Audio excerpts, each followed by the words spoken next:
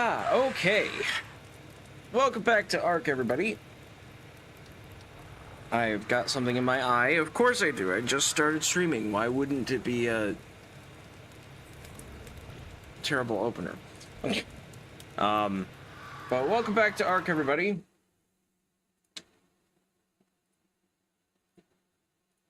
And as the stream title suggests, we're gonna go back after that Acro. But we're going to use a different strategy. So, according to the wiki, the recommended strategy is to use a fabricated sniper rifle against it. So, I have my Pteranodon with 204 sniper rifle bullets. And I'm hoping that this will be enough for me to figure something out here. They recommended the fabricated sniper rifle because you can, like, count the number of bullets that you use in order to get the thing enraged. Whereas with a shotgun, it's more about instantly putting it into that enrage mode. So I wanted to try that, but I want to over prep. So I'm still working on stuff. I'm working on charcoal right now. So I've got my campfires going, and I've got my refining forge going. We're making 3 charcoal every, I don't know. I guess I could count it, but I would guess every 30 seconds or something. So about 1 charcoal per 10 seconds, something like that. So I gotta change this up. There we go. So yeah, we're not doing too bad on that front, but I think I'm gonna wait for that and get a few more bullets. I also had to farm to get the sniper rifle. I've got a penguin breeding group now, so where's my RG? Over here. Come on, RG. There we go. So, apparently I'm also hungry, even though I have food. There we go. They're quite obnoxious. But this is my herd of penguins. And so, yeah, I've been using them to farm up materials and stuff. I should really put these Pteranodons away, but, I don't really know what to do with them yet. I'm not sure if I want to breed them again or what I want to do. I have a backup Pteranodon, and I think the reason why they've been out is because I'm sort of assuming that I am going to lose my Pteranodon. I could be wrong. Sometimes I play this game skillful. But, yeah, I want to keep those out, I think, just in case something happens. So I've done a lot of prep for this. It wasn't too much. It was a couple hours, I'd say. But I think we're going to go over to the metal mountain nearby. And if that doesn't have any metal, because I was just there not too long ago, then we'll go check out the other one. But this one should have more metal around the base of it. But we're going to go over here, what I like to call Giga Mountain. And I only call it that because I used to live in a different world, like literally right in this river, like right here. I span that gap. I built a base right over that, so I had a constant source of water. And I call it Giga Mountain because I actually had Gigas spawn up at the top of the mountain and walk down to my base. I didn't quite realize that they would come all the way down here. So that was kind of scary one day, but this was single player years and years and years ago, and at that point when I had moved over here, I had a bunch of dinos. I had already tamed 2 gigas and was raising my own giga line, and so I had some pretty strong ones.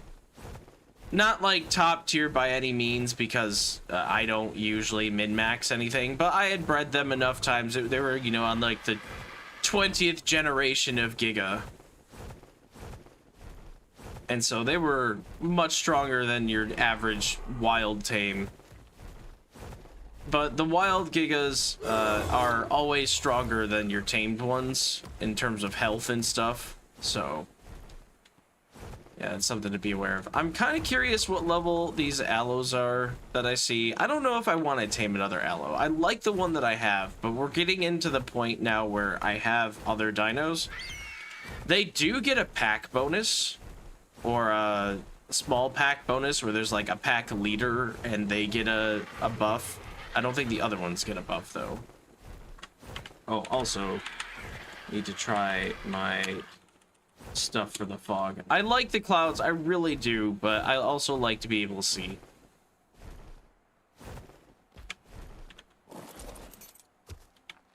Also, this Anki gets me more flint. That's not a bad thing either.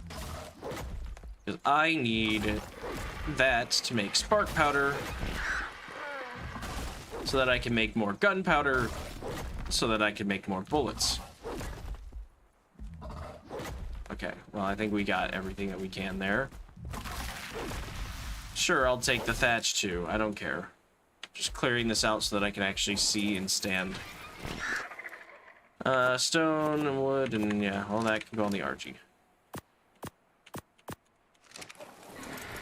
I'm not planning on harvesting a lot of stone with my Anki, but I figure if I grab a little bit of flint, it's not the end of the world.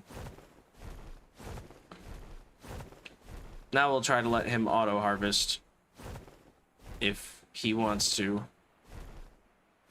Come on, guy. Do your job.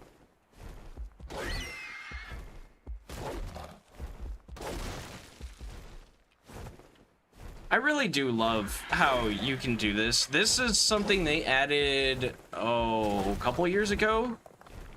You never used to be able to just fly like this, especially in Ark Survival Evolved. This was never a thing. They're actually, I don't know if they added it or if it was always a thing. It's really hard to remember when they added things when you play this game so much, but they have a thing where the dinos will actually auto-harvest if they stand next to it. So it used to be a thing where you would fly around and drop them onto a resource if you really, really wanted them to auto-harvest.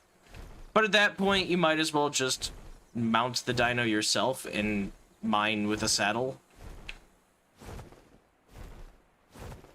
But it's cool because there used to be like a bunch of limits and stuff too, like they wouldn't mine until they were a certain weight or whatever, or if they were over a certain weight limit, like percentage-wise. It would be like, oh, if they're 80% weight, they won't auto-mine anymore. And I think they kind of just got rid of that. I think they make it so now it's basically purely dependent on the weight of your bird. So if you're flying like this, it just kind of depends on if your flyer can actually carry the creature or not.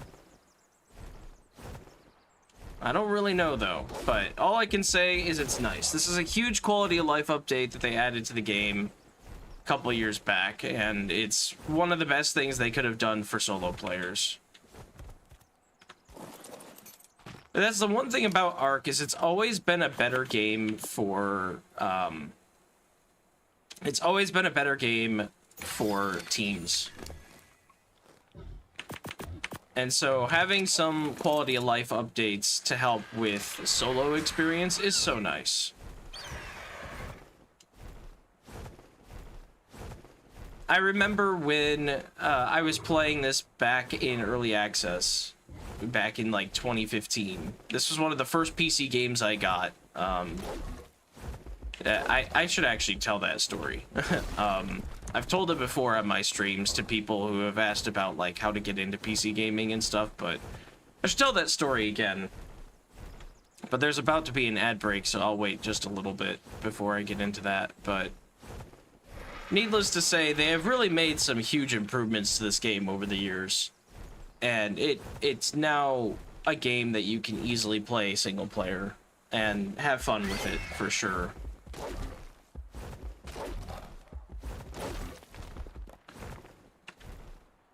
The only thing I guess I could say would be cool if they updated it again would be that you could pick which resources to exclude. Because sometimes I want my Anki to just get metal. But he ends up harvesting a little bit of stone. And so then I have to drop or transfer the stone.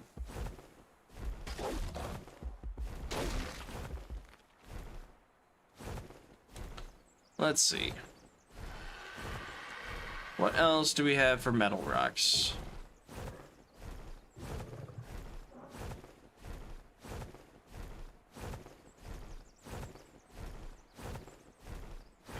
I am still curious about that Allosaur. I would very much like to see what level he is. I think I need a female Allosaur. I'm trying to remember what the one at base is, if I want to breed them together.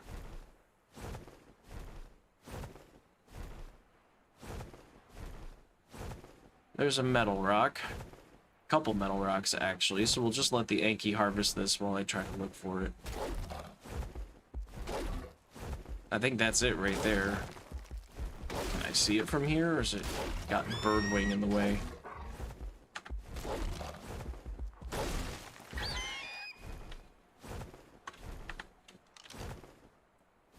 $50.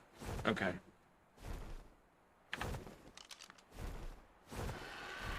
Purple drop coming down with a ring. Ooh. And that is like in the swamp.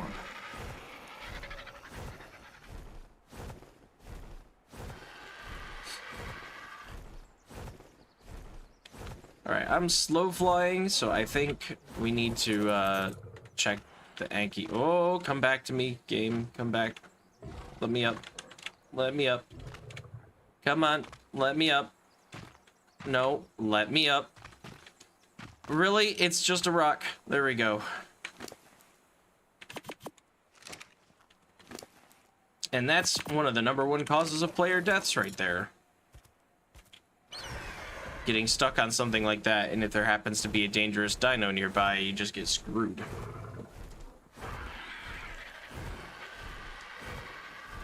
We're not going to be any closer to this drop than we are right now. I'm not sure it's going to be good, but it is a purple drop with a ring, and I haven't looted too many drops. So I think I have my drop quality turned up a bit because it's single player, so I want to be able to, like, not have to sweat to try to get good things. Because technically speaking, the best loot in the game is found in caves. And caves are going to be a real pain for me. I've been exploring a water cave in my server with my friends. Was that an alpha Carno? That looks like it. You can tell sometimes if a creature is an alpha creature by its color. Yeah, level 50, and that's an alpha raptor next to it. Of course it is. Well, wow, there's a ceratosaur in there. There's a bunch of stuff. This is... Oh my, I'm gonna have to come here and clear this beach with my Deinosuchus. This is not a safe drop to get. Hopefully, this thing... Hopefully the meat shields stay alive for just a bit longer. Long enough for me to get in here. Loot. I don't even know what I got yet.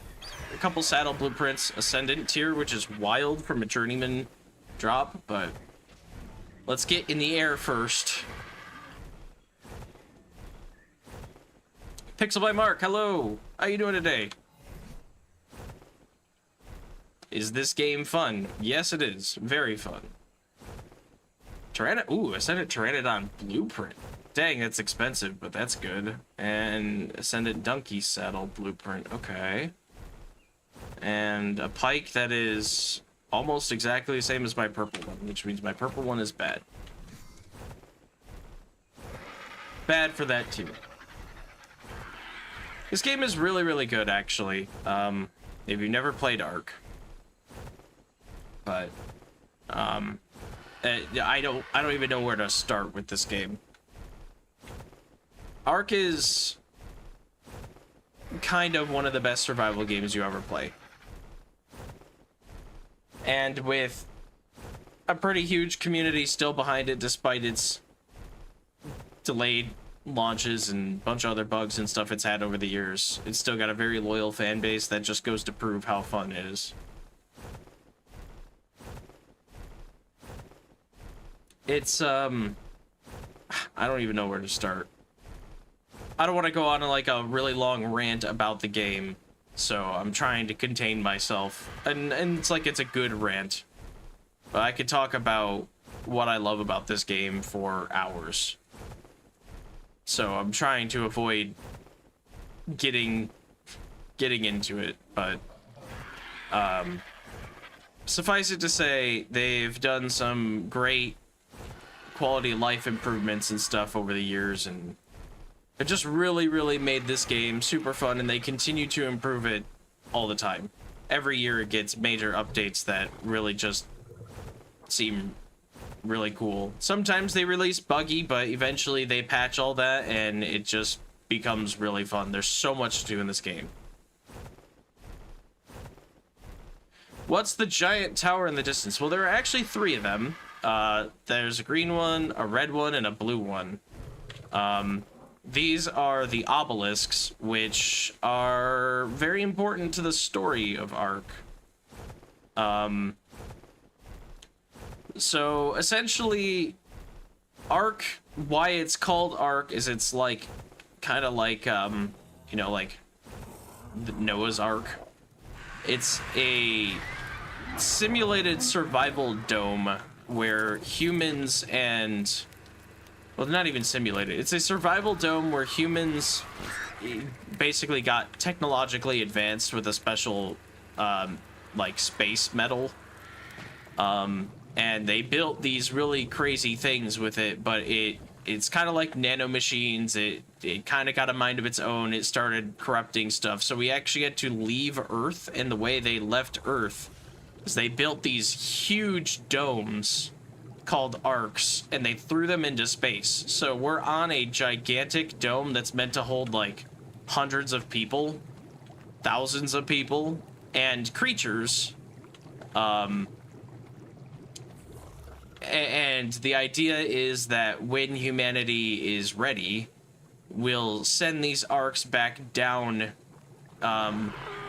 into the Earth, and they'll be used to repopulate the planet with the vegetation and the wildlife.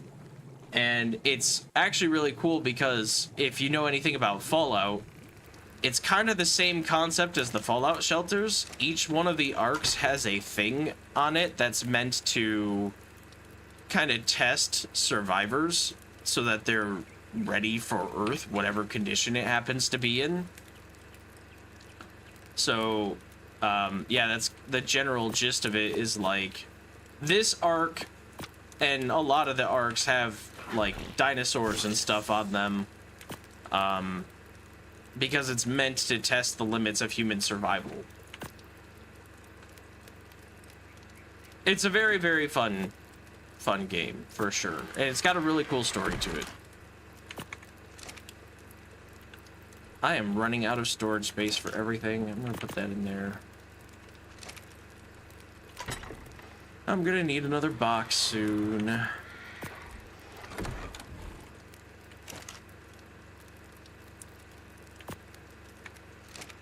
But yeah, so the obelisks, their function is, in the lore, they're supposed to like kind of help keep the barrier up, because outside is space. So this is like a habitat dome. So the idea is that they keep the dome functional so that space doesn't get in and humans can actually survive, and they're not getting irradiated and blasted with solar power all the time. There's, on every arc, there's a like mechanical supercomputer basically in charge of running it, and they use the obelisks to do that. Because there's actually in-game lore about humans finding out that they are on an arc, like, you know, a thing that is not Earth. Because the other idea is that a lot of the humans, most of the humans, don't know what this is. They just woke up here. and so they're trying to figure things out. But there's lore about humans actually figuring out like the story of this, and so they kind of rebel against the supercomputer, and I think they blow up an obelisk, which deactivates the force field on the Ark, and they have to live underground instead because of super high radiation. And it also like causes all the dinos to get mutated and stuff and wildly crazy. Very, very fun.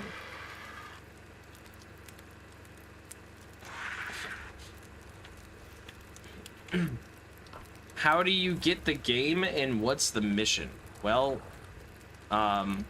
you buy the game on a store, console or PC.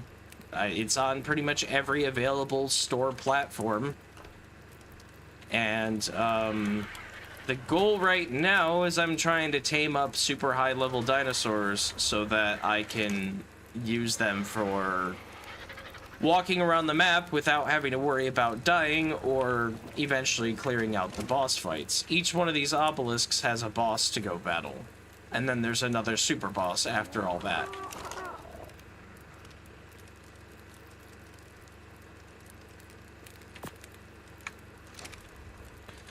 So what I'm currently doing is farming a little bit of resources, trying to get gunpowder so that I can make bullets so that I can go tame this other dinosaur.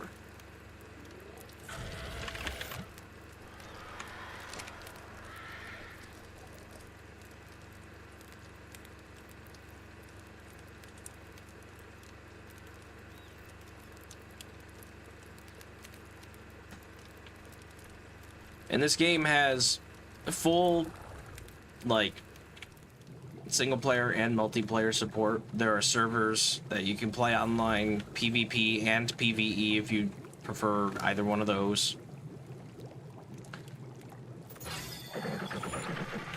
I'm not taking my crossbow or really anything I care about. Just like last time, if I'm afraid to lose it, I'm not gonna wear it.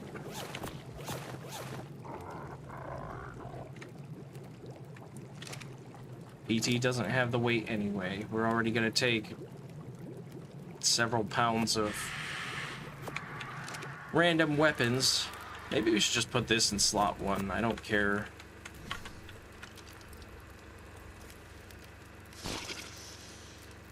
Why that scope pointer doesn't line up with the actual crosshair, I'll never know.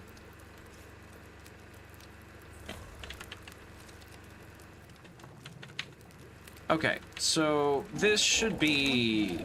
Oh, I didn't empty out the Anki. I'm being dumb. He's got a bunch of metal that needs to be moved over, and I can't move. Great. No, not the Iguanodon. Or not Iguanodon, Pteranodon. Metal. Metal. Where's the RG? Up here.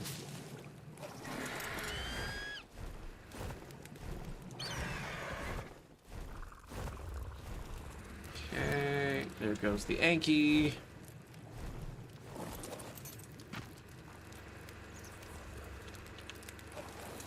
Ride the Anki. Try not to step in the fire. Metal. And then grab metal.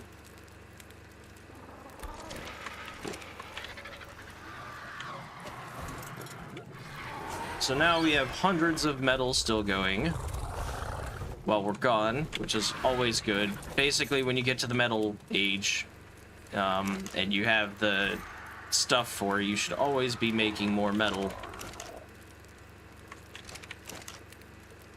And this is not doing anything other than making charcoal because I need it for gunpowder because I want to make lots of bullets. 163, 65. Turn this on, and then advanced sniper bullets. I'd like to have like 300 bullets, but I don't think that's gonna happen, so we're gonna have to do whatever this comes out to. PT has 222. And I have 8 in the actual gun. So we'll take the 22. Okay. Put the narcotic on here. Get rid of the fiber. Don't care about that. Is it daytime or nighttime? It is currently nighttime. Okay, so instead of going and doing this exactly right now, we need to clear out some of the woods anyway. Because I've got some really dangerous stuff, a couple alpha creatures and whatnot, that are in my way. We're going to grab a cryopod. Come down here to our Deinosuchus. Oh, he's got a lot of stuff. Probably grab that hide and all that.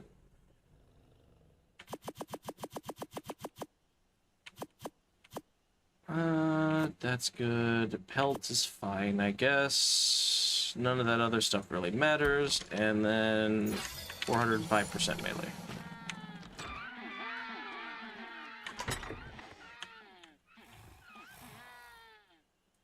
Boom. Okay, so feeding trough is full. Things will be good there. We're gonna put him away. Or her away, rather. And I have a bunch of loot that needs to go on my stuff.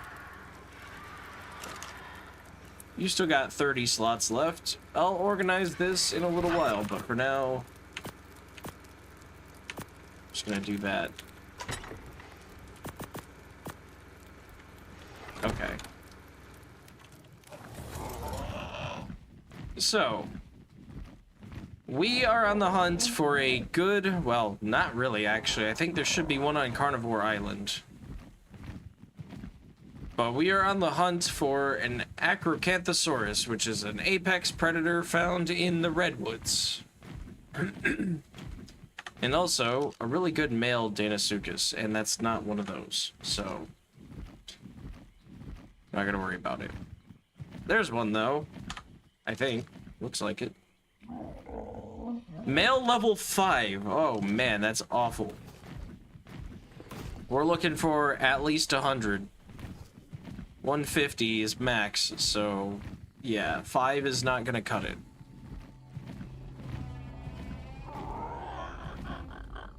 Well, there's an Acro. What level are you? 15. You'll probably be one of the ones I go after, maybe. And you can wander here as long as you're alone. I'm happy with that. That is 2 alpha Carnos put next to each other. Fantastic.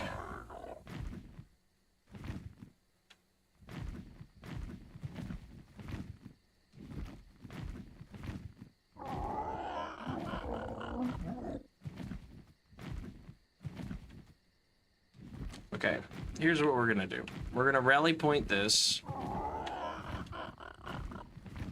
And then we're gonna go and... Oh, I'm out of stamina. Oh, that's a problem. Need to be managing this a little bit better. But we're gonna rally point that, and then we're gonna... I guess it's relatively safe here, actually.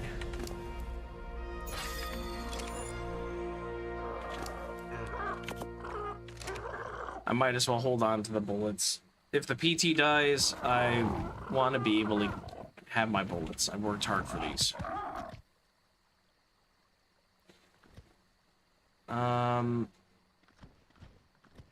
Yeah, that's probably good. Dinotames, Theory, lots of penguins. PT level, I think 162 is this one. 1.9 meters. Yeah. All right, Deinosuchus, let's do this.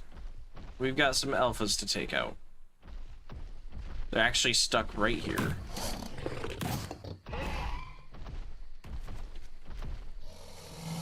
Let's see if we can hit them from here and kind of cheese them.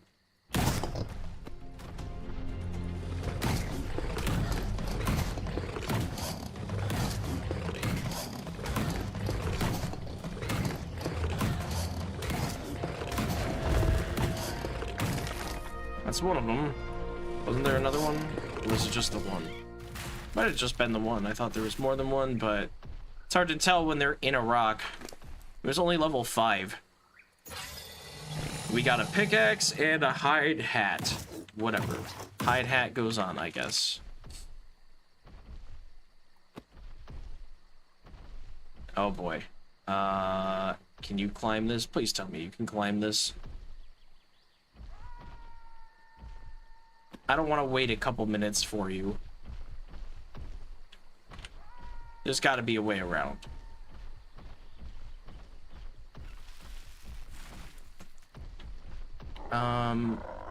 Maybe we can kind of get up this cliff. Yeah, that works. Okay. Let's knock some of these trees down so I can actually see.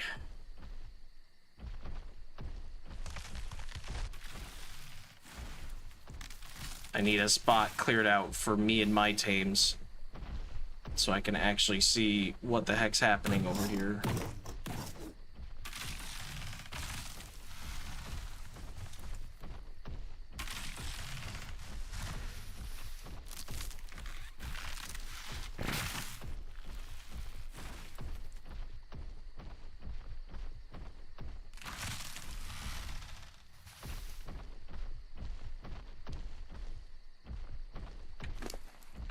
Okay, so we have about 3 minutes before I can uncryo again. I would love to just walk around, but honestly, I feel like I should cryo and go to that beach. 50 fortitude, I think, is pretty good. I probably won't be putting much more into fortitude from here on out. That's 25 points.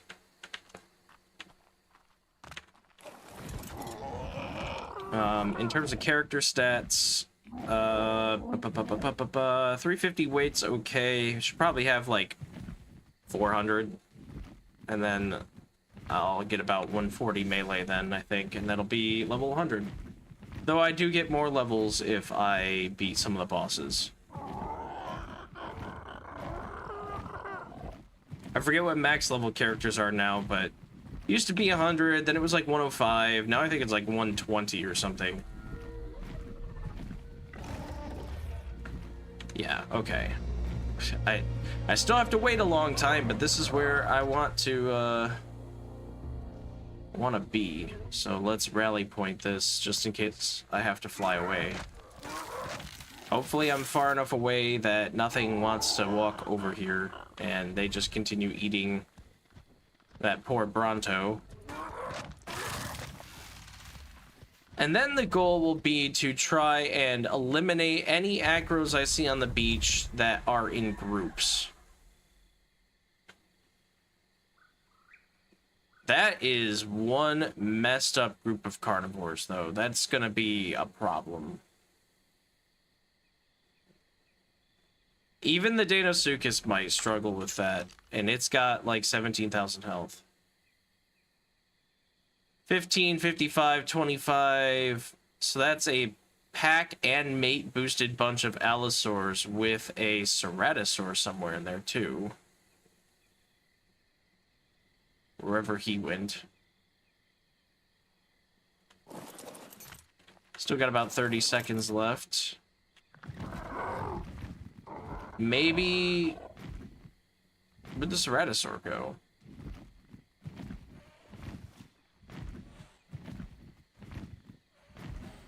And there's alphas over there. Okay, they're not... this isn't so awful. There was a lot more, but I think now... they've kind of eaten everything and calmed down a bit. So we need the Deinosuchus. We got 7 seconds or so. And we need him to clear this out for us. Absolutely. Well, her, I should say. She's a biggin. Alright, Allosaur. Challenge me if you dare. You're gonna about get 1 bit here. Yeah.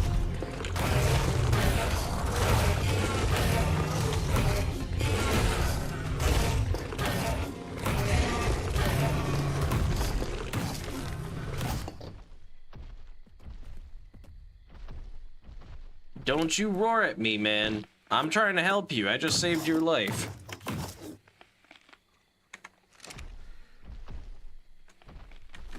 Dana Circus is at 15,000 health. That is good. Alpha Carno, don't go across the river. Come here. Swim. There we go. Come here, Carno. Come here, Carno. Come here, Carno. I'm right next to you.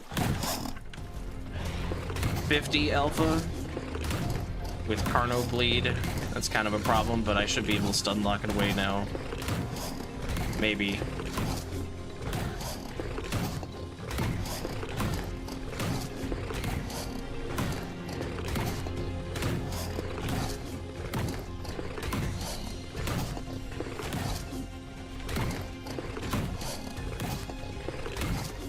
Don't make me gigabyte you again.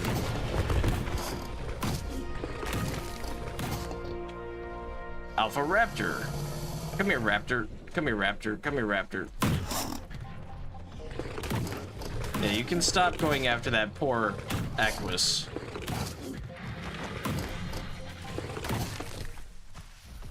Out of stamina. Kind of figured. What do we get? Crossbow, couple pickaxes, couple hatchets, junk hatchet.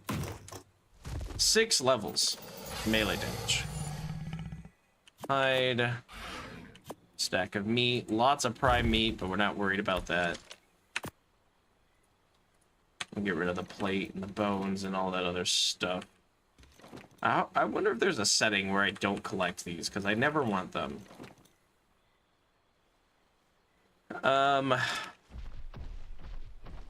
Ceratosaur is... Oh, that's another Alpha Raptor. Hello.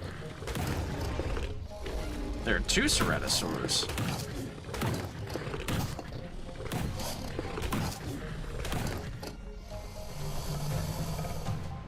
It's funny that the mouth of my Deinosuchus is so big that it can actually prevent Alpha Raptors from even getting involved. Where's that other Ceratosaur?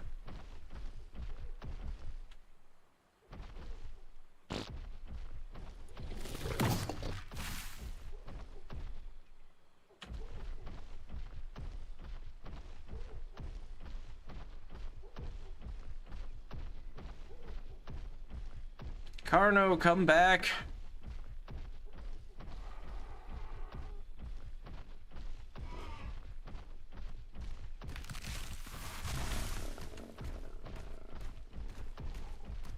Carno, come back.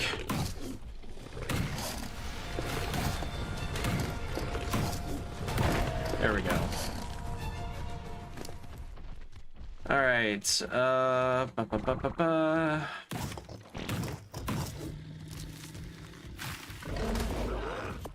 Hey, Ceratosaur. What's up, buddy? Ooh, you're fairly tanky. You're probably a high level one. 95. Yeah, well, I need spines anyway to tame you guys, so... We got a grand total of 3. It's gonna be a while before I get enough spines for those.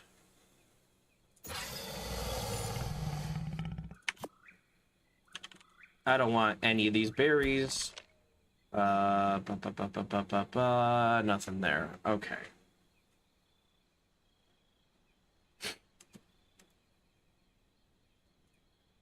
Ad break in a minute for Twitch. I have a level up now. Let's go.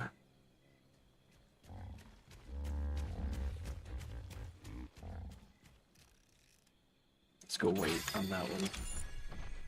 I should also check my level ups. Oh, we don't need you on the freaking field here.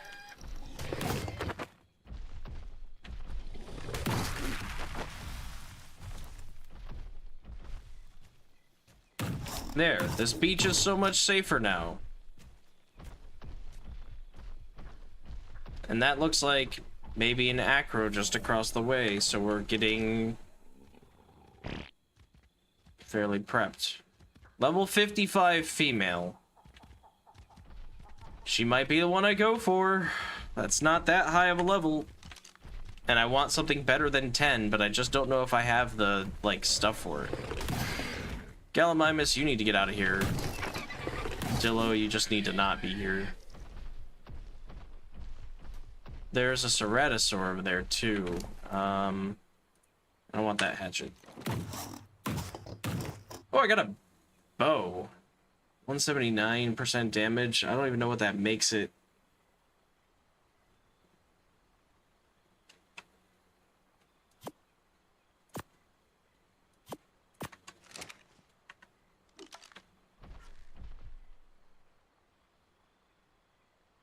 I don't want to bait the Acro over here. I want to bait the Ceratosaur over here. It's gonna be one heck of a shot if I actually manage to hit this thing. Oh, I'm gonna hit the Acro. I can almost feel it. Yeah, maybe we shouldn't do that. There's an RG down on the beach. My PT's doing fine. Worst case, if the Acro decides to fight me, then I should be able to end the battle pretty quick.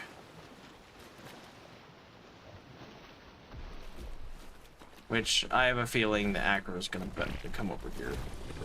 Out of the way, Galley.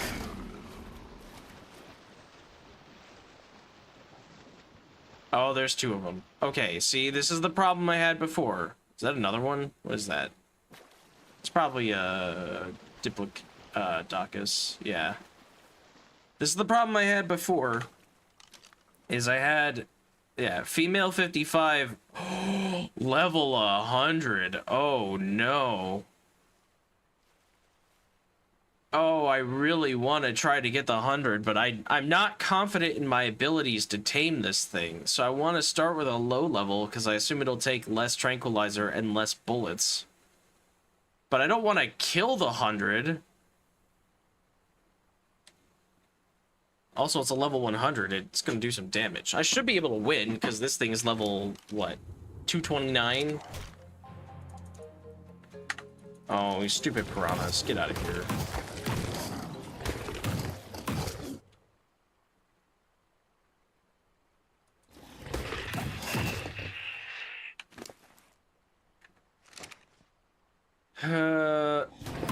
No, saber-tooth salmon. I don't need you guys to be bleeding me.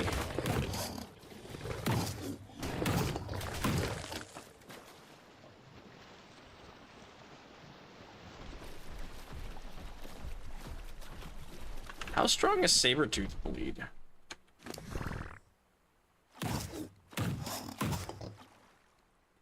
Actually, I'm still healing, so maybe it's a movement thing? I don't know.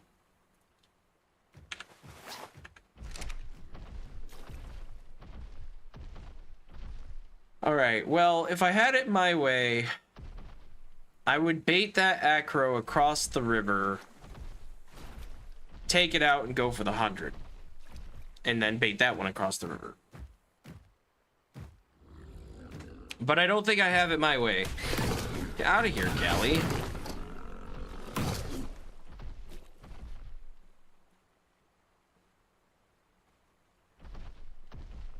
It's looking at me. If I really had it my way, I would just draw that one across and try to get it, but I can't guarantee I won't get the other one. I do have a fabricated sniper now, though, which means I should be able to hit it from range and hopefully aggro it. Why it's not chasing the, like, Gallimimus and stuff, I don't know. Maybe that's considered too fast. We do have some Brontos and other things on this beach. I don't want it to get distracted, and this Doedge just go away. Let's see. Chomp. There we go. Level 10. Gone.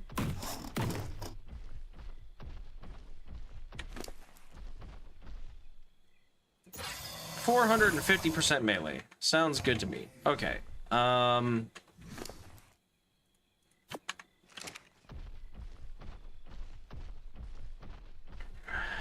what to do. I think 55 is a good level. So I'm going to put my rally point here to remind myself to come back here. Let's get rid of a couple of these annoying things like you.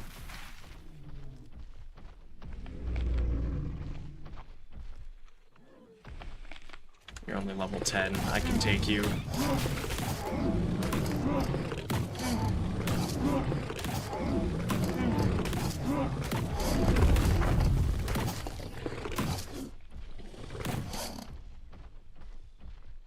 I'm basically trying to avoid any sort of surprises.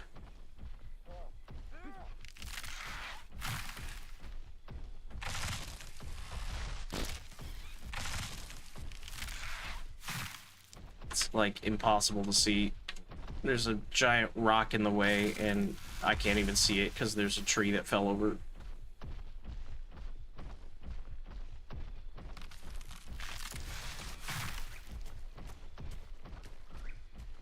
I don't know if the PT is really going to be able to fly with the stuff that I have. Let's make sure the PT actually has food, because it definitely doesn't, and it should have it. Okay.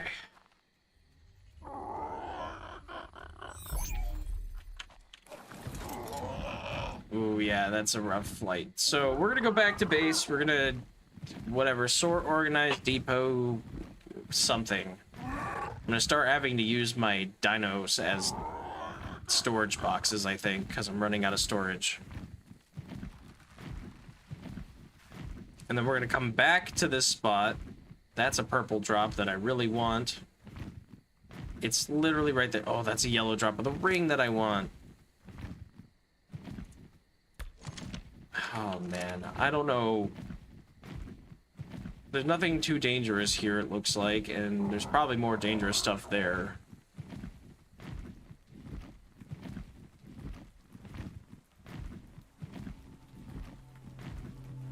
Yellow drop with a ring could be really good, or it could be just absolutely nothing. This is stone structures and metal. I kind of want the stone structures, but I can get them myself. The PT will not be able to fly, so we gotta drop...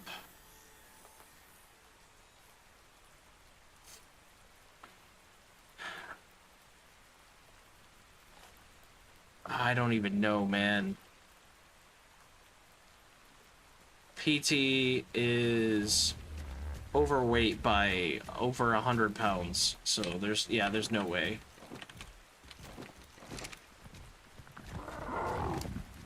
Sad but true.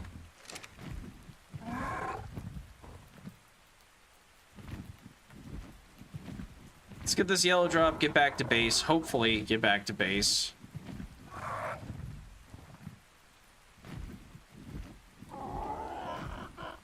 This is a nice little plateau. Yeah, I've seen this before.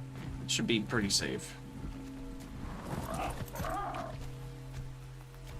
Polymer, scuba mask, fabricated pistol bullets. Honestly, the polymer's great if I can take that. Other stuff I don't care about. I can do it, but I don't like it. For a yellow drop with a ring... I don't know. The polymer is a good find, but that's... It's a good amount of polymer, too, but I just don't think that's worth it, really.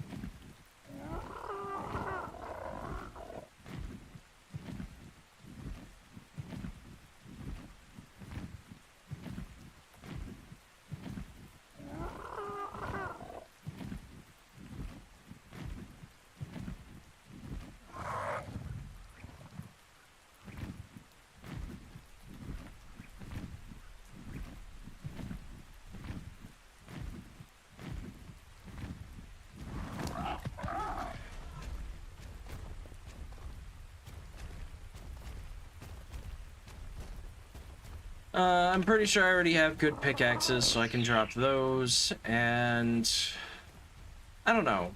The rest of this is fine, I guess. The green crossbow I'm keeping because I actually don't know if I have a good crossbow. I think I have a purple one, but then I don't know what I have for a backup crossbow. In case something happens to the purple one.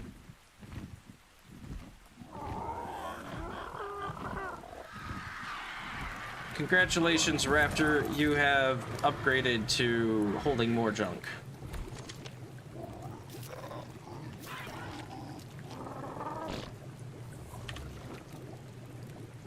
It's already overweight by a lot.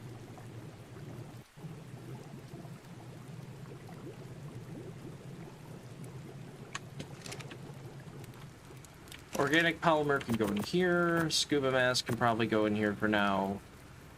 Hey, and that was one of the last pieces I needed, was the mask. I need a tank at some point, but I'm not going to worry about that too much. Hide can go in here. I guess keratin's going in here.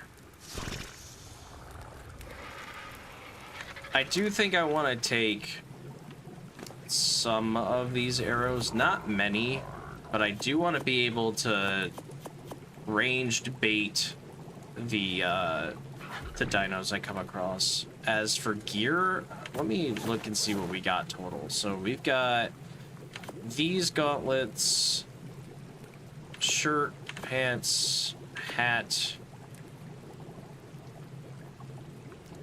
Technically this hat is better. These boots are better.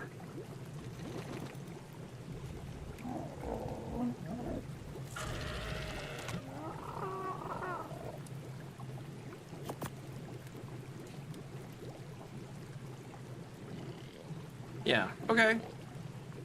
This is good. What did I just put in there? Mutton.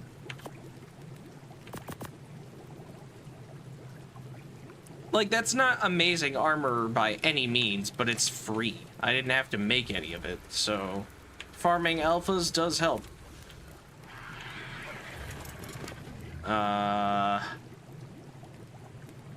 Yeah, PT does not like me right now, but this is what we're gonna have to deal with.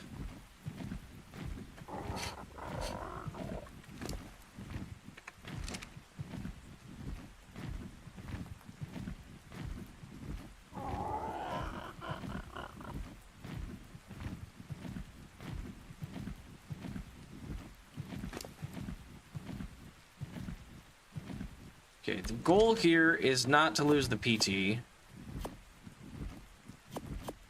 Why do I feel like I lost bullets? Did they go on the Raptor?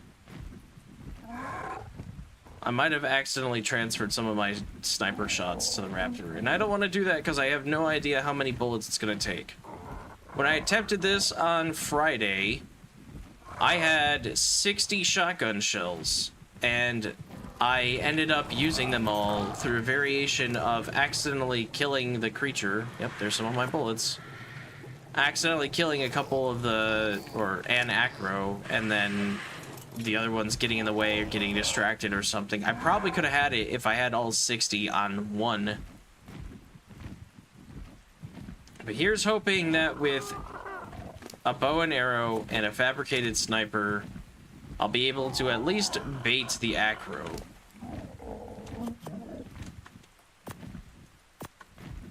There. 70 bullets should hopefully be enough for me to run around naked and tempt fate for a little bit.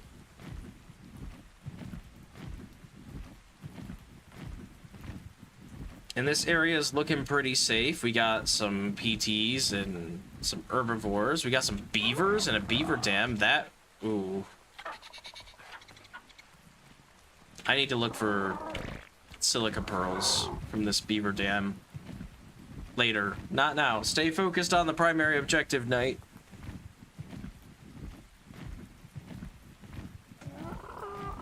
Primary objective is getting this massive carnivore so that we can sweep this place.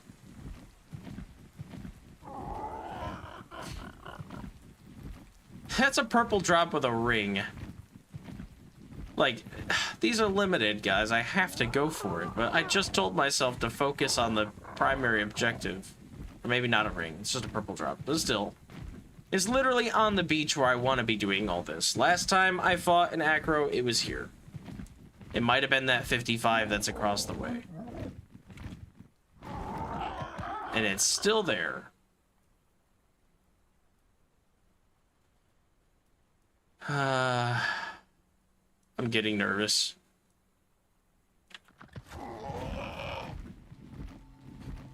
There's another Acro. Oh my god, when did you guys get here? Fight the Stego and lose, please.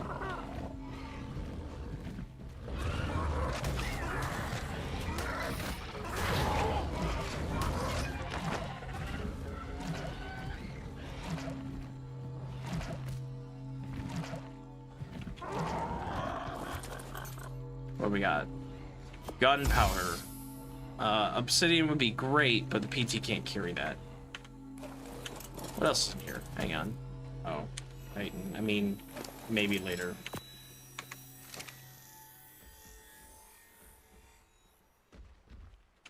I think the Stego won. Thank God.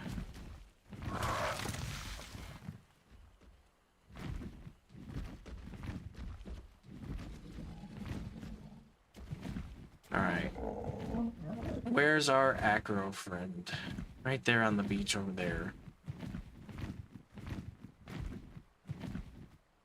Like, just awkwardly far enough for me to not really be able to hit it with anything other than the fabricated sniper, and I don't want to waste ammo. There's a ton of stuff on this beach it's not going for, though.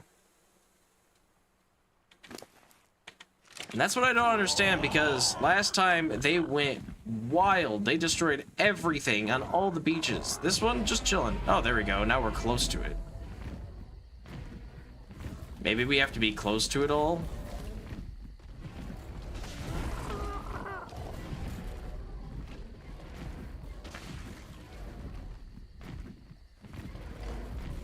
Okay.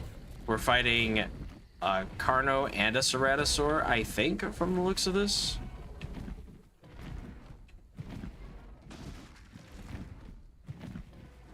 So, the little red smoke thing that's around it, that is the Ceratosaur getting a healing buff.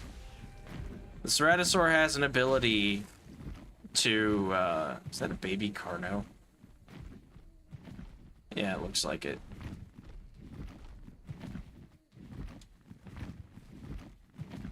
The Ceratosaur has an ability to apply, like, a toxic bleeding effect, and when it goes off, it gets, like, percentage heal.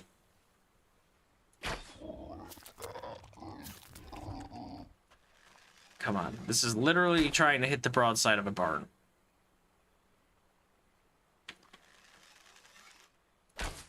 I have no idea if I'm even close.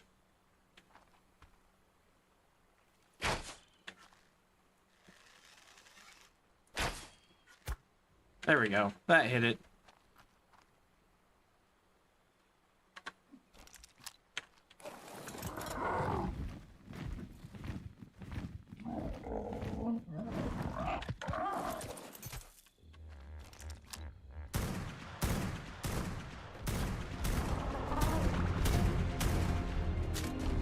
We need to move.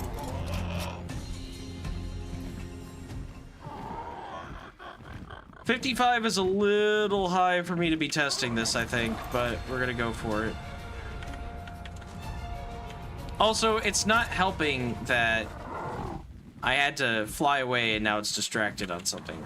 You. Where are you going?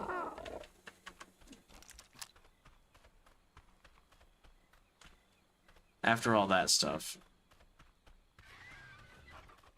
Oh, Knight, do you really want to try this on a 55? This could be all of your ammo. I think I'd go after that 15 I saw earlier, honestly.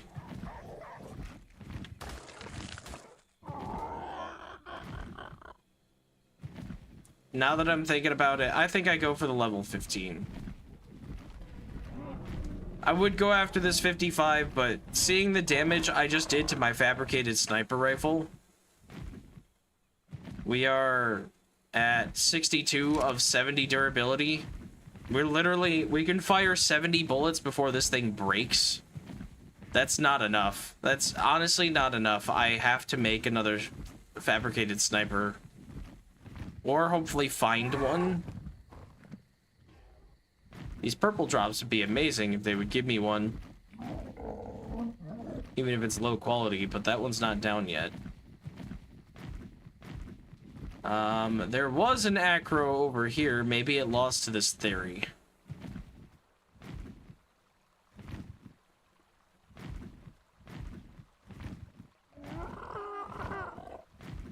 I don't see it now. I kind of forgot fabricated snipers have, like, actually 0 durability. It's a little insane.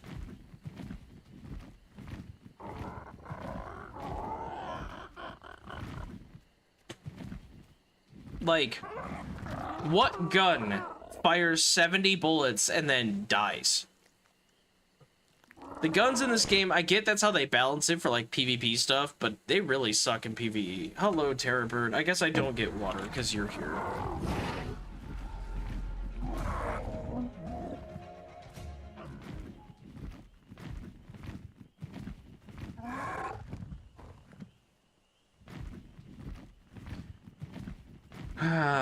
So I'm gonna have to make another fabricated sniper rifle, and if that's the case, then I can make more bullets. And I still have over 200 bullets, and another sniper is not going to give me more than 200. It's going to give me 140.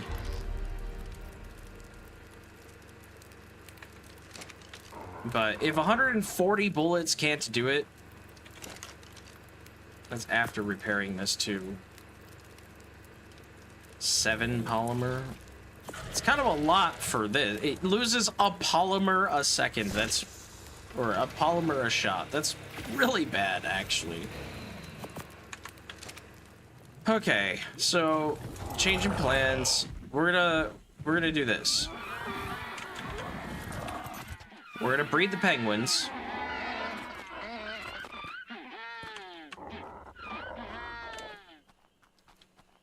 We're gonna breed the penguins. And we're going to make some more bullets and try to make another fabricated sniper once the penguins are ready to be harvested.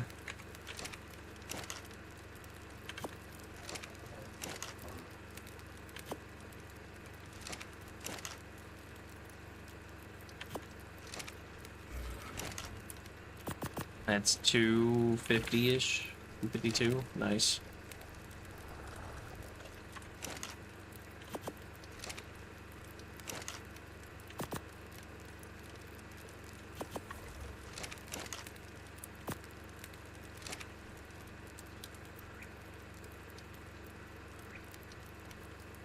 And then what we're gonna need to do is go into the redwoods and try to find a low-level Acro. We know that there's 100 over there. We know that there's a 55 that I was gonna go get, but I just don't see myself getting that.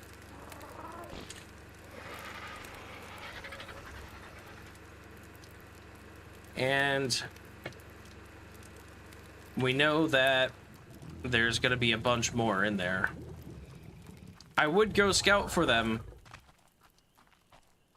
I probably should, honestly. The penguins, the good thing about the penguins is that because of the settings I have, they have really low breeding times. So for baby penguins to hatch, they don't take that long. It's like a minute of breeding, a minute and a half to hatch. And then you want to harvest them kind of in their adolescent stage for organic polymer, and then there's like a 10-minute cooldown before we can have more. So Acro, are you the low level I saw? Level 50. No, you're not low at all. In fact, you're just about the same level as the other one. Oh boy. And the swamp's getting really dangerous again. Okay.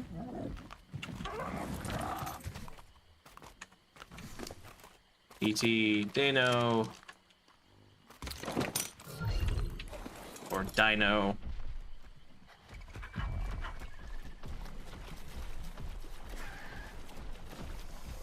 We gotta get rid of these carnivores.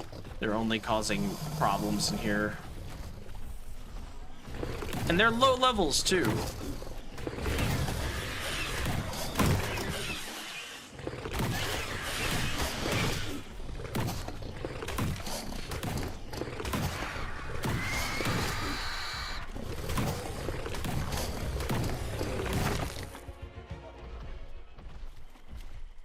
Microraptor? Yep.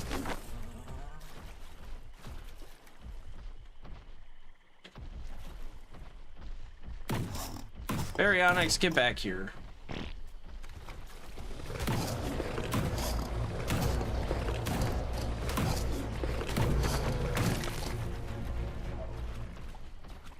A Baryonyx actually surprisingly has a lot more health than I give them credit for.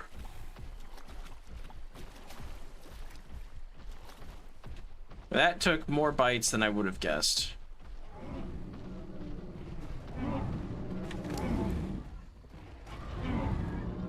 I don't need any of this. I'm thinking about like, oh, the Sarco skin in the hide, I guess, is the only thing I want. I'm like, oh, I'll save the arrows. I have hundreds of arrows that I've looted for free.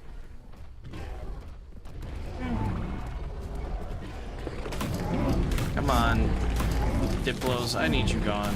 You're in the way. This is a problem.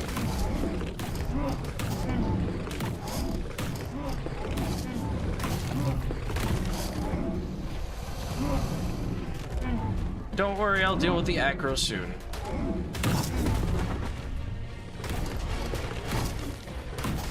Try me.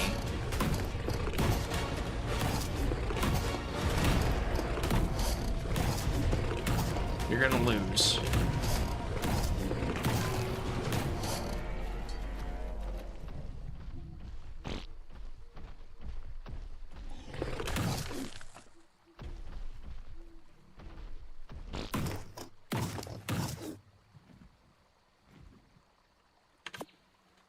Adrenal gland. None of this other stuff matters.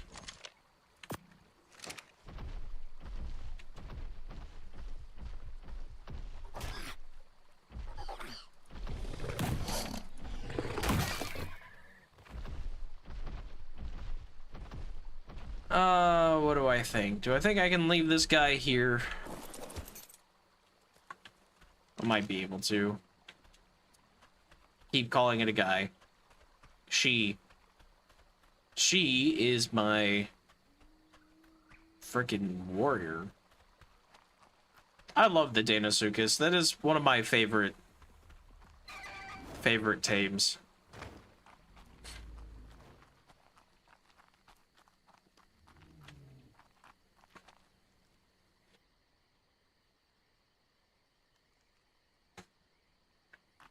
Oh, we got another ad break. I was just about to start a story and start talking again.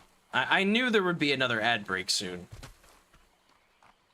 Oh, PT, I could use your assistance now. Come down. Yeah, I can't believe you actually got that. No, come here. Come, where are you going? I'm gonna go back to base. And like, it's so amazing. You know what? You know what? You know what? You know what? We're gonna look up how you say this.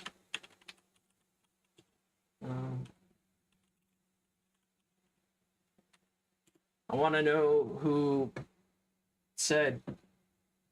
made Deinosuchus or Deinosuchus. If you're supposed, maybe you're supposed to say Deinosuchus.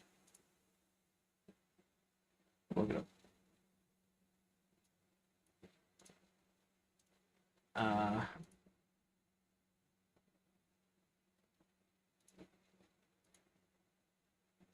Okay, it is Deinosuchus. Okay, not Dano. It just feels weird calling something Dino Like, not D-I-N-O, like dinosaur, but D-E-I-N-O. Like, that should have a different pronunciation, in my opinion. But it probably comes from some weird Germanic root that's just how you say it, or some crap. Actually, it might even be Latin. I don't know. I wonder if they call it Deinosuchus because of its name being like, whatever, Deinosuchus gigantum or some crap, you know. It is pretty much the largest crocodilian I think that's ever existed.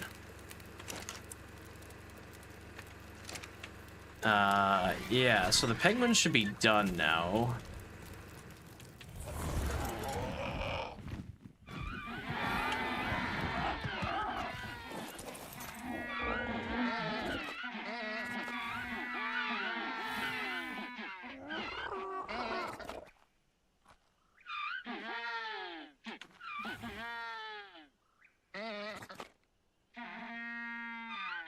$50 seconds.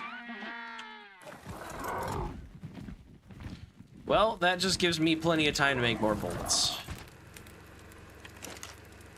We'll take that 150 and put it in here.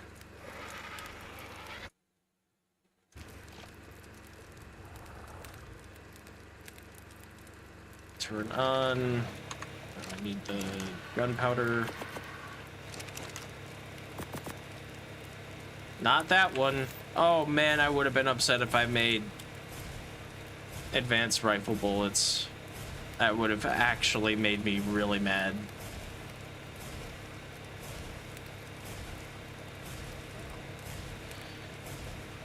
We need 110 cementing paste. That is gonna warrant a visit to the swamp by Mr. Frog. Or Miss Frog. Mrs. Frog. I don't have a mate for her yet. She is also one of my champion tames.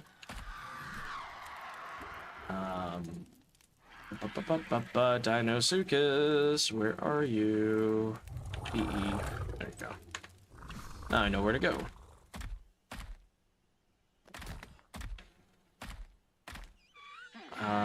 They've all hatched now.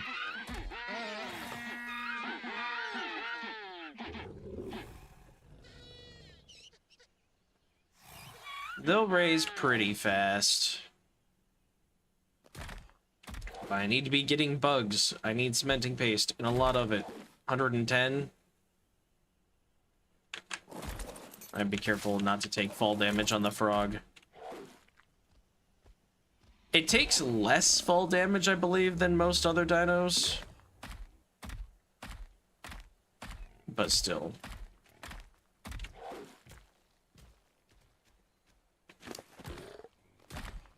I still did good damage. I was like 2300 down to 2000, so 300 damage.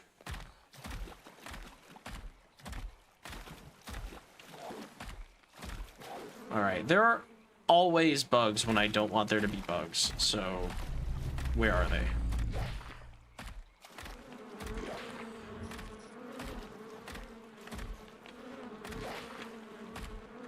Come on.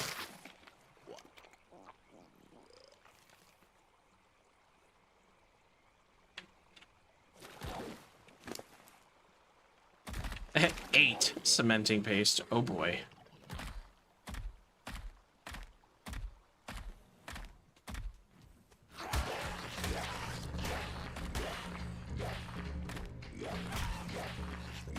Go to sleep or go away.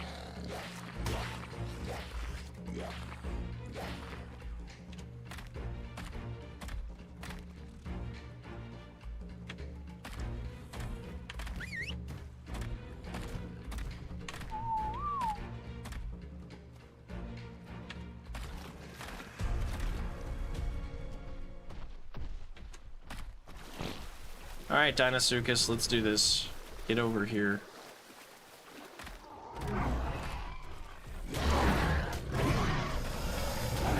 Gigabyte him! Gigabyte him! Gigabyte him! There's some stuff going on. You get it. You get it, Dino Circus?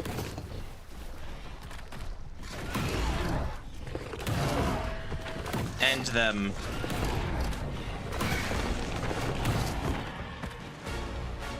Yes.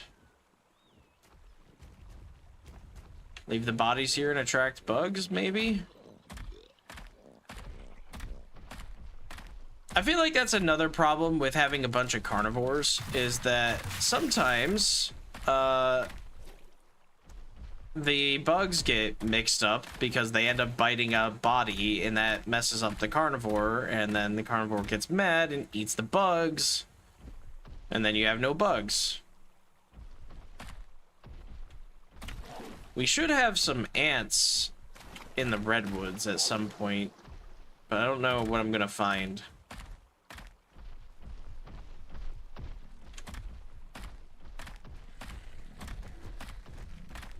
Ooh, bear. Bear is bad. Do not want to piss off bear.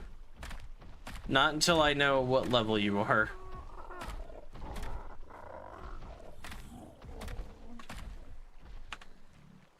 We're not really on the path to be taming a bear at level 85.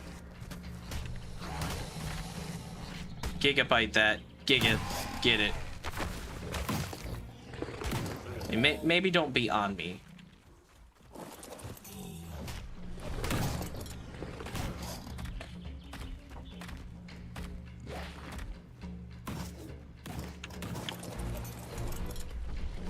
No, Doed, you don't get to start this and then just curl up when you make a bad decision. You can't hide from your problems here. Ooh, 2 bears. Oh man, I really was trying to save one of them. Can I? Well, I took out one of them. I didn't even see what level that said.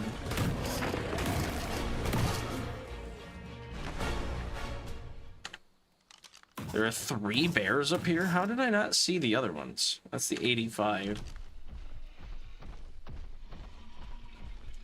Honestly, though, as much as I want a high-level bear, I could very much deal with a baby that I get from one of them. That would be absolutely fine for me.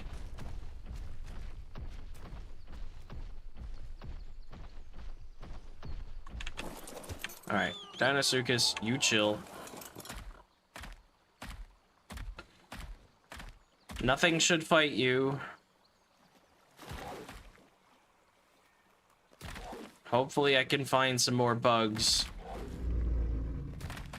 Oh, it's a monkey. I was wondering what that was. It looked like a player. I was so like... It's a green monkey, so I really thought it was like a player in Gilly. And I was like, there can't be a player other than me here. This is single player. Literally the definition. Unless I am not the main character of this story, which would be actually, you know what? Idea for a video game. Anybody out there who's talented, make you the player character, not the main character of the story, but make it feel like you are. So, like, the entire time you're going on the adventure, you're doing the quests, you're doing whatever, and then you just spawn in an NPC that is actually the main character. That would be hilarious.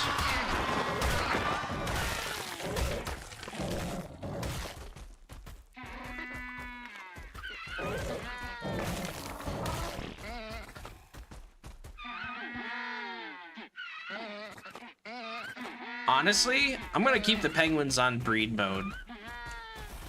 Because one of 2 things is gonna happen. Either all of the penguins that keep hatching are going to die because they'll starve because I won't claim them, so they can't eat from the feeding trough. Or they'll survive long enough that when I want to go to harvest, there'll be a lot more and I don't have to worry about it. I like that option. I still don't have the cementing paste for this sniper rifle, though.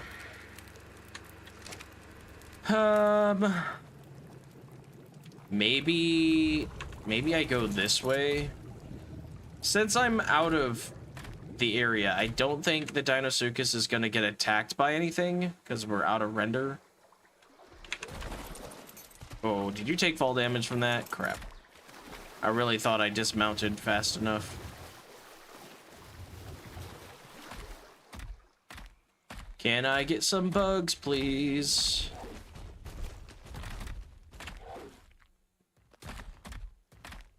Carno? Oh, bugs. Lots of bugs. I'm busy, Carno. Get out of here. No, this is bad. We're gonna fall down now, next to this theory.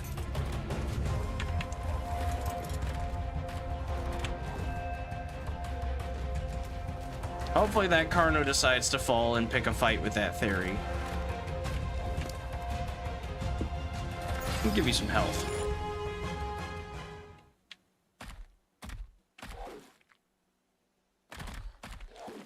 Gigantoraptor? Really? I mean, you shouldn't aggro onto me, right? Well, no, you do. As long as I stay away from it for a long enough period of time. Oh, that's not happening, though. Nope. Fight something else. Get mad at something else. We're getting out of here. Oh my god, it's right on my tail. Actually, though, stop. I can't have this thing chasing me across the map. I need to be able to get bugs in peace, please.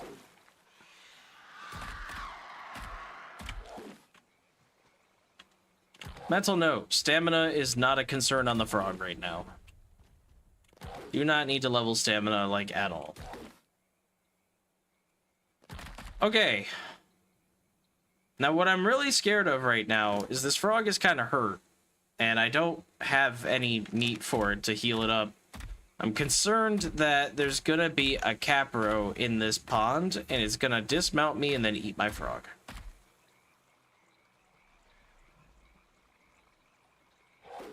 What's over there?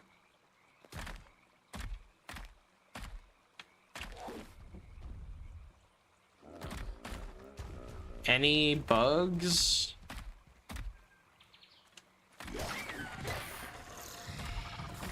No, I'm not gonna get spat on.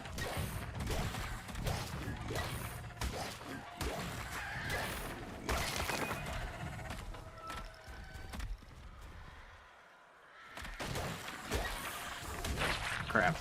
Well, that one got me. Level 100. At least you're not mate boosted anymore.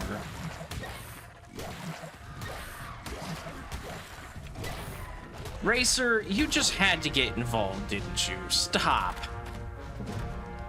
Man, that's your fault for walking into that. And if I had a better dino, you would be gone.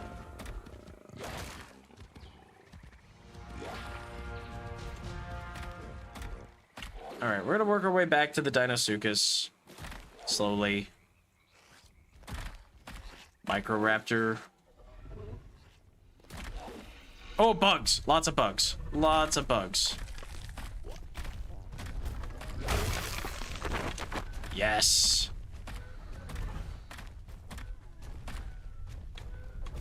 Yes. Bug me. Snakes. Snake's bad. Let's not. Here. Snakes, I have an idea. Why don't you accidentally bite this Bronto? And by you accidentally, I mean me initiate something. Yeah, there we go. And look, I got a free ride out of that.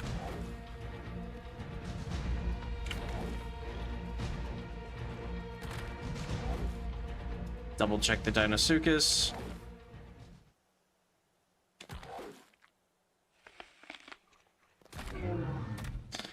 Out of the way.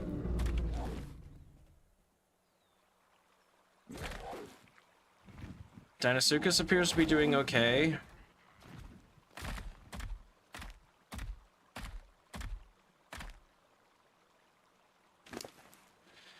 $64 cementing paste. I think that puts me somewhere around 80. So we need quite a bit more. I know there can be ants in the redwoods, and the likelihood of me running into ants is probably pretty high because I don't go in here very often.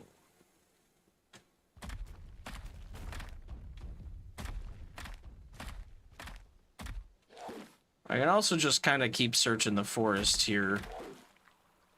Ooh, giant beaver dam actually on the, kind of the, not in the water.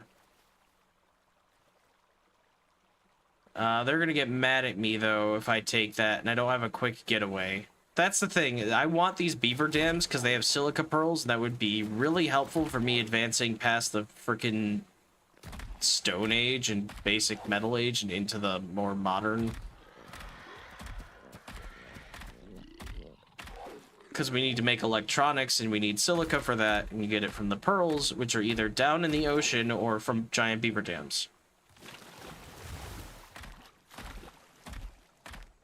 But as soon as you loot the beaver dam, the beavers get mad. So you either have to kill them, which is bad because they don't make more beaver dams if you kill them, or you run away and they'll de-aggro after you leave render. And hopefully they'll stay in the same area and make more beaver dams for you.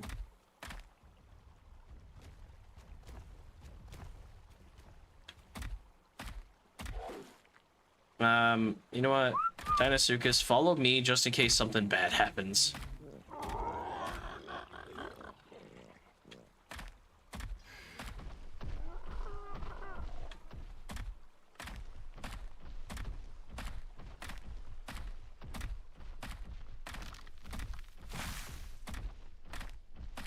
The only downside is that as we go into the redwoods, if we have to loot ants for cementing paste, I'm pretty certain that ants give less. I hear terror birds somewhere.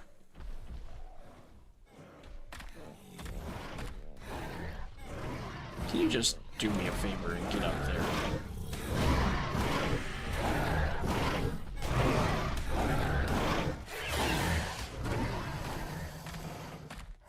Pago, no.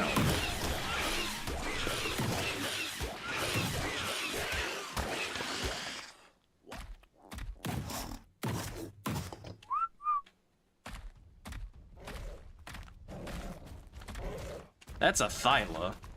100% that's a thyla. Get it, Dinosuchus. Get it. A gigabyte it. Get rid of it. Chop. Yeah, there we go.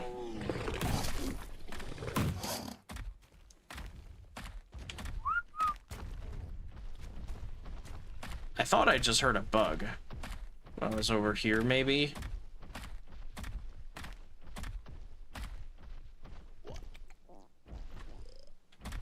If there were bugs, they'd be all over that. What is this? Pego.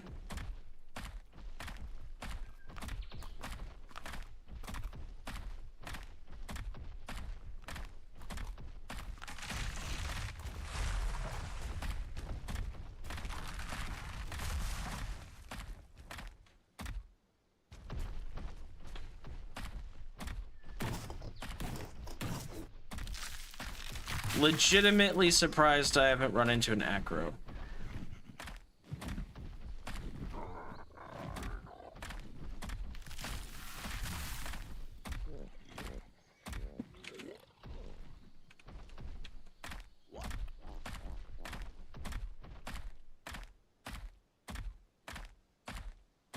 We should be getting close to that level 100, which I don't really want to be, but we're in that general area.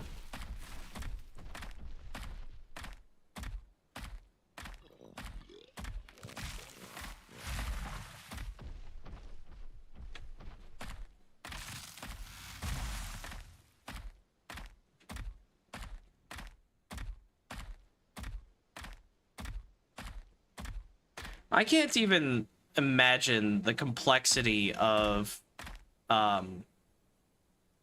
trying to get a creature to route over terrain, and like with all these different types of creatures, designing a world that works for everything, like at all times. Legitimately impressive that they're able to take hundreds of creatures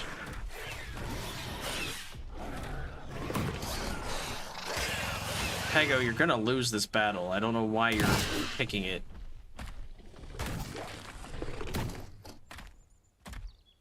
But legitimately impressive that I can take a crocodile from the swamp and take it into the redwoods with me.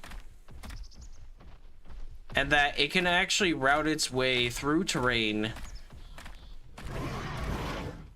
fairly effectively.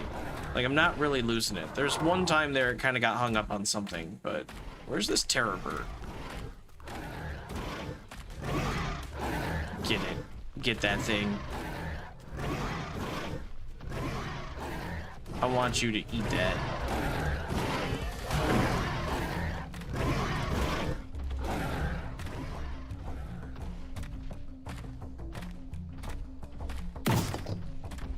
It's still chasing that poor deer. Get it, get it, get it. There we go. Still no bugs, man. What the heck's going on?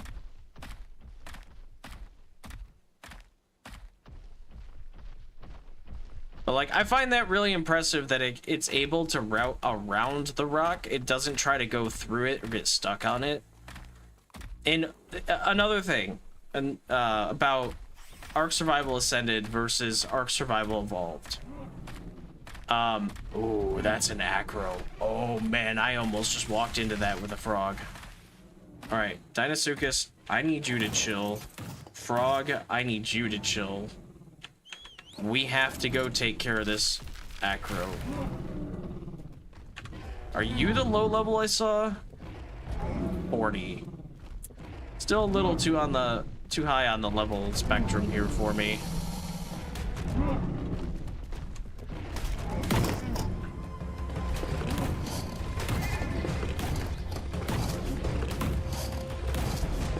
I'll bite your toes.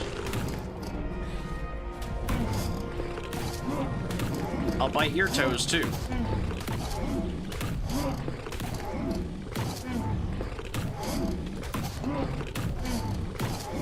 Okay. I was gonna say something and then immediately realized that I was in imminent danger, so... Oh, there's a snail. Honestly, snail could be kind of nice. That's cementing paste. I just don't have vegetable cakes, so that's probably not gonna happen. What have you got for me? A whole lot of not that much, but something good, I guess. Cool. Alright, Deinosuchus, follow. Alright, so difference between Ark Survival Ascended and Ark Survival Evolved. As somebody who's played both, when they made Ascended, they said that they were working on better creature pathing AI. That they were like, look, we don't want creatures to get stuck on rocks and have them get cheesed by low-level players with bows from a ledge. Like, that's a whole thing that was happening, and that's an Acro, and a Carno, and a Compy, and all that other stuff. There's a whole thing that was happening that they were just like, look, we want to fix this because we literally had, like, Rexes and stuff getting stuck on rocks. 55. Yeah, you need to go away. You're too high level for me to actually want to tame to.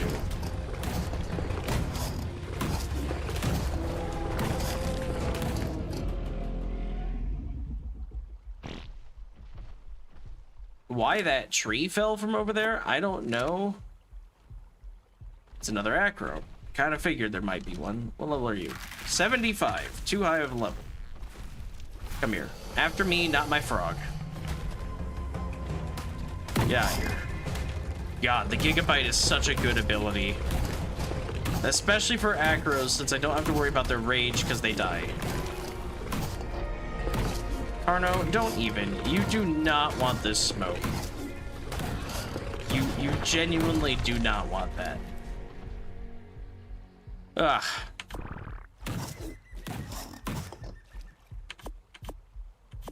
Oh, I'm dying? I guess I've been hungry for a little while. That's not good.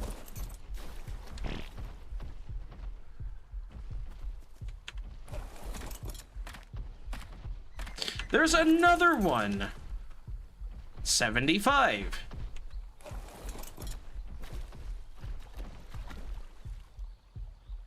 you going?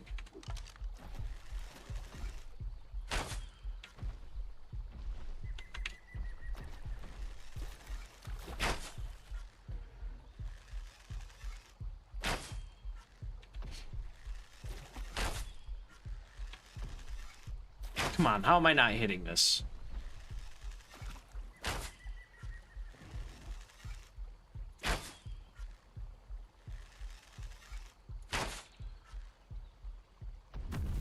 I should be hitting that.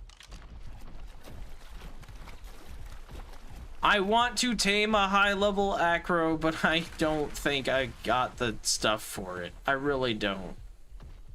I've got to tame a low level so that I understand what I need to look for. Acro, I see you.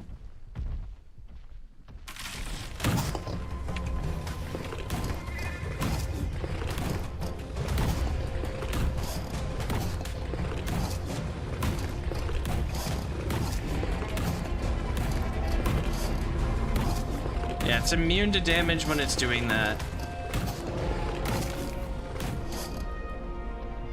That's what I remember reading.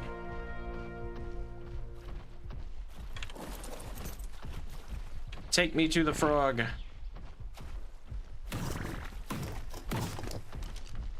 Idonasuchus is actually kind of hurt.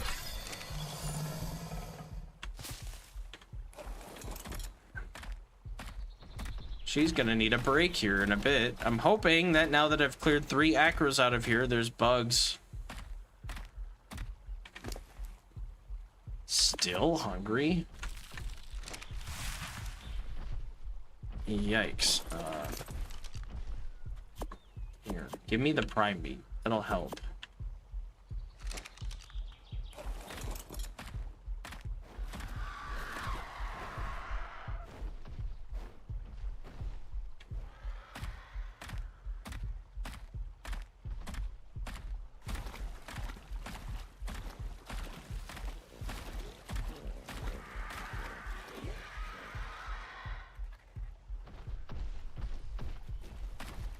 See, like, that's the thing. I can't stop searching for bugs because I need them.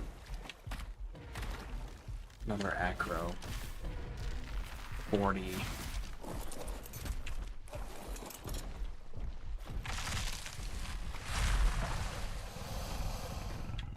Come here, Acro. Come here. Come here. Come here. We do have some bugs here. Bro, if the Acro can go up here, but I can't, that's gonna be so infuriating. Come here. You see me. You want to fight. You do. Bugs, I wasn't talking about you. No, no, no, no, not my frog. No, no, no, no, no, no. I don't know what level you are, but you're dying. 115, not my frog. Not my frog. Get the hell out of here. I will push you away if I have to. Oh, this sucks that I have to fight at 115. I would love to save you for later, but...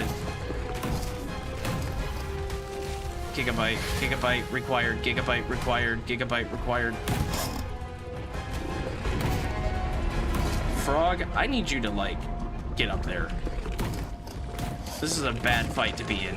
Get out of here. Oh my god. I was like, why is there combat music? And I thought it was this one finally decided to come after me.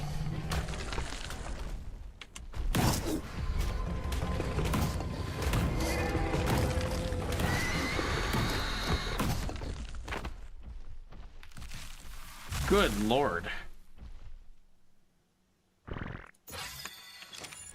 That was really scary. I probably almost lost my frog right there. Good thing I had a saddle. Yeah, it's pretty low. Okay, there were bugs over here, though. So, provided the bodies are still here, which they probably aren't, but provided they are... Where was that ledge that I got stuck on?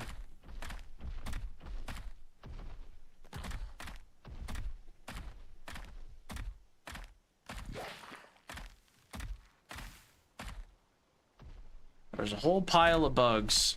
I think they were... This was the ledge, I thought. that I got stuck on with my Acro. Or not my Acro, my Dinosuchus.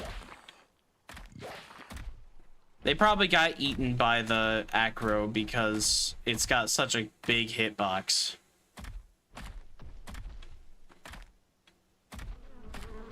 Ooh, bugs. Here you.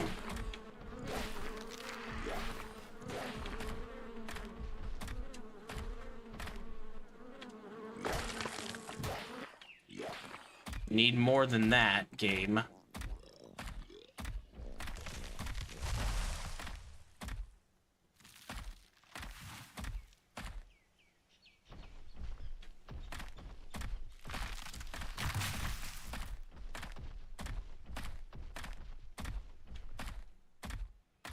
Two Sarcos going after some stuff.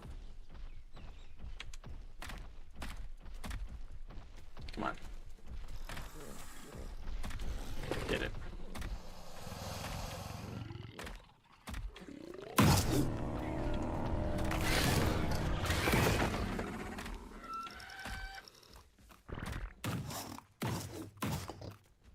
Sarco, you don't want to. You don't want to do this. I'm actually just gonna preemptively not let you do this.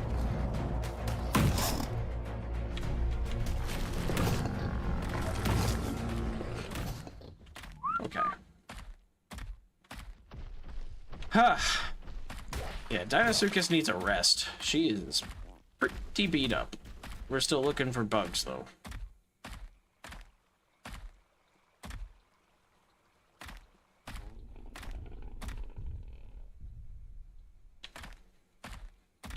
See, right there, that stuff where she just got hung up on that rock used to happen all the time in ASE. And that was a huge problem for the balance of the game. Why am I seeing like one bug? I wonder if these Brontos are actually messing things up, because if they get attacked, they swing their tail and then everything dies around them. Anything weak anyway. Bug.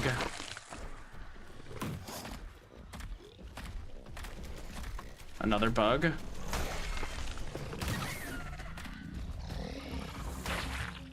We're gonna piss off everything.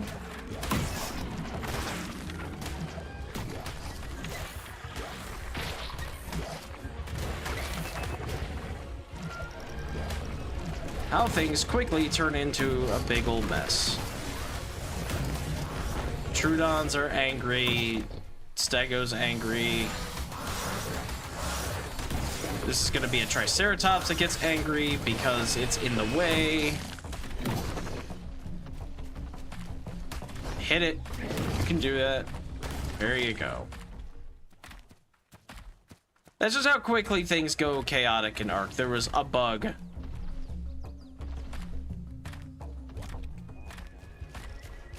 Yeah, now that Triceratops is angry. Got some ants that are crawling at me. This is good.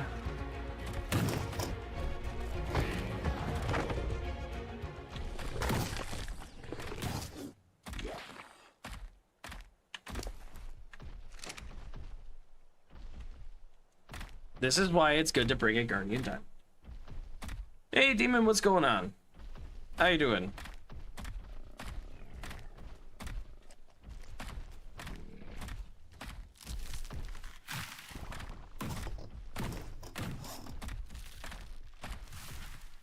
I need to go up this way. Cementing paste 34. I will probably just have to manually craft cementing paste at this point. Oh, Gigantoraptor, please no. It's gonna be mad at me. I just can't. I can't have that. Come on, Dinosuchus, you got this. Gigabyte that. Gigabyte it. Gigabyte it now. Yeah, we win.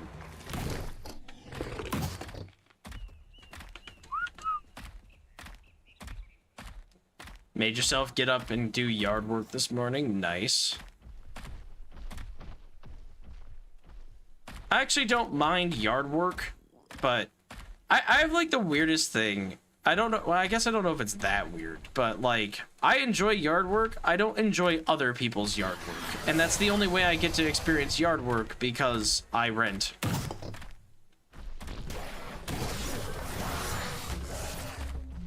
Come on, dinosaur, just get that tree down. There we go.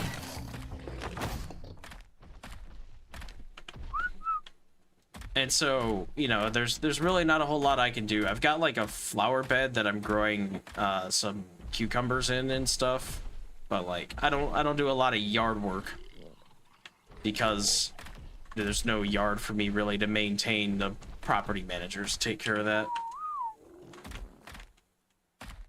Property my grandma left me grew up a lot over the past few months. Gonna be tearing into that. Nice. Sometimes like my family would be like, oh, I need some help with something, and like I'll help them with it, but I don't like enjoy doing their yard work. I don't know, it's not like a whole like chore thing for me. It's just the fact that like in my brain I'm like, this doesn't benefit me really at all other than family. And that sounds like extremely selfish, but I do have time, and I would like to be using my time to do things I want to do. Doesn't happen often, but like anytime I am actually working on yard work for like a property I'm going to be staying at or something like that, and I get to like clean it up a bit, I do actually enjoy that. Wish I could have a house.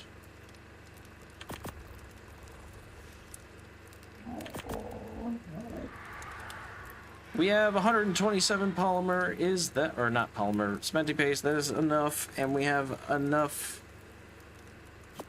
polymer if I harvest the penguins again, which are definitely ready.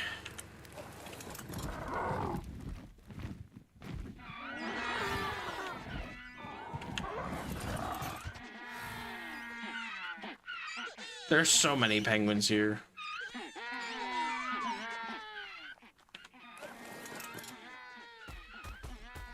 I'd rather be doing a bunch of things, so that's why it's easy to neglect. That's fair.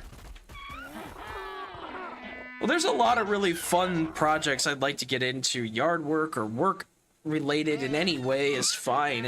You know, like, there's some home improvement stuff that I want to do.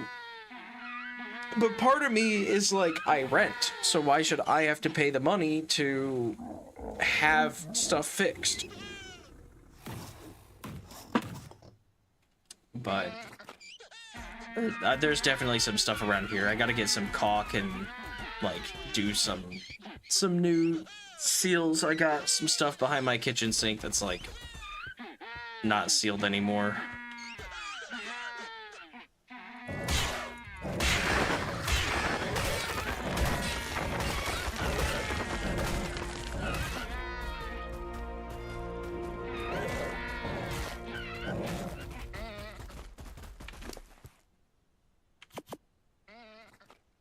Plenty of polymer.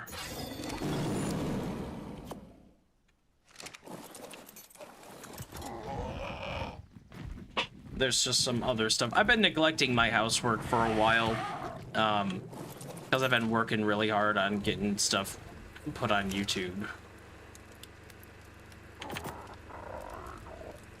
Let's see. Time for sniper rifle? Yes, time for second sniper rifle. And with second sniper rifle, hopefully we can go tame this thing I've been wanting to tame for the last 3 streams. Oh yeah, in the country, if you leave, if you don't mess with the plants, they mess with you. You gotta maintain that stuff. We have a family hunting camp that sometimes I'll go up to. I don't do any of the yard work there because I don't really hunt.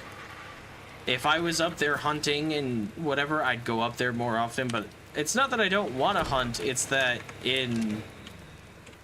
well, for me and whatever, I'm sure this is pretty much a thing across the US, but I'm in the group that, you know, you have to take hunter safety and stuff. I'm not grandfathered in or anything like that. And so I never took hunter safety. I just never had time because you could do it at like 14, but I wasn't like that in love with hunting. And for me, it was like school stuff that I had to worry about. It was like 12 or 14 or something. So it was like school stuff I had to worry about, and I was like, yeah, no, I gotta study, I've got a report, I've got an essay, I've got a whatever exam, like I gotta do all this stuff. So I never did. And then as I got older and I got into like college, it was like, I just don't have time for this. I have a part-time job and I'm going to school, so I have to do classwork or job at all times. And then after that, when I was actually working a job, I had my part-time job turn into a full-time job. And then I switched careers, and then I worked again and was working crazy hours again, and just was like never really found the time because I didn't have the crazy desire to hunt. I do want to hunt, but I just never... I don't have, like, the drive of, like, I'm taking time off in the hunting season to go hunt. Like, I'm just like, if I have time, great. And then I always have an excuse for why I don't have time.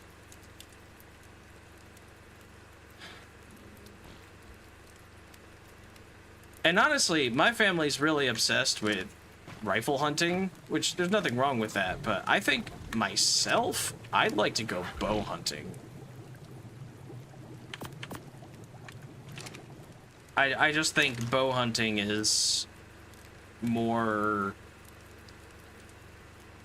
I don't know, peaceful, natural. It's quiet. You know, if I'm gonna go hunting, I want to be where it's kind of quiet and like relaxing.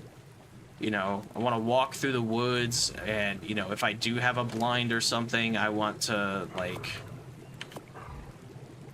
you know, just, I don't know, it feels very weird to me that it's like, okay, be quiet, be quiet, be quiet, and then loud bang, boom, explosion, and now you have yourself a deer, or whatever. It's like, I like bow hunting. I just think it's more peaceful.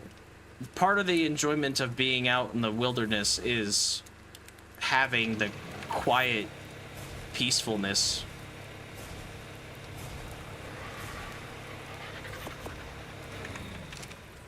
Just enjoying nature. And I feel like guns just kind of disrupt that for me a little bit.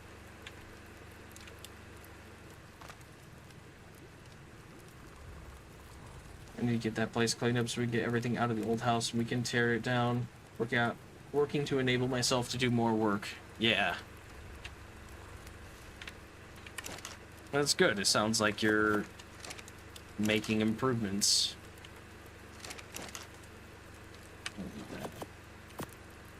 There, light that up. Okay. Not just improvements to a house, but improvements to yourself. You know what you want to do, and you're making strives for it. Where's that other sniper rifle? Oh, hot bar in here. Okay, good. Cool. Oh boy. Do I have that cryopod? I do.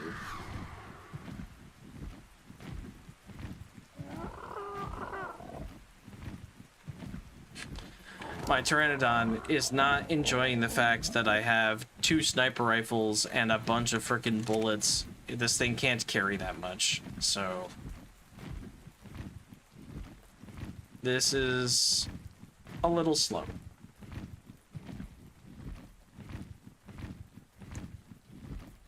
Hey, look, an Acro in the swamp, right here, where my house is.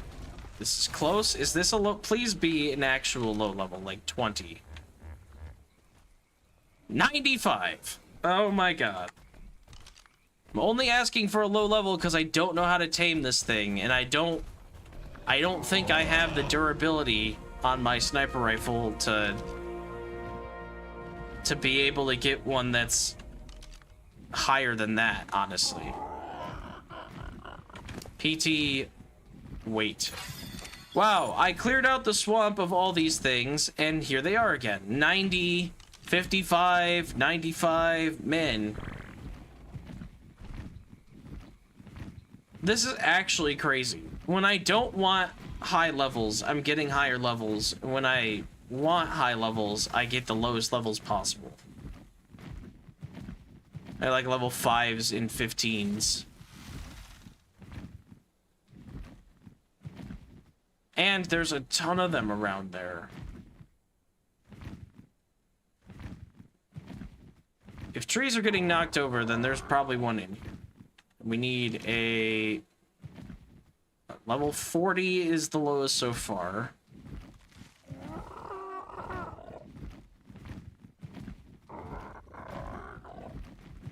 I would very much like... I don't know what happened the other day when I was trying to do this on Friday, trying to tame one. There was level 20s. Or there were level 20s, I should say.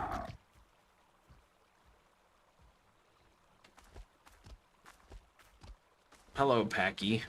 Level 5. See, I'm not looking for one of you, and you're level 5.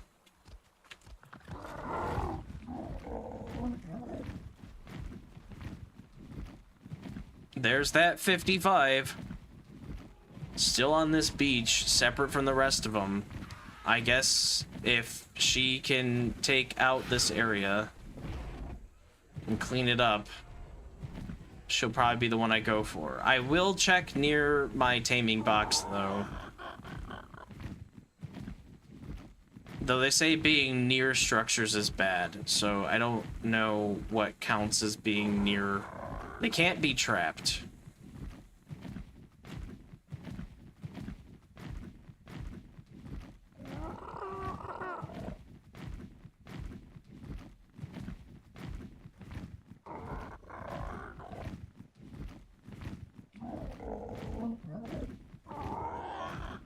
Guess I'm coming to the realization that I have to grow up a little and start taking on more responsibilities, even if it cuts into my free time. Yeah, I feel that. I really do. There are lots of times when I'm like, man, I really need to take care of this stuff, but I haven't been able to because I've been so busy. I'm like, that's not true. Like, it's true to some extent, but there's also a factor of, like, I could hold myself to a better standard. You know, like, I stream Arc here, and I really like Arc, so I play for an extended period of time. Sometimes I'll go, like, 6 to 8 hours. And,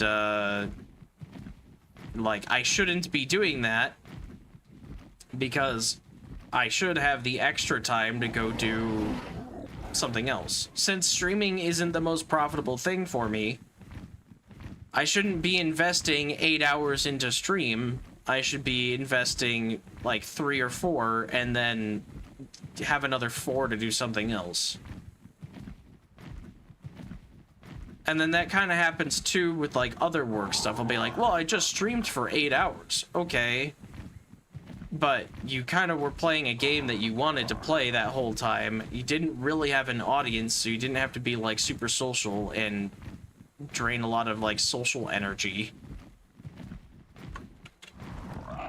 And that isn't really helping you too much, so you should be doing something else. 35. That feels better to me. That's an Alpha Carno.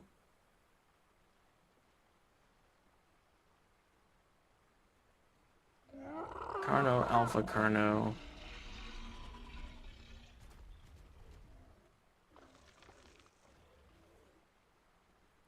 $35 feels feasible. That feels like a level that I want to go after. Not knowing anything about these and never having tamed one ever in my life, I feel like 35 is something that I could probably manage. That's a Rex?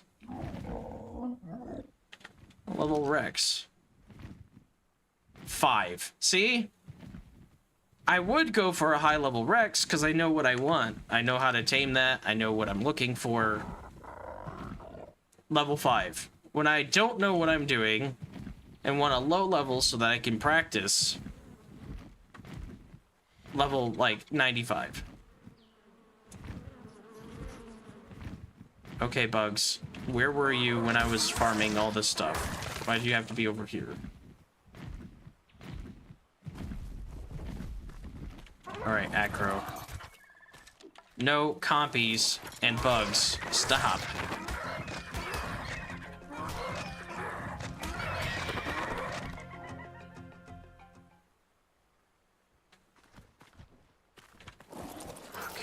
Can I get this Acro? Is it fighting the Alpha Carno? That would be bad, because it might actually lose to that.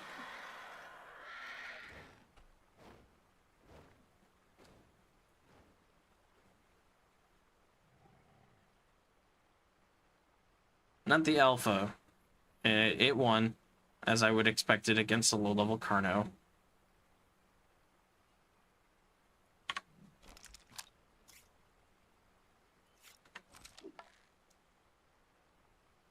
It's gonna group up with the other one, and that's gonna be a problem.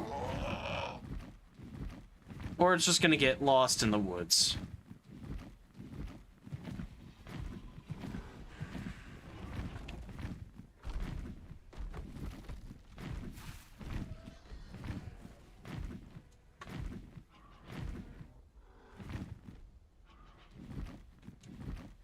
Come here, Acro. What are you doing? Stop freaking out.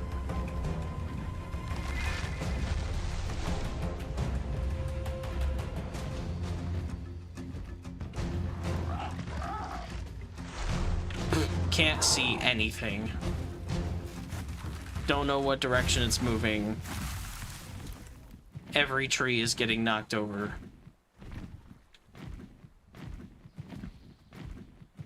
Can I upset it so that it comes across the beach at me?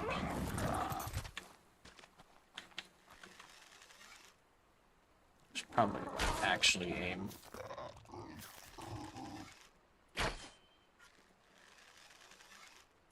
Come on, can I? I'm a little low. I think. Maybe I'm way low.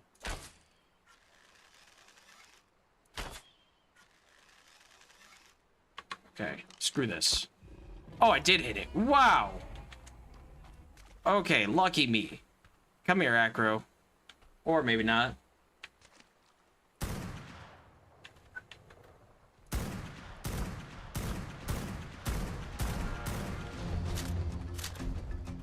That was 7 bullets.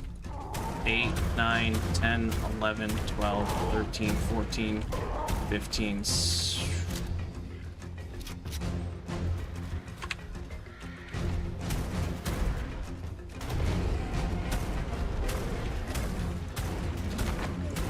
It's not doing it.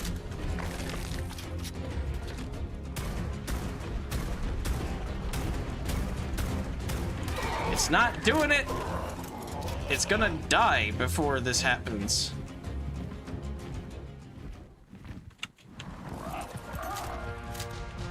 I'm gonna be out of bullets here.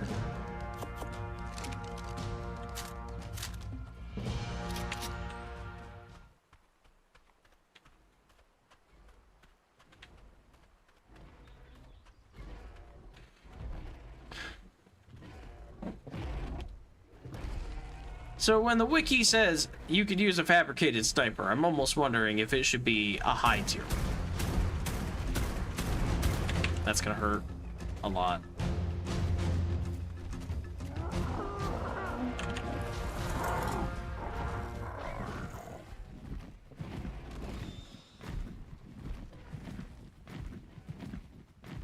Because this ain't working.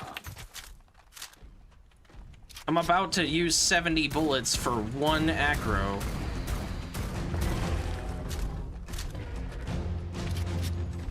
Come here.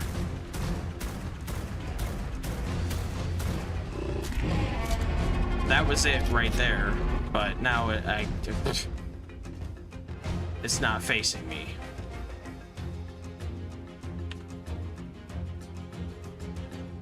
You know, I kind of imagined that when I would shoot it, it would come after me, not everything else, especially when it gets enraged. Oh, man. This is not working, and I spent so much time farming up this when I could have been farming up for shotgun shells and actually making progress.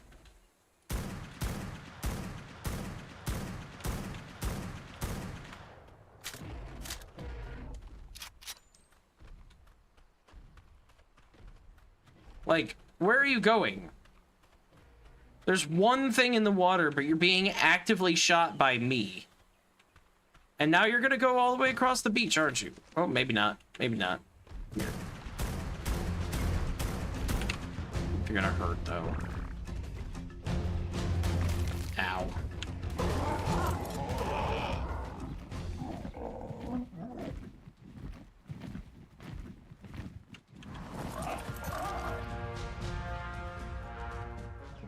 It's gone. Where did you go?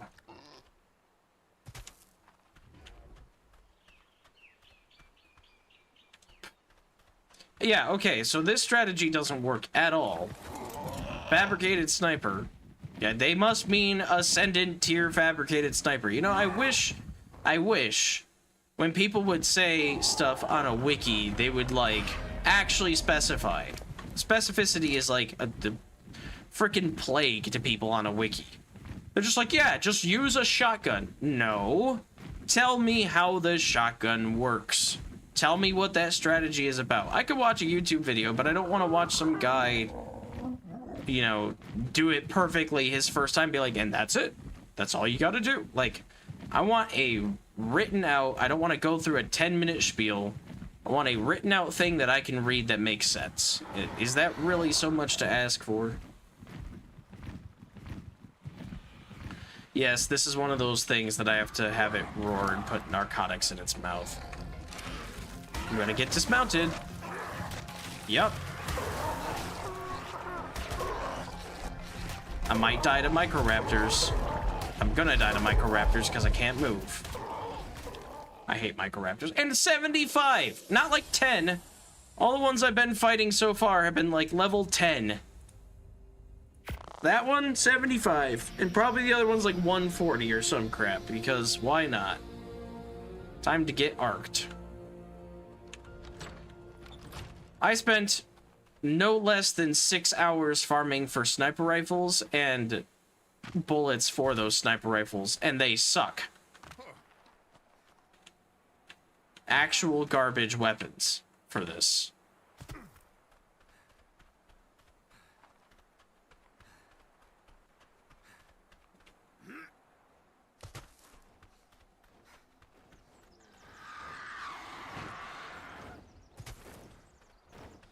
So we're gonna go back to pump shotgun strategy as soon as I get my, if I get my Pteranodon back.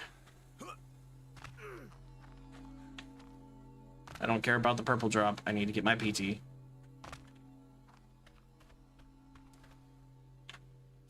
Fall damage. Fall damage again. Oh, look, more fall damage. More fall damage.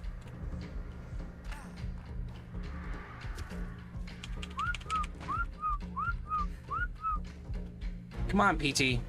You're getting pushed. I can see you getting pushed, which means you can fly.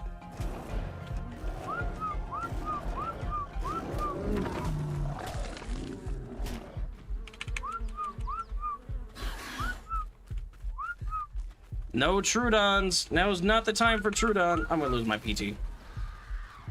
Come on, PT, on me, now.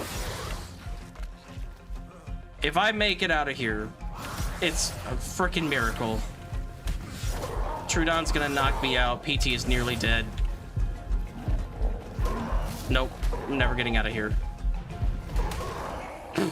Yeah, Acro level 10! Where were you? Where were you? This whole time I've been searching, where were you? Okay, PT is definitely dead. This whole time I have been searching for a low level, and it shows up as it's eating my creature.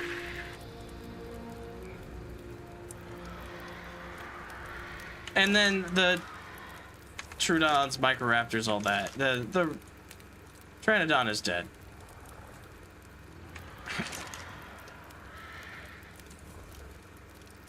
where were you? That's some crap right there, man. I have been looking for high-level stuff or low-level stuff. Don't see it. Immediately, the moment I stop going for it, there's a level 10. Exactly what I've been looking for this whole time.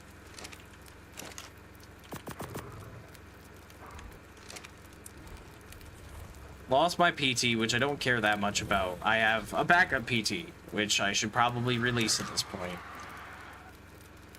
But now I have to go slow flat my way over there and kill all the stuff. Or I can walk there, but... Why did I just release my breeding PT? I'm so stupid. And I can't release the other one because I've got a 5-minute timer. Oh my god. So now the question is, do I fly over there, or do I go really, really, really incredibly slowly on the Deinosuchus where I know that I won't lose?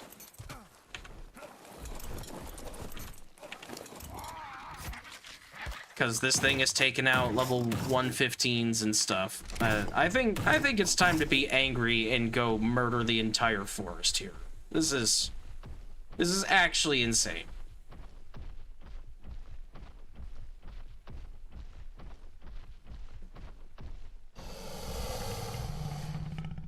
Yeah, fall damage in this game is extremely unforgiving.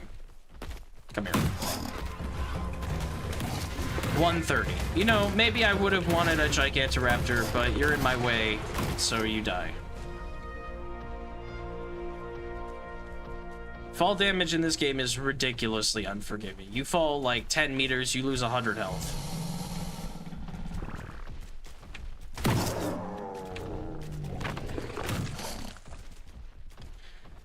Which is fine. You know, I should go slow. I shouldn't, you know, be just winging it, but... it is what it is. That's why in Ark, you never take anything that you're afraid to lose. I don't give a crap about really anything that I lost there. I'm just going back for the sheer principle. I want to recover my things, because I'm mad about it. This is a high-level fairy. Probably would have been useful to tame. Too bad it got in my way. All these bugs that I was looking for. Never frickin' saw those. Out of here, raptor. Don't care about you. Get it.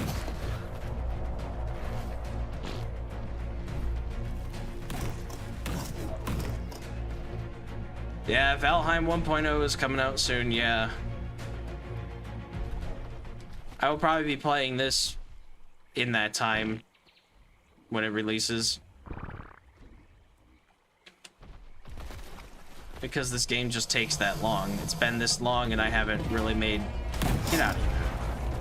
I haven't really made that much progress. I don't think I'm going to beat this in a month. 55. Both of you need to get out of here. See, there's a roar, like maybe I could feed it, but it's going to die. One of the strategies I remember seeing was use a dino that can fight it, but see how it dies? This is such a annoying thing to tame. When I get it, I'll be happy, but holy hell. I want the hide, and then everything else can go away.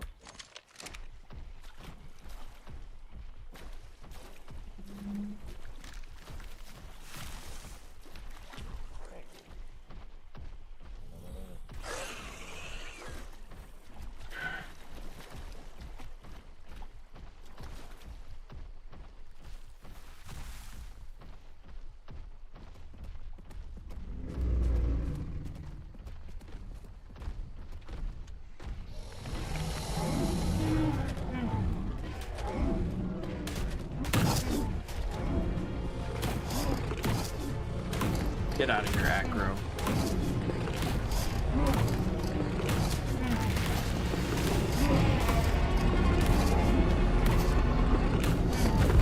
Can't be damaged while it's doing that. That's fine. I don't need it to be because it's gone now.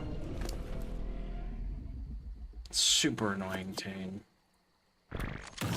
Yeah, it would probably be good to actually capitalize on Valheim's release, but I don't want to, like, switch games either in the middle of everything. It's unfortunate because it's like, what do I stream? What do I play? Well, I want to play Ark. Okay, so I'm playing Ark. Well, I'm just gonna give up and switch to Valheim because I want to get viewership. I mean, I feel like that's not cool. But I also don't know if anybody cares that I'm playing Ark, so at the same time, maybe I should just stop playing this and play Valheim. Ark has a rather large following, so I'm a tad surprised that we don't get more viewers because I'm playing this.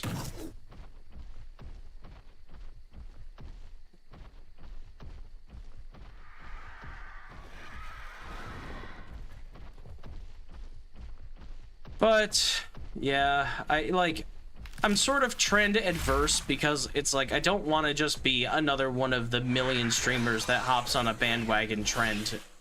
Because you know what's going to happen is, you know, Valheim 1.0 comes out. There's going to be like 4,000 people streaming Valheim. And I'll stream Valheim and nobody will come watch. Because there's 4,000 people.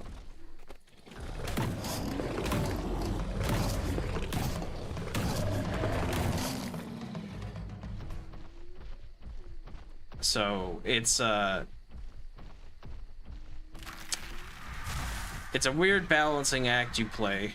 Do you follow the trend or do you try to play a game that's still popular that can get viewership without following a trend, and hopefully there are less people, you know, playing the game that you're playing where you actually have a competitive option.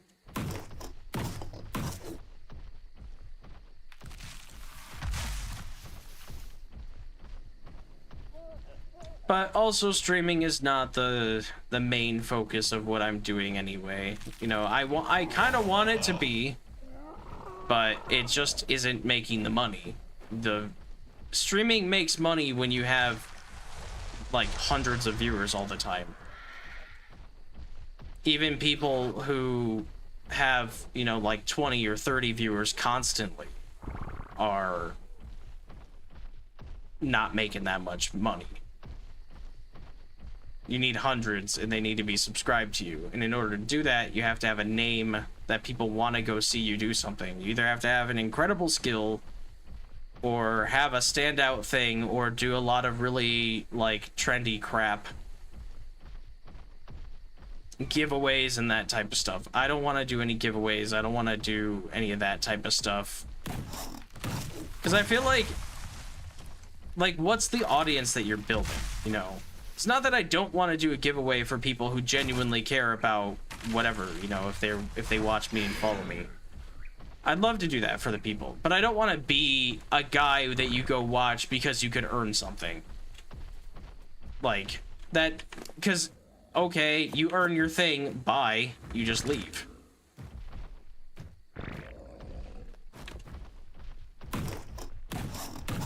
There's no longevity, there's no relationship that gets built between you and a viewer. So, it's tough.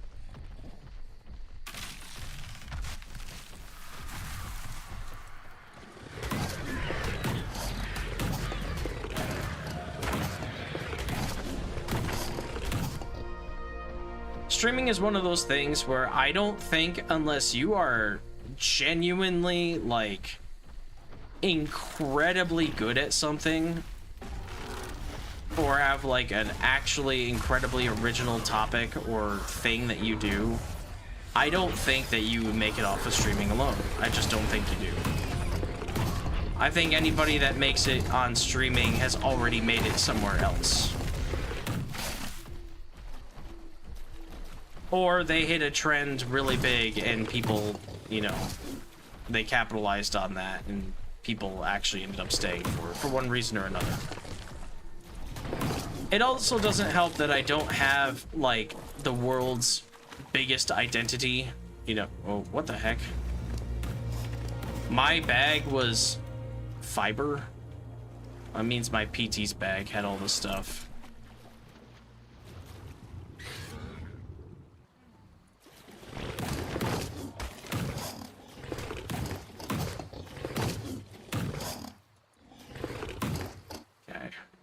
Nothing in the water with me.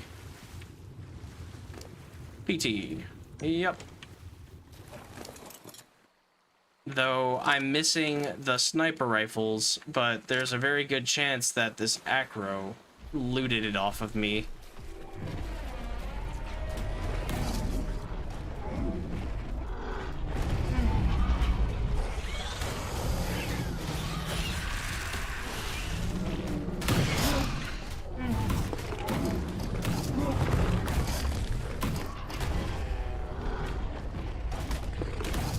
I think the main issue with streaming and why I don't get more viewership is I don't stick to a particular thing. I'm not, you know, I'm not Vintage Story guy, I'm not Subnautica guy, I'm not Arc guy, I'm not Outward guy. You know, I don't build an audience around one game when it comes to streaming.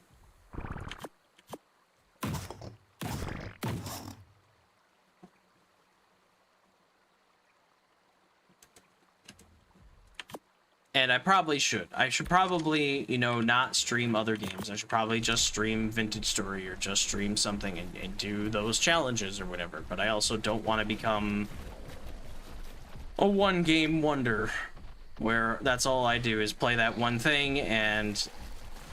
Oh, there you are, Microraptor.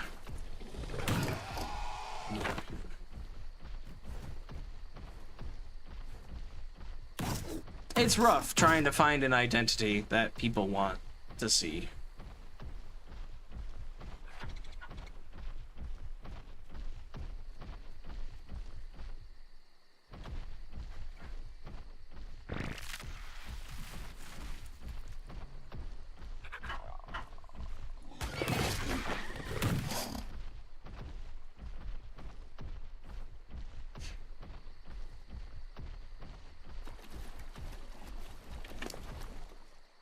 Well, I lost my sniper rifles, but I got the bullets back, I think.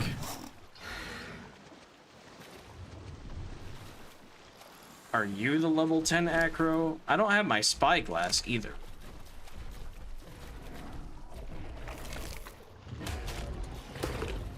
Level 90. No. Bite me.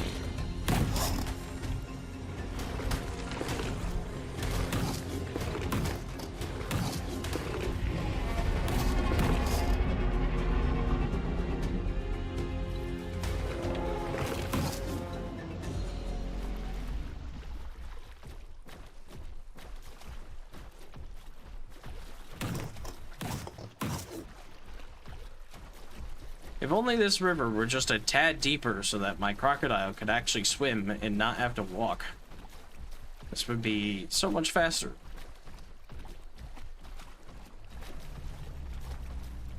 Just do what you want and don't be anxious about it. That's kind of what I'm doing right now, you know. It's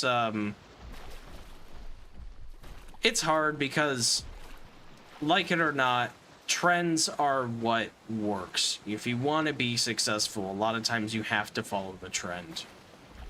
But when you follow the trend, you have to have something that sets you apart from other people. Why is it that they come watch you over somebody else?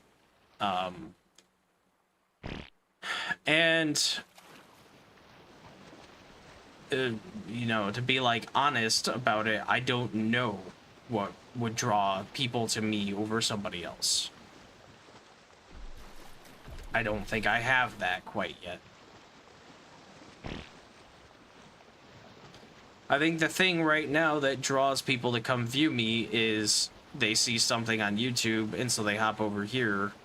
But lately, YouTube hasn't been hitting off very well. I don't know why. The algorithm hated me for the Subnautica 2 video. The previous Subnautica videos didn't do as hot. And the Vintage Story video did well, but there were a couple people who hopped in and then they were like, oh, you're not playing Vintage Story, so bye. Like, they didn't say that, but that was basically what it is. They hopped in, they're like, loved your Vintage Story video, and then left. And so, you know, because I'm not playing the game that gets viewership on stream, I think people aren't sticking with me.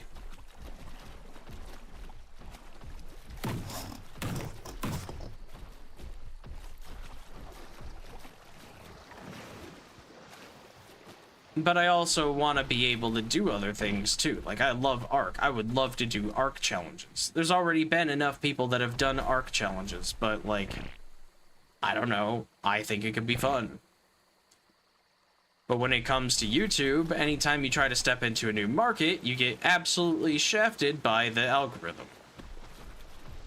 Even Subnautica 2 being related to Subnautica 1, it turns out that, even though I had a high click-through rate and everything, YouTube just, like, didn't push that video. Don't know why.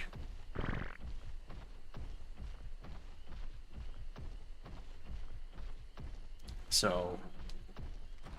and that's what happened with Subnautica 1 until I kept publishing videos for Subnautica 1, and YouTube was like, oh crap, you want to do content on that.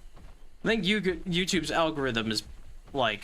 it's obviously good because they make billions of dollars off of it, but, like, I feel like it's a little dumb in the sense of Subnautica is Subnautica 1 and 2. They are separate games, but, like, they're both the same thing. Like, they kind of part of the same story. One's a sequel, and it, like, treats it as a completely separate thing, I feel.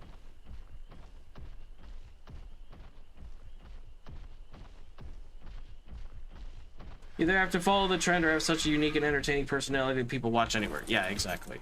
No offense. Yeah, no offense taken.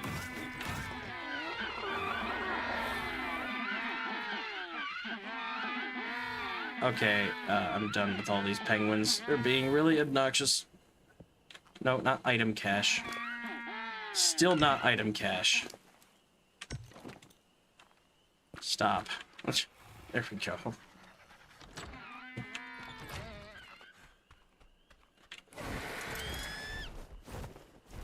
But, like, that's kind of the thing, is I don't know which one I am.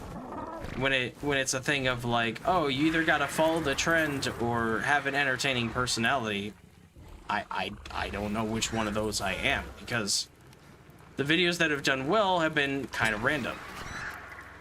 Vintage Story, I did an Arctic challenge. Is Vintage Story the trend? Is the challenge run the trend? Because there's lots of challenge runs out there of games. Or was it because people found the video entertaining and they kept watching it? I can't tell you.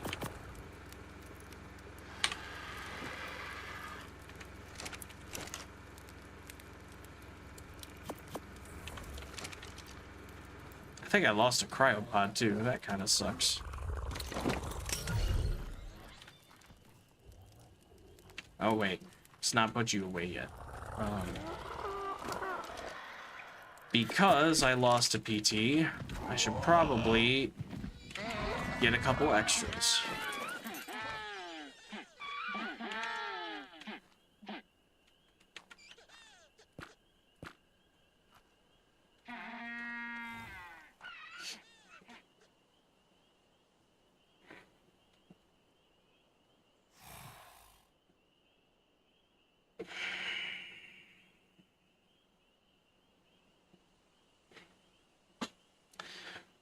I feel like what's ended up happening is with Vintage Story, I feel like I did hit a trend, and I feel like I can continue hitting a trend if I do extremely groin-killingly terrible challenges for video games, because that is a very popular trend.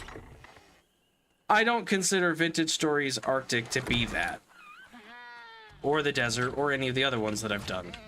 Just why I find it kind of weird. Like, I don't know what my niche is for a community, because, you know, on one hand, you know, I'll do something in Vintage Story like, yeah, I survived in the desert for a year. It's difficult, but, like, it's not that difficult. It's not like I'm dying every 3 seconds. I do a video like that where it's always nighttime and constant mob spawns, and that one does less, has less performance than the ones that are easier. So I don't know. And then for Subnautica, it's like, I do challenge runs of that, and the one where I didn't eat was popular, but then you know, ones where, like, and then another popular one was a review. That's not even a challenge. It wasn't even meant to be a review. It was, I played through it, and I guess I wanted to talk about it. It ended up becoming a review as I was recording it, but the initial thing about it was not to make a review video. It was just to play it, and then I was like, you know, might as well since I played through it.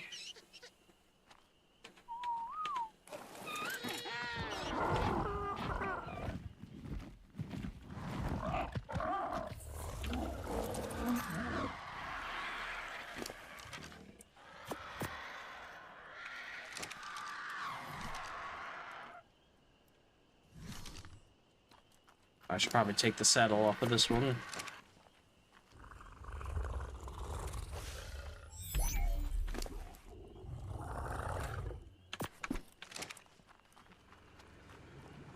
And that's the thing, is like Vintage Story is a niche game.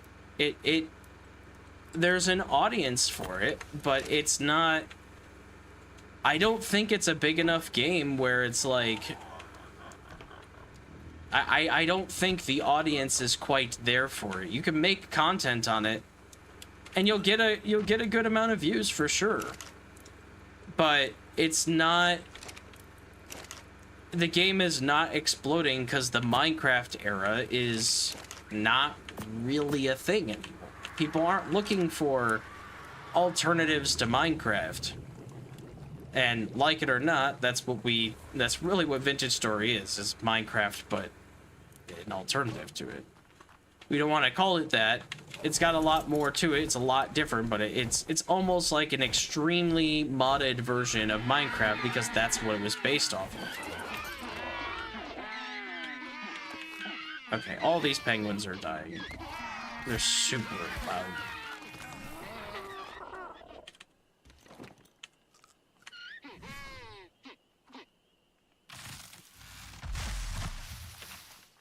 I just knocked down my tree.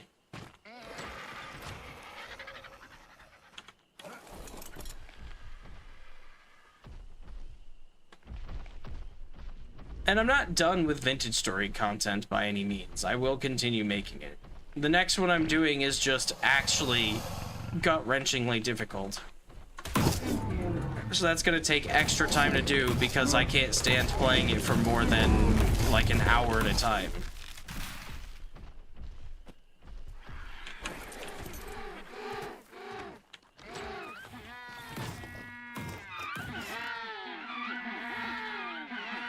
Okay, penguins. You're all going away forever.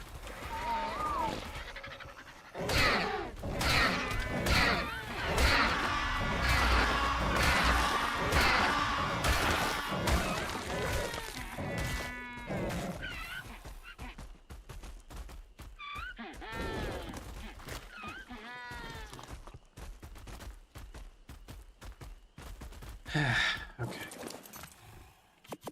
Good polymer. Could probably use that to repair the shotgun. I don't know if I'll make another shotgun. I feel like I had more success with the shotgun. I didn't have to repair it or anything. I just ended up killing the creatures instead. Where is my shotgun? Probably on the Raptor. That's where I've been storing a lot of things. Maybe not. Oh, man. What do the penguins do for me? They are organic polymer, which is, well, a really useful resource. So you need polymer for a lot of the, like, modern age stuff. Air conditioners, chemistry bench, which is basically better than this Stone Age mortar and pestle. Refrigerators, generators, all this other stuff. You need polymer. The penguins are one of a few dinos in Ark that can actually give you this organic polymer resource, which has the negative side effect of it spoils over time, but I'm getting like 50 every time I harvest them. And so I might get like 5 or so to spoil before my next harvest of penguins. but I should stack up over time. There's the shotgun. So, like, this needs 7 polymer. You can make what they call hard polymer, which is this. But in order to do that, you need obsidian and cementing paste, and then all of these recipes, not all of them, but a lot of these recipes require cementing paste by itself. So, for example, 1 polymer is 2 cementing paste. This forge requires 400 polymer, so that would be 800 cementing paste, and then another 600 cementing paste, just to have both of those requirements met, not including obsidian, which is it's not a hard rock to find, but it's very heavy, kind of hard to mine efficiently. And so what most people end up doing is they just build organic polymer farm and then use that instead. And penguins are one of the easiest ways of doing that because they breed super fast, they're really weak, they don't fight back.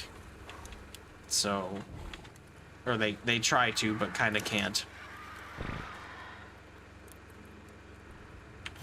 And yeah, so, and you can do things too where you can take polymer, like organic polymer, and repair your stuff or make new stuff out of it. And then when the time comes, if you really want, you can dismantle some of the stuff you made with polymer and it will actually give you hard polymer.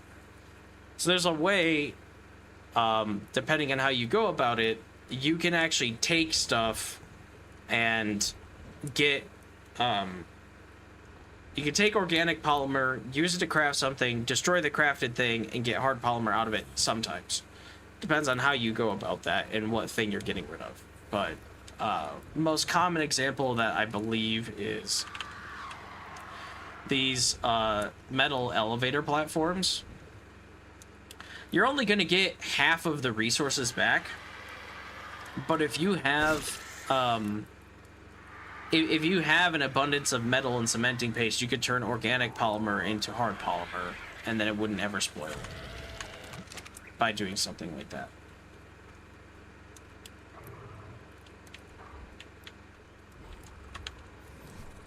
So, yeah, it's a... Oh, I should definitely be making sure that these campfires are running at all times. I'm gonna need it. I'm gonna have to make so much more gunpowder now, because I have to make shotgun bullets, and they eat up just a ton of resources, ton of gunpowder for shotgun shells.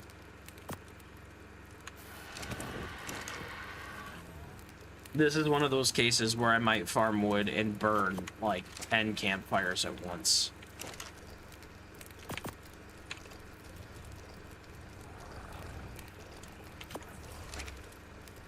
Because it is actually ridiculous. Oh, I should probably check my pteranodons. They have no doubt hatched by now. 128 and 134. Probably meat jerky not happening, and go on a walk probably also not happening. I mean, I'm gonna try, but I don't think that's gonna work very well.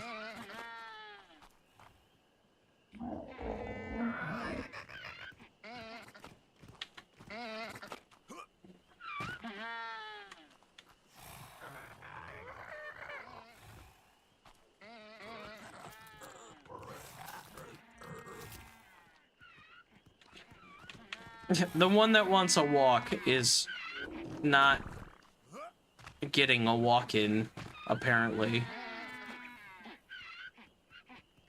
It is something about, like, distance covered, but if that's not enough distance to go on a small walk, then it doesn't deserve it. Male and female. I have a better male, I think.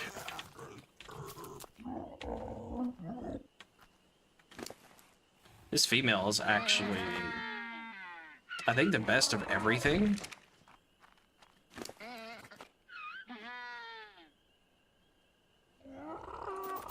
We hardcore need stamina.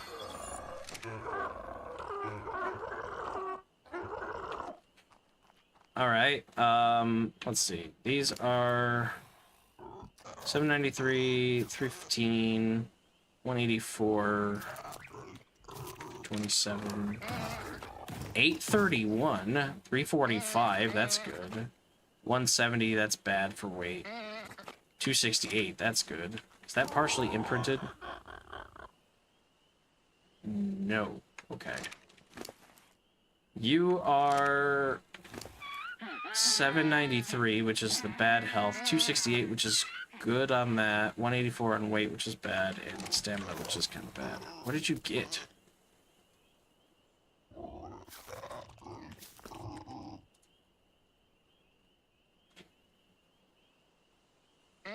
$268. 345. You got the melee and you got the weight from the male, I think. 184. You didn't get health, you didn't get stamina. You have got 831, 345, 268. You didn't get the weight. That's actually not bad.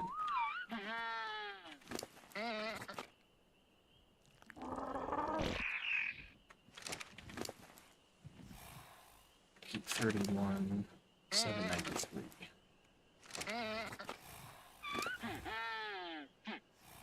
So you got everything but the weight stat, and you have... Okay, so this male is basically a carbon copy of this one.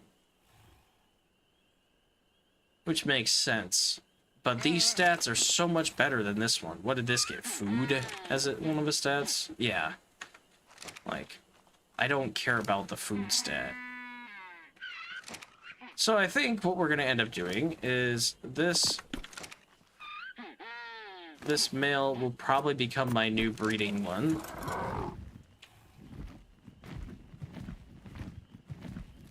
More than likely. And I will have the 3 females down there.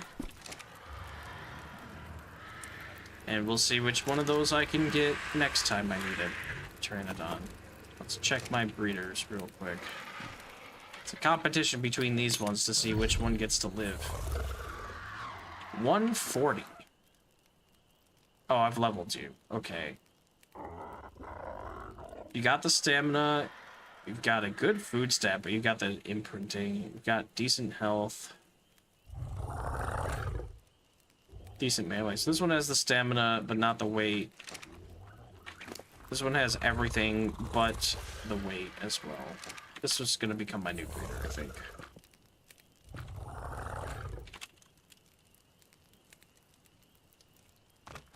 And this one... It's just going to be normal.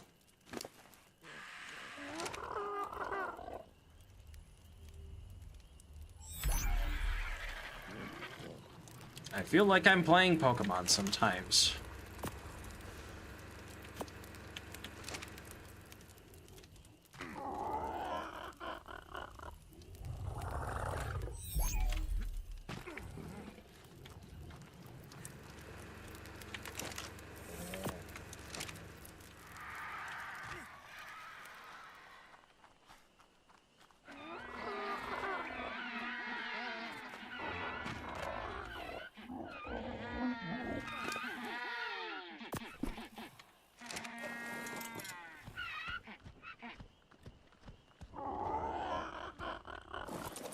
Close enough.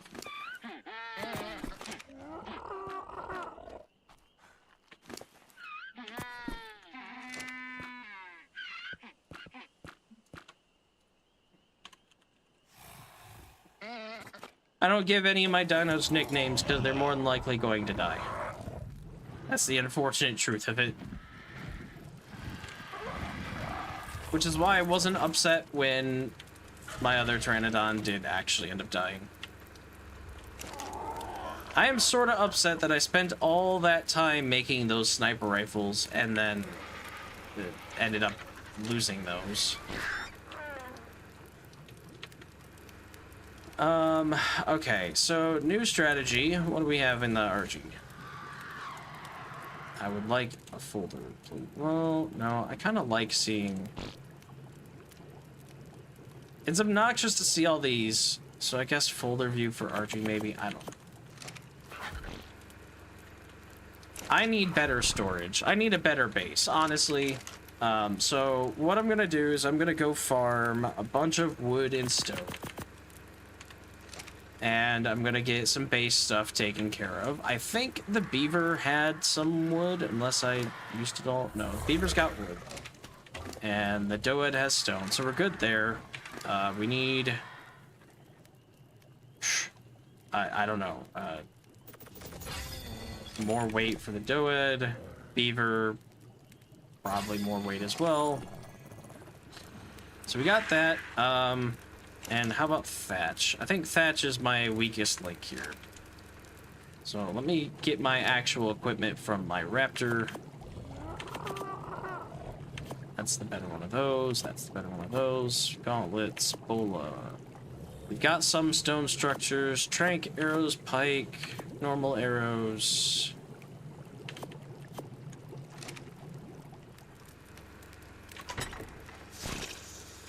That in there, and then... That's not what I had in mind.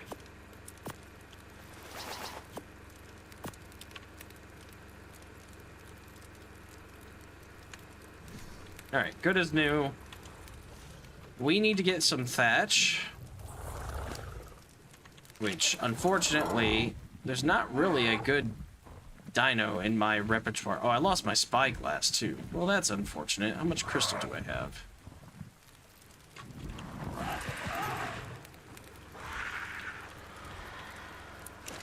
Let's see. We got a little bit. I think it's like 1 or 2. 2 crystal, 5 wood, 10 hide,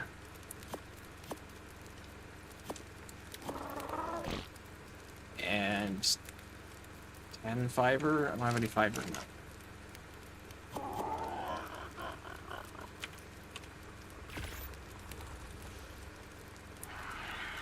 Oh, I got lots of crystal in this one. Okay, fine.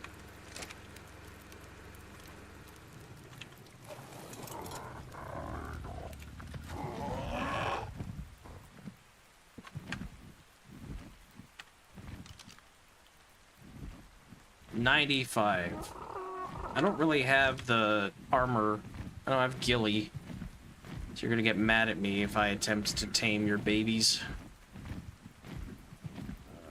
Well, let's just go get some wood. Or not wood, but thatch.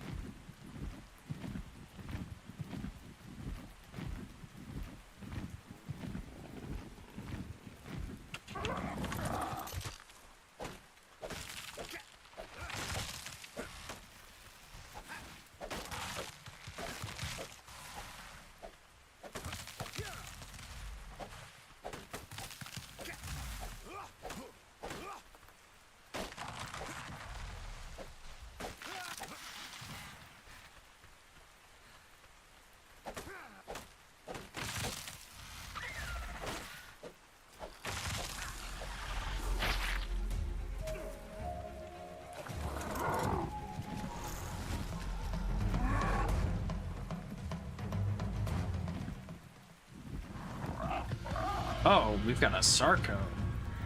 Well.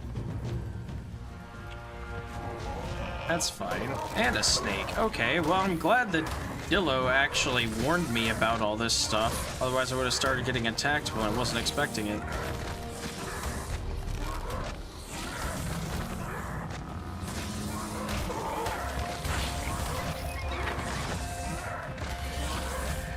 Level 30 boa. Bugs, which I would love to be getting with my frog.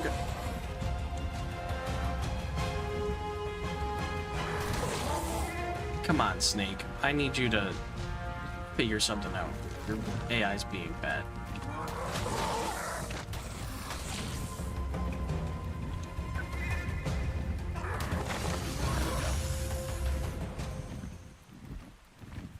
Hopefully the bugs just chill.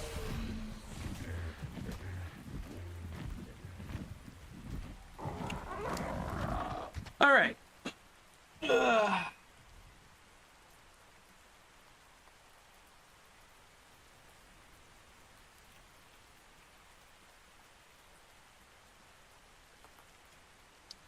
I didn't actually get that much thatch.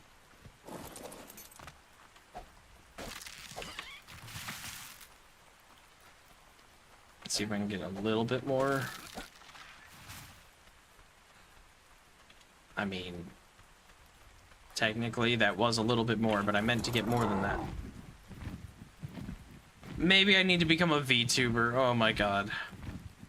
No shade to VTubers at all, but that is not my thing. I don't typically even watch VTubers. I just, it's not my scene. It's not my shtick. I am, I don't know. I like being a plain old normal dude.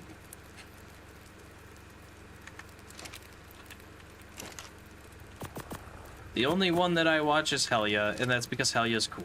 But Helia just, like, has a personality that I enjoy being around. Super nice. Fun to talk to. But,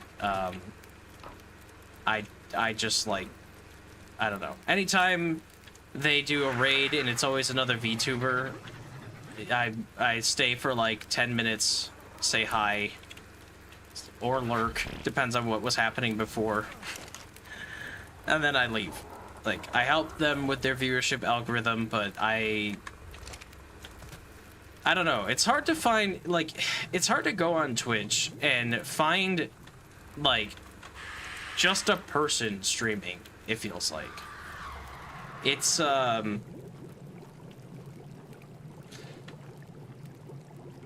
don't know. I've searched for people before, because, like, I've thought about, like, oh, if I have viewers or whatever, like, go raid somebody. And I'll like, search for people, and it's always just, like, 40 VTubers. And then there might be a couple normal, like, just average people, no VTubers. I don't know what you call those people. I hate calling them normal as if VTubers aren't normal, because they really are, especially on Twitch. But, like, I don't know what you call... Somebody once called me a flesh tuber, and I'm like, please don't. Please don't. That makes it sound like that sounds like something else. A flesh tube sounds like something you're gonna go pick up at a adult shop. But, yeah, there needs to be a better term for person.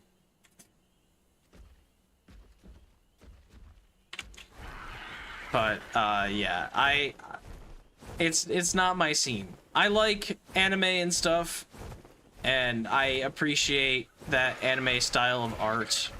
I don't really relate with VTubers in any particular way. A lot of them, I feel like, watch...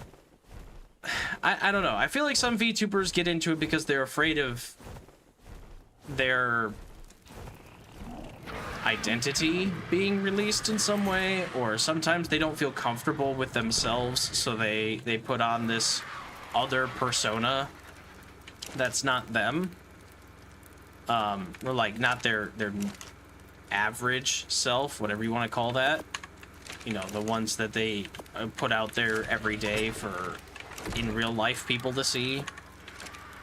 And like, I get that. You're making like a character for yourself. That happens all the time. We see that stuff in comedy. A lot of comedians will become another character. Oh, actually, this gunpowder goes in this other thing. A lot of comedians will become a character, and they get popular because of their characters. And I don't think there's anything wrong with doing that. I just don't... For me, VTubers are not... Like, a VTuber model is not me in any way. I don't know what would be me. I don't want to be anything. I don't want to be anime. I don't want to be, even like, you know, whatever, a Western style thing. I don't want to be a character, really.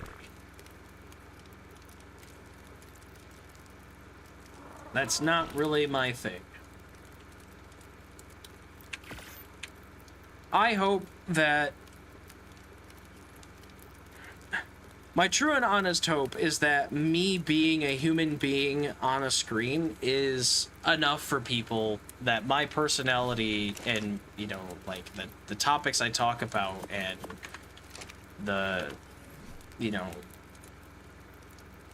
I'm hoping that, like, what kind of draws people to me in the end is relatability, being real. Whatever that happens to be. If that's, you know, if we have to talk about politics, if somebody wants to talk about troubled things going on in their life, that is what I want to draw. That's me. I want to have deep, meaningful conversations. I don't like small talk. I don't like random banter, you know, friend banter, you know, like, I don't want to become the person who's streaming cursed colors. Afternoon, folks. Hello. What was this thing that just popped up? Subscribed? Holy crap. Thank you. Welcome, welcome. You're also first-time chatter. I don't know if you've been lurking, but thanks for the sub. Honestly. It means a lot to me.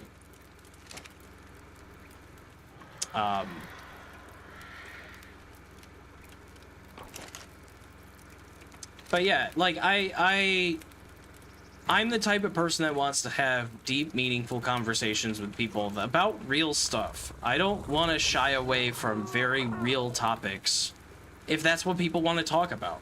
I could be goofy, I could be silly, but I don't want... I feel like there's seriousness that needs to be talked about, too, in life. And that's kind of what I'm going for. I don't shy away from any particular topic of conversation. I don't get uncomfortable with people, you know, asking about things. Like, I don't have that. I don't have social anxiety, really. So, like, I feel like because I don't,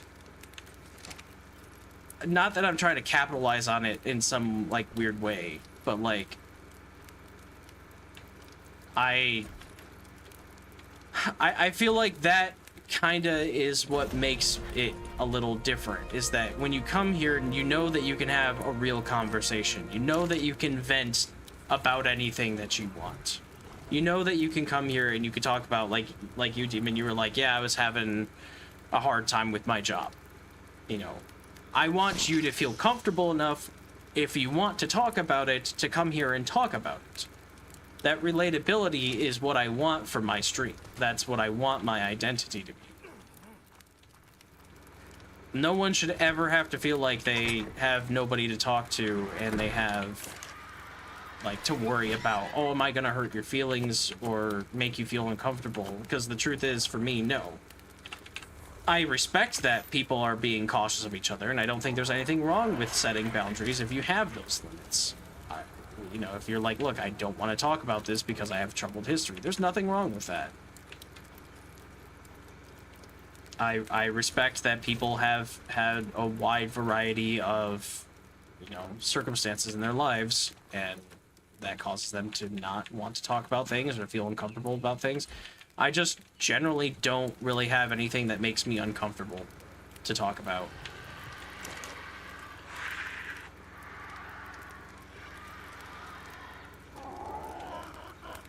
Been watching your YouTube for a few months, finally caught you live. Well, nice. What's your favorite thing that you watch? You team Vintage Story, team Subnautica, or team all of it?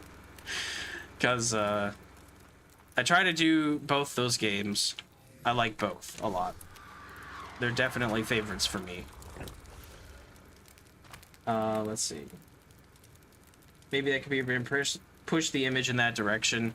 You know, it's like, I kind of want that to be my brand, but I don't know how to push that. I don't know how to, like, you know, make that my thing of, you can come here and talk to me about whatever. Like, I'm not a therapist.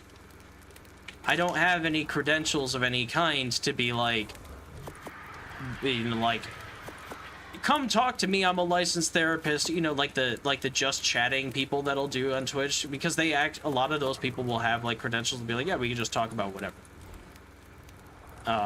related to this topic, because they have some sort of authority. I'm just a guy. I'm just a dude that's, you know, got some opinions on topics and is willing, I don't want to debate, but like, I'm willing to talk about things with people. I admire wanting that sort of relationship with your community. At the same time, personally would be worried about how you might promote parasocial relationships. Team Vintage Story, you actually convinced me to get myself totally ruin my life because I love it. Well, I'm working, my next Vintage Story run is one heck of a challenge. I don't know how long it's gonna take to do it, and I doubt there will be a part 2 to it unless the latter half of this is fun. But the next challenge is going to be very, very difficult, and I'm not entirely sure. I actually don't know if I'm gonna carry through with it. It's kind of that difficult. So, but now that I was working on Subnautica 2 after my last Vintage Story thing, and then I was working off of Subnautica 1 that I just posted today. So I will probably work on my next Vintage Story challenge and probably another Subnautica thing, because Subnautica tends to be faster. But yeah, in the next couple videos there will probably be another Vintage Story run, whether that is a year 2 of something or ends up being this incredibly difficult.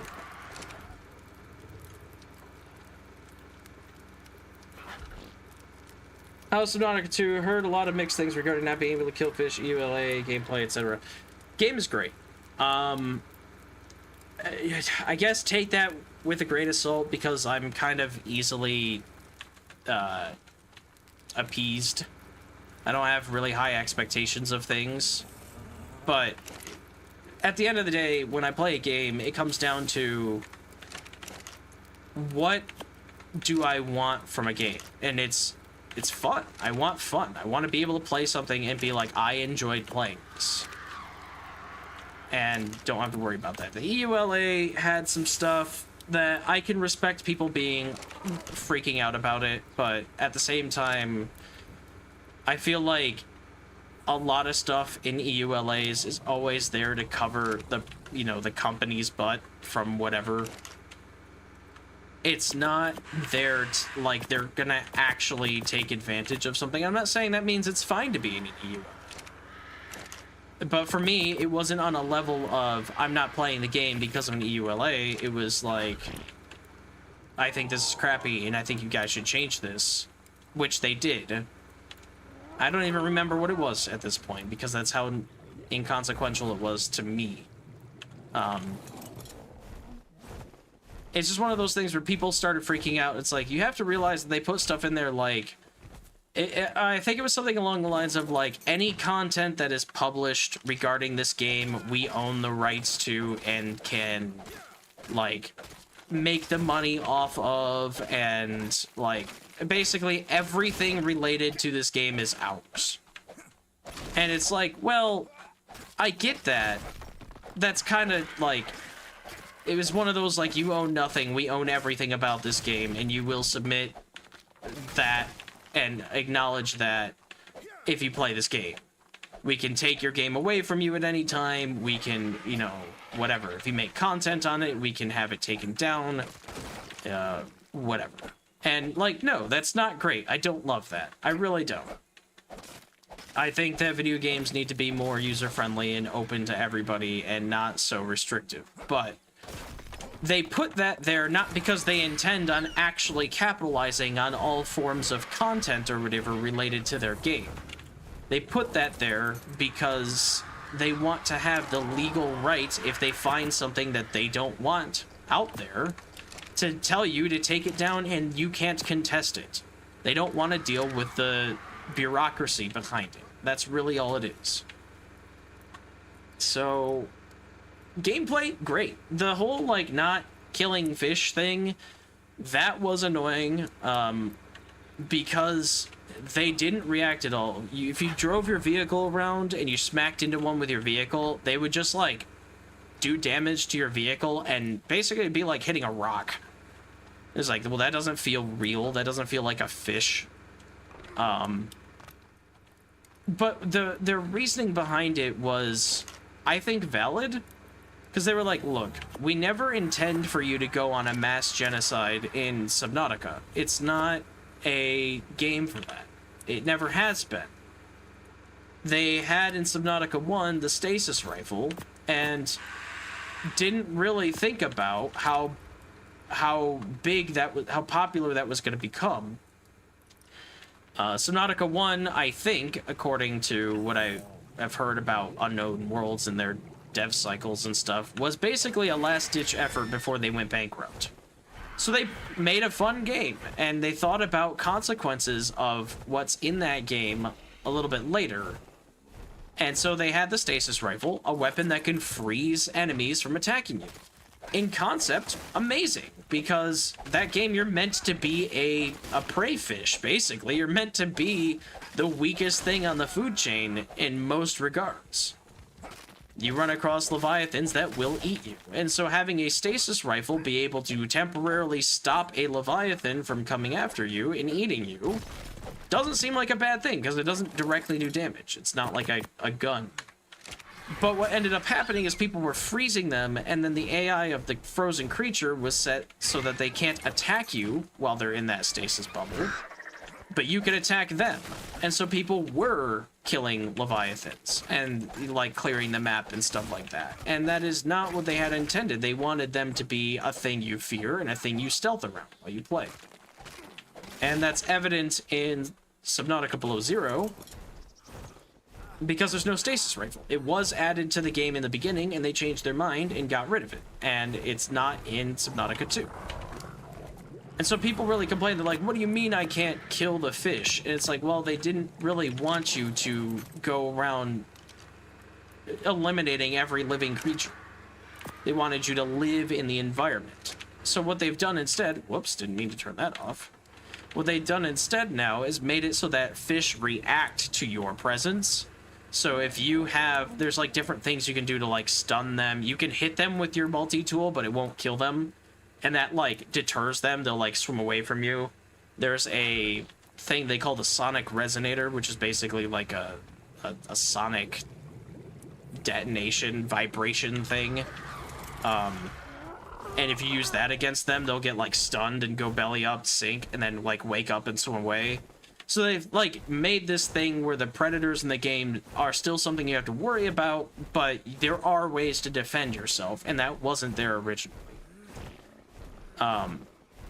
So they listened to their community, and they added some stuff. I think it could be still a little bit better in some regards, because there's certain spots where they put, like... for example, towards the end of early access right now, there's a couple spots where there's these thermal reactors, which you need if you want to use thermal power.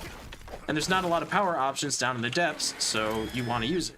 But they also put a bunch of really annoying fish around that will attack you if you go anywhere near it. So it'd be nice if there was a way to, like, permanently vacate them away from that spot and make them move somewhere else. And they don't have that. But it's still a great game.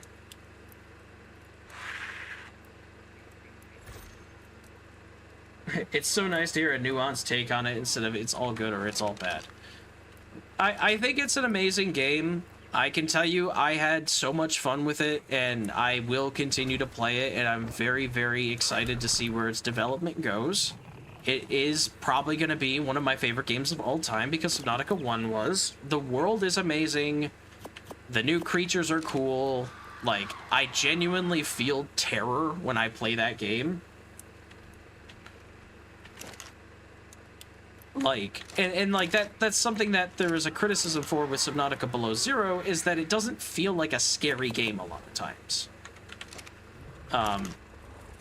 And they have since, like, found that again. They didn't intend for Subnautica 1 to be a horror game, but it kind of turned into one. And so Below Zero took this different approach where it wasn't so scary. They still had Leviathans, but it was like, I don't know, it has a different vibe to it. Subnautica 2, the first 5 minutes of Subnautica 2 ends up throwing you into, like, a void area. It's extremely dark. There's titanic things around you. There's sirens and earthquakes and shaking, and it's like pitch black, and you're like, I'm gonna get eaten. Something lives down here. Like, you genuinely feel terror in that first couple of moments, because they do that thing where it's like, you wake up, everything seems fine, you interact with a couple things, then you open up another door and it's like catastrophe. And you're like, oh no. It's kind of like, it gave me the vibe of like Dead Space in a way, and I haven't even played that much Dead Space. It was like, boom, something's wrong here. This should be a perfectly well-built facility, and instead it's got like fungus growing on the walls, and it's got like leaky ceilings because you're underwater, there's sirens going off, and then they have you jump into the water, into the void, with barely any light, and all this stuff happening atmospherically, and you just feel the terror. And then they do this really cool thing where you, in order to like get to the part where you have a life pod and you can build and play from there, they're like, the life pod can't jettison, you must manually go and activate it so that it can jettison. The switches are on the back in the void, and there's like nothing around you but empty dark ocean. Actually terrifying for people who have thalassophobia, like me. Awful. Hated it. Best moment of the game. Like, best intro opening of the game. I love it more than either of the other ones for openers. I can't rant and rave about that enough. It's so good because it makes me feel such genuine fear that I'm like, I hate this. What a fantastic game. What a great way to design a level.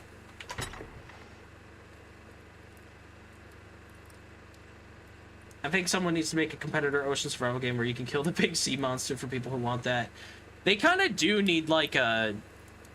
I don't know. I saw something on... oh, by the way, hi, Panzer. I saw a thing where they were like... It was like Sea of Thieves, I think it was. And somebody was like in their ship and they were like, guys, why did the water change color? And then all of a sudden like tentacles pop out. It's the Kraken like coming after their ship or whatever.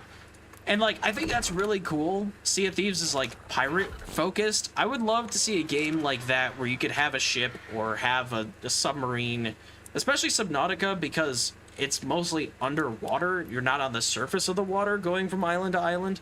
I would love to see another submarine game where you live in the water, but like you do have to go get rid of those monsters because they will encroach on your territory and they will eat you or whatever. I would love, because in a way, comparing this to like Ark, for example, Ark has this thing where you have to push forward into dangerous territory in order to progress, and those things will eat you. So you have to learn how to deal with them and eventually conquer them. And I would love for that to be in a Subnautica-esque game where it's like, the end of the game, let's say, is the Kraken. No, you must go to the Kraken because that is how you beat the game, and the Kraken has something that you need. But it's not going to give it up. It's not just going to... You can't scare it off. It's the Kraken. So you're going to have to, like, fight it. Maybe kill it. You know, whatever it is. Maybe the resource you need is meat for some reason. Whatever the explanation is. I would love to see that. I would play that game a lot.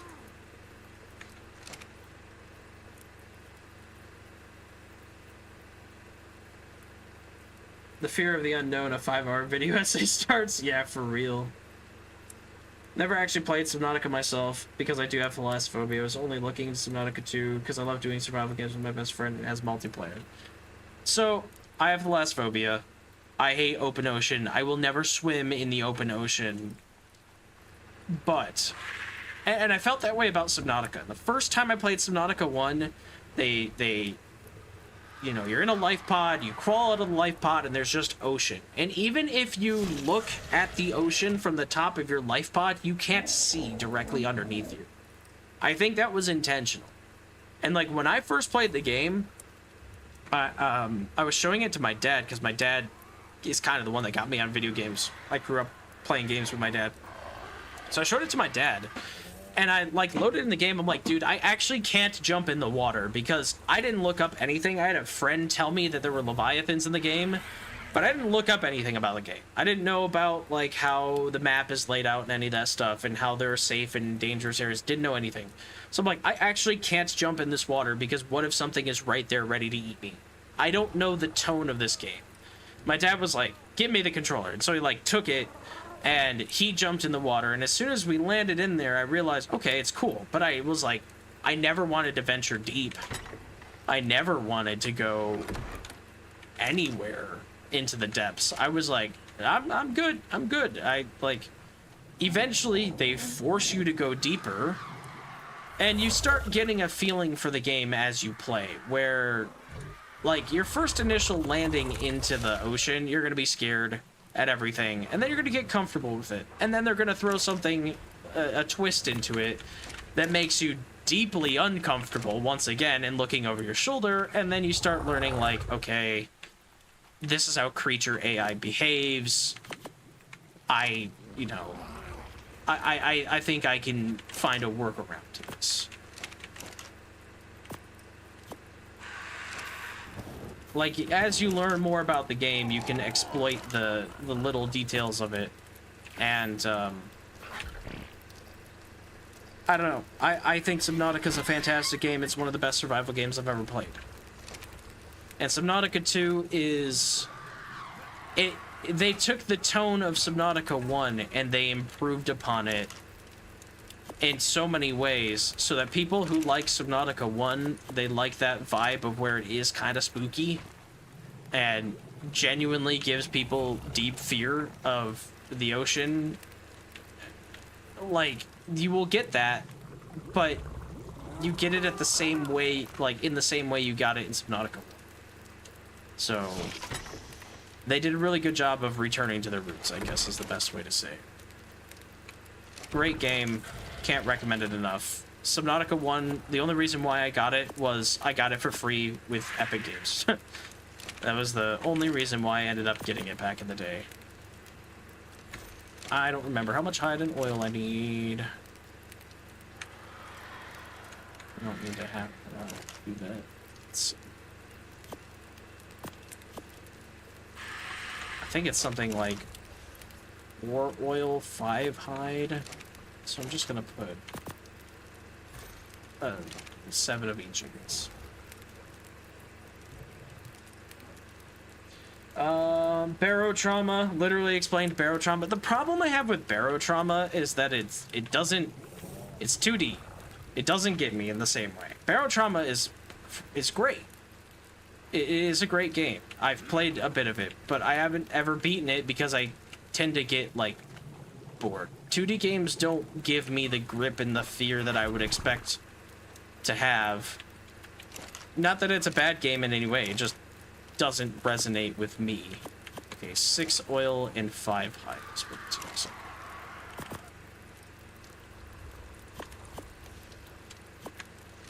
But Barotrauma is a really, really good game. Although, most of my experience with Barotrauma comes from watching others play it and me playing, like, the first couple hours of it. And then I watched Markiplier back in the day play Barotrauma, and he and his friends couldn't do anything. They were so bad at it, that it became a comedy more than it became a horror game. because they couldn't pilot the ship, and at the end of the game when they gave up and stopped playing it, the submarine was dragging on the bottom of the ocean floor, and Mark got left to die like 3 times. There came to a point where he was like trying to get back in the ship, and they had to open the bottom hatch but couldn't get it open and couldn't figure out how to open it. And so he was literally there trying to get in the ship, running out of air, and they watched him drown directly on the other side of the hatch and never found out how to let him in, and then his body just slowly floated away up it. And it was so hilarious. And Barotrauma is not supposed to be a hilarious game, but god, it's a comedy thing in my brain now because of that clip. It's such a good movie.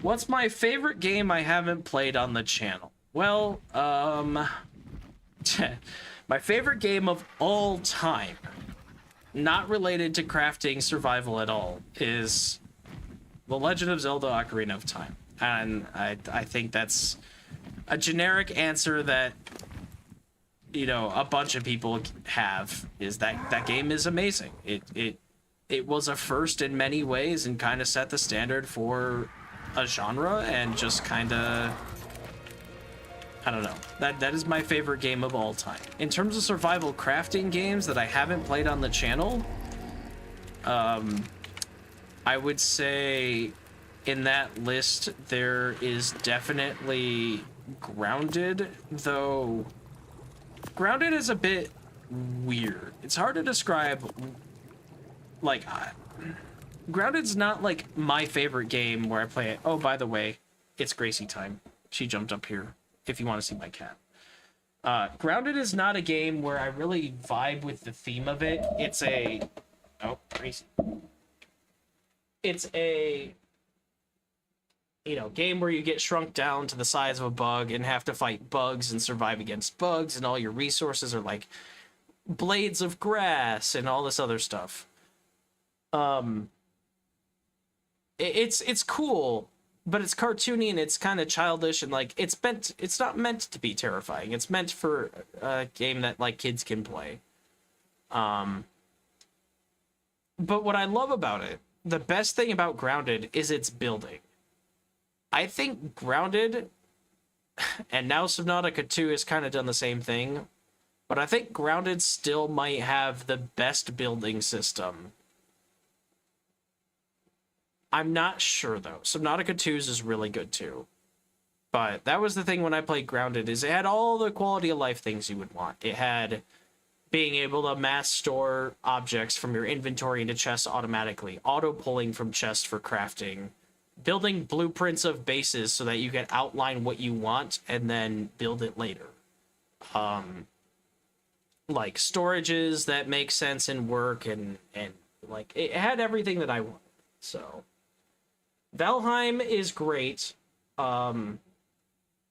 I have played it. I've put like 400 hours into it or something, 500 hours into it. It's a fantastic game. I love Valheim. That's also up there on survival crafting games I would recommend. That was the next one I was going to say. Grounded 2, I want to try, but it's still in early access, so I'm going to wait for that to come out. Yes, this is Gracie. She is 6 years old as of Memorial Day in May. So she is 6 years old. She doesn't usually like being held like this. Usually she squirms a bit more, but she's actually being pretty cool.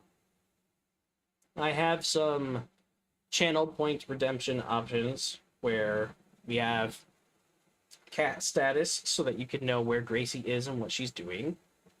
And then I have cat cam so that if she's in the room or whatever in a place where the camera can be moved, I will show her on the camera. And then we have cat stardom, which is basically stuff like this, where I actually grab her and put her in front of the camera and hold her, sometimes give her treats, pet her, talk to her, you know, that type of stuff. She's actually being really chill right now. She does want down now, though. She's had her time. She's good. Gracie is mostly a streaming thing only. I have thrown her into a couple videos. I think the first one I did was Vintage Story Sky Challenge. She's in there. I think she's in the background of another one. I don't remember which one. But she's kind of a streaming thing. Aren't you, Gracie? We have some fun little emotes that you can get or use as a follower. Stop rubbing against the microphone. Yeah.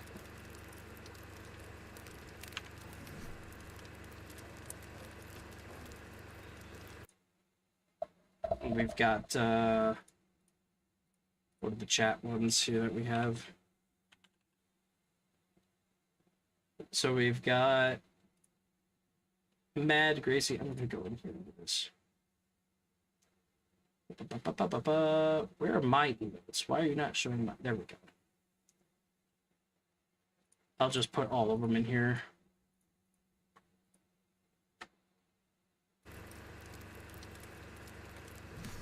So we have some fun little emotes that I made.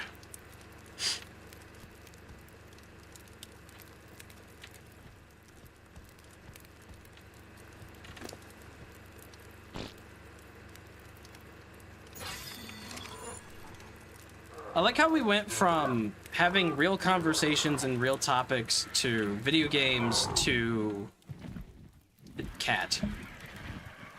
This is why I like streaming for people in general, is I love the change in conversation and all these topics and stuff.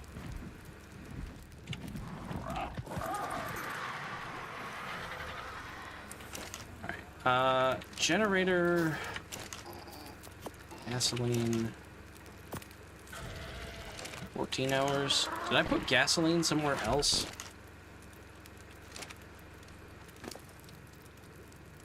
No. I just don't have that much gasoline. Okay. I don't think I have what it takes to make a vault, not by a long shot. That's gonna take a lot of polymer. Actually, 90 polymer is not that bad. 70 oil, I can go get. Cementing paste will be a problem.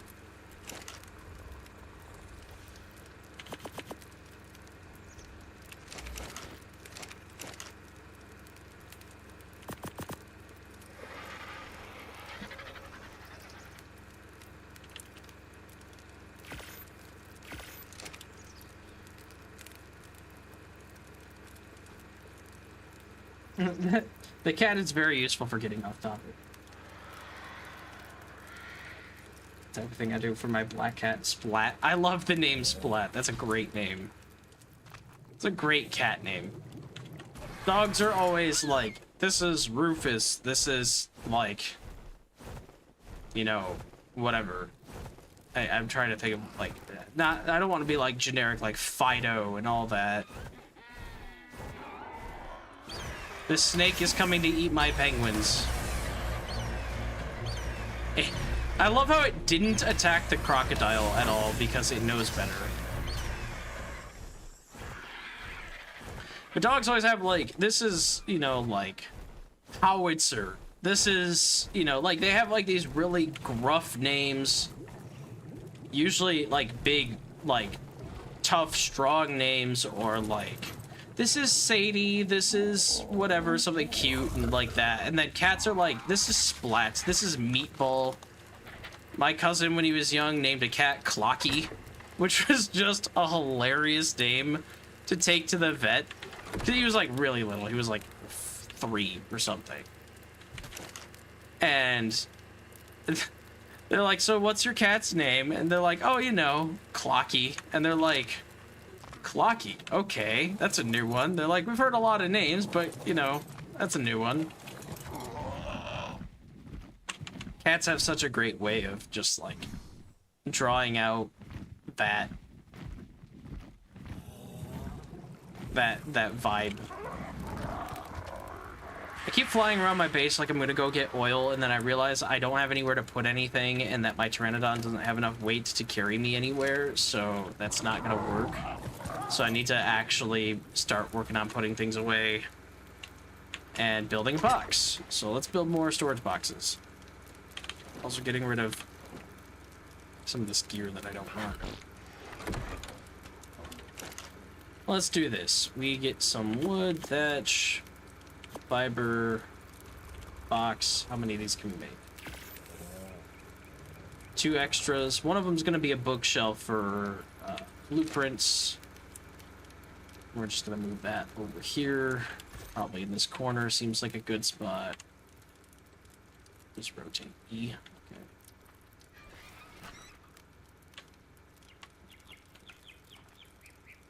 And I would guess... Oh, it's so hard to see. Actually, wait a minute. Come on, me. I've played Ark before. Just need to get the angle.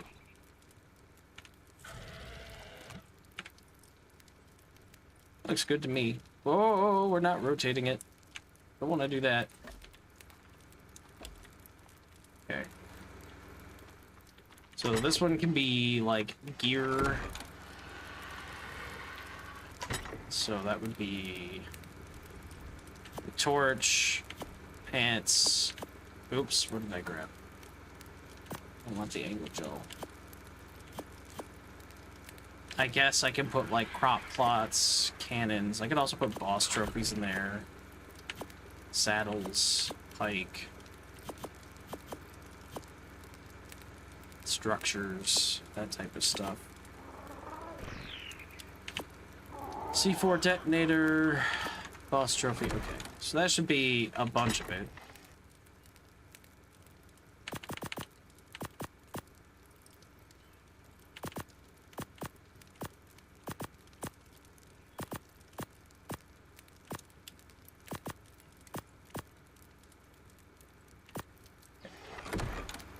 Let's see. Guessing I've played the original Ark since I'm on ASA. I've had the yearning to get ASA and try it, but well, it's Ark and I already need to clear my drive. Yeah, so, yeah, I played ASE.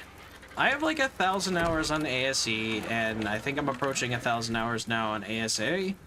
I really enjoy Ark. I truly do think that Ark is one of the best survival games ever created. It's definitely got its problems, like most things do. How do I want to do this? Maybe put it like over here. It's definitely got its issues. The delays on the releases and stuff are kind of obnoxious, but you know, it's a great game. I really think that Ark manages to do a lot of things that a lot of survival games struggle to do. I love in Ark that every creature has a use, even if that use is suppressed, or not suppressed, surpassed by another creature similarly. Like, why have a whatever, like a Tapejara instead of a Pteranodon? Kinda isn't a reason. They're kind of the same. One has a little bit more carry weight, but one's faster. One allows you to have additional riders, but doesn't really have to wait for that. Like, and then you get into later stuff where there's like griffins and stuff. It's like, okay, why would I even use this creature? But I love that it exists. It's there. It's an option. Ark gives way to having a lot of challenge opportunity, and I like challenge gameplay, hence the vintage story challenges. But like, I love that I could come into Ark someday and just be like, okay, no flyers. I'm not allowed to use any flyers. No cryopods. I'm not allowed to do that. You know, whatever. I could be like, only whatever, only herbivores. There's a lot of options.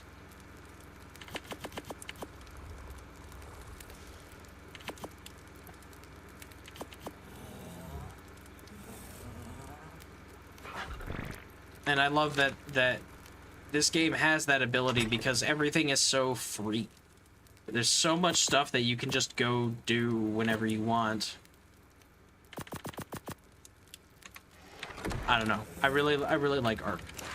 It's a great game. Cat's name is Splat. As a kitten, he was really bad at jumping. Heat stroke induced brain damage. Oh. He's born under an old chicken coop mid-August. Yeah, maybe. Parent cats are Splat and sister Toffee, and two older ones, Isis and Bast, who are also sisters. Isis and Bastet. Yeah.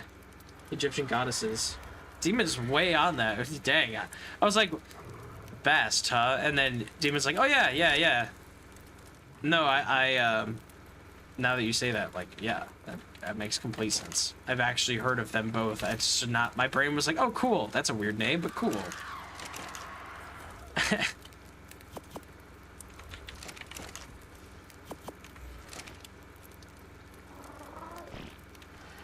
Twitch censors ISIS. Well, yeah, there's a reason for that. It doesn't censor it for me though in this chat that I have.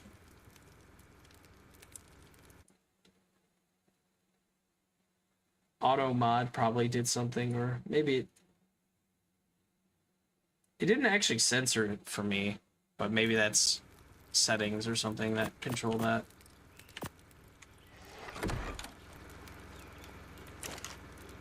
I used to play Smite a lot. Yeah, that would do it.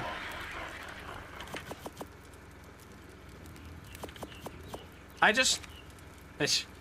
think Egyptian mythology really got a spotlight in, especially Western culture. But yeah, it got a crazy big, like, hit in Western culture for some reason. Like, I don't know.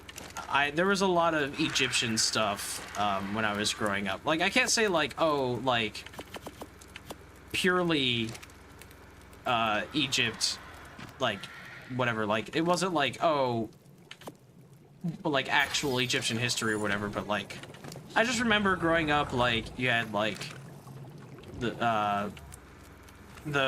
like Return of the Mummy and that type of stuff with Dwayne "The Rock" Johnson, and you had like, I guess it's not really a Western thing, but Yu-Gi-Oh was really popular in the Western world as an anime, and that's all like Egypt themed. I was a big diehard Yu-Gi-Oh fan as a kid. Still kind of am, honestly. I really think it's a cool concept. I mean, it's a card game, whatever, fine.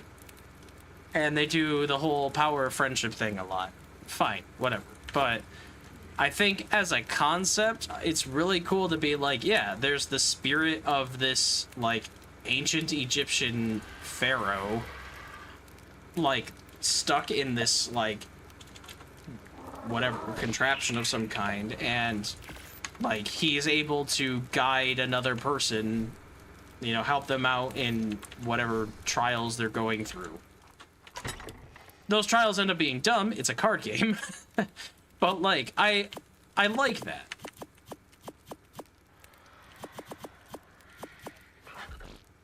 I don't know how I'm organizing this stuff anymore. I guess I'm trying to keep trophies separate from gear.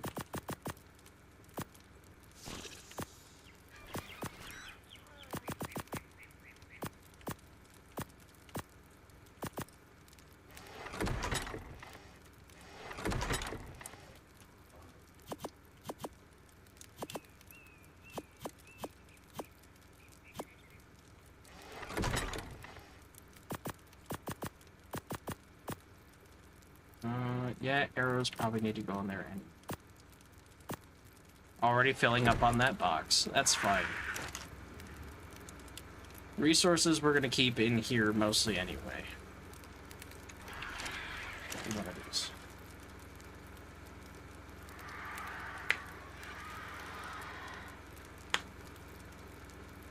We got Isis and Bass. They were actually told they were male kittens. Turned out to be very wrong. Their original names were Loki and Thor. Love that too.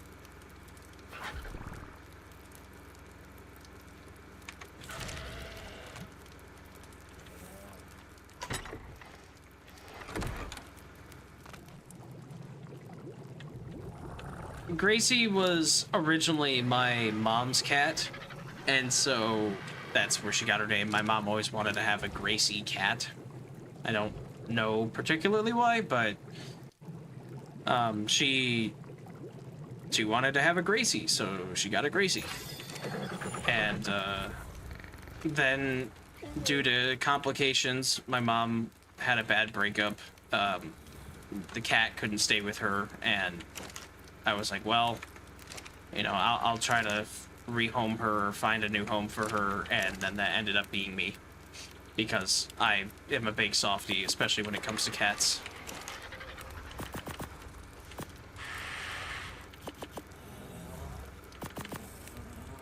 Cats are my favorite creatures.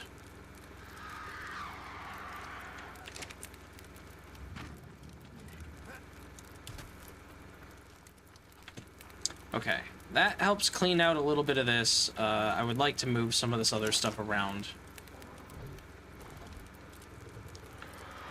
Sort this a little bit more, but I also want to work on getting a vault. I'm stockpiling tons of resources here.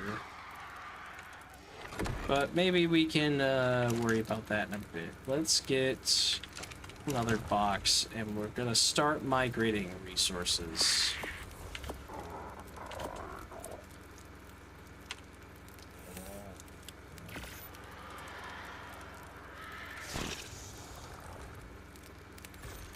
Splat's actual name is Sesame. He and Toffee are food themed. I love that. Cats are definitely one of my favorites. I'm a horse guy too, though. Horses always kind of scared me as a kid because they're just so big. They're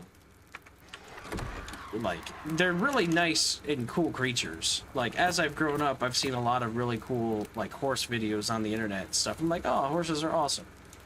But, like, the whole thing of, like, this is, like, several times your size and weight and could actually just take you out immediately if it got angry with you was always something like, well, maybe I don't want to have that around me. I also went horse riding once at a camp. I rode on a horse. His name was Sarge. He was a big stallion and like larger than other horses. He was just a big horse. I couldn't tell you breeds or anything like that. I don't know my horses that well, but I rode on him, and he had a weird temperament. When I was riding him, he kept trying to bite the tail of the horse in front of him, and they're like, oh yeah, he does that. And I'm like, what do you mean he does that? I can't control him. What am I gonna do? Tell him no? What the heck is here? Oh, tree that didn't render in. I was like, what is here that's stopping me?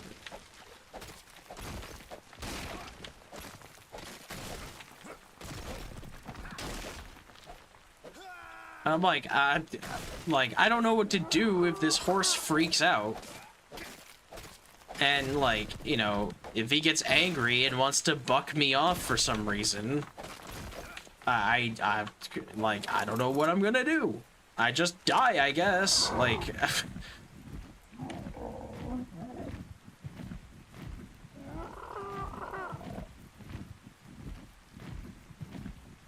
I also love my pet shrimp. I'm an animal lover in general, I guess. I mean, me too. I think animals make the world, you know, what it is. It's animals have like beauty to them, and it's like really cool and like inspiring to see animals just like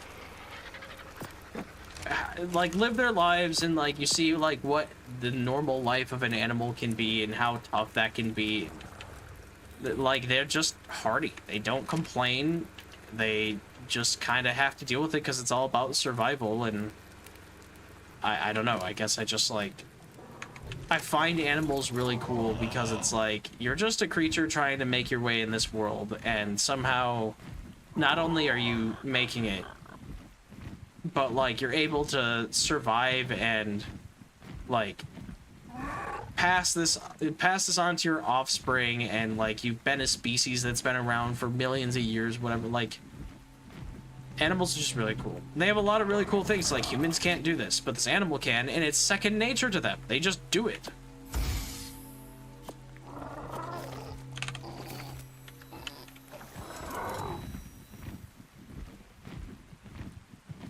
I'm autistic, and horses have always been my special interest since I was conscious, pretty much. When I got thrown off a horse multiple times during my 7 years ride, it never deterred me. I think, for me, the fear of horses is a ignorance aspect of it. I don't know enough about... Oh, man, that drop just went away. Unfortunate. I don't know enough about horses to feel like I can... Like, I can be comfortable around them. If a horse freaks out, I don't know what to do. You know, if it starts going wild, if it's angry, if it, you know, starts bucking people off of it, even if that's me. From what I've seen, horses tend to be like, they get angry, they buck people off or whatever.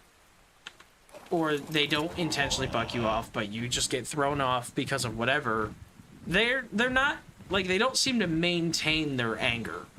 They seem to, like, knock people off and then kind of, like, run away and cool off of it. They don't, like, come back with a vengeance or anything. I'm sure they can, especially stallions and stuff. But, like, for the most part, a domesticated horse that is, like, around people, if something bad happens, seems to be able to, like, just kind of, you know, it might get mad that one time and then it calms down and everything's fine. But it's the event of, like, maybe it doesn't calm down, or maybe, like, another horse gets mad at it and the two of them start to kind of, like, mess with each other. Like, the one I was riding was biting the tail of the one in front. I'm like, I don't know why you're doing this. If this is a weird, like, mating thing, if you're, like, into this other horse, because I think that was a mare. I'm like, so, like, is this going somewhere? Do I need to leave? Or are you, like, mad at it? Like, I can't tell. I don't know what is the cause of this. And it also doesn't help that, like, the handlers that were there, because this was, like, a camp where they had regular horse riding, they're like, yeah, it's cool, he just does that. And I'm like, what do you mean? To educate me. Tell me, like, oh, yeah, you know, he does that. What it is, you know, like, maybe you're riding a little too close to this other horse, so here's what you should do. He's not gonna buck you off or anything. He's never done that before. Anything like that to explain the situation, to make me feel more comfortable, would have been great. But they're just kind of like, yeah, it happens. I'm like, what?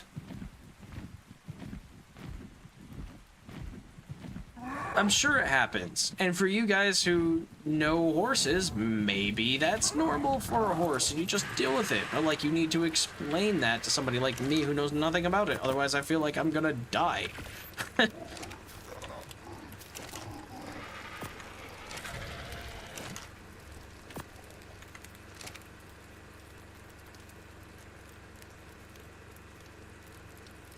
The main thing that helps people to understand horse behavior, IMO, is that they're prey animals and with very specific social hierarchies. Yeah, they're prey animals, so they tend to be, like, skittish and, like, will run away more than fight.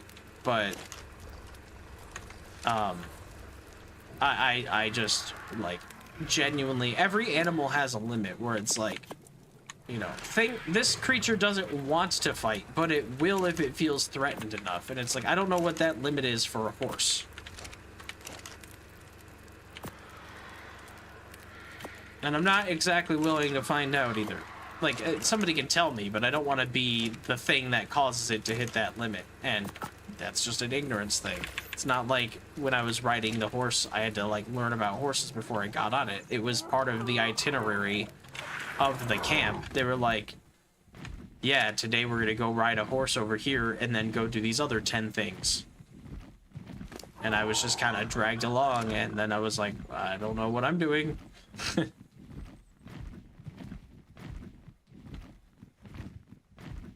Sorry, I had such poor experience. People have great times with the horses. My experience, 9 times out of 10, bad times as a result, fault people around the horse causing it issues. So, it wasn't like a, you know, a terrible experience or anything. I'm not, like, traumatized by horses. I've just always had this thing of... I respect the creature. Horses are bigger than me. They are, you know, way stronger than me, obviously. It's one of those things where I have to respect the animal. And so any creature that's like bigger than me, I will have a natural fear of it. Not because I'm like actually afraid, but because I want to respect its boundaries. But I'm also not educated in a way where that's going to disappear before I get to it. I'm not educated in a way where like I know what those boundaries are. So I'm cautious, but I don't know how to deal with it, like what to actually do. It'd be the same thing though if you ran into the woods and you found a bear. I don't know the first thing about bear safety. I've heard the stuff about like, you know, act dead, play dead, you know, that type of thing. I've heard of, you know, especially just give them a wide berth. Let them explore and do whatever. You stay away from them. But that doesn't seem like because that's going to trigger something in their behavior. More of a, it's a bear, you're a human, you lose this fight. It gets whatever it wants type of mentality. But like, I couldn't tell you exactly what to do. Like, okay, you wake up, there's a bear in your camp. It's eating your food. Probably the best thing to do, I would guess, is to be quiet and let it go rummage through your stuff. And then when you don't hear anything anymore, go outside and pick up the mess. But what if that bear knows you're in there and wants to get in your tent? Should you leave your tent? Because it can get through it. There's nothing stopping a bear. If you leave your tent, you're gonna probably anger it though, so you can't really leave. So do you stay or do you go? Couldn't tell you.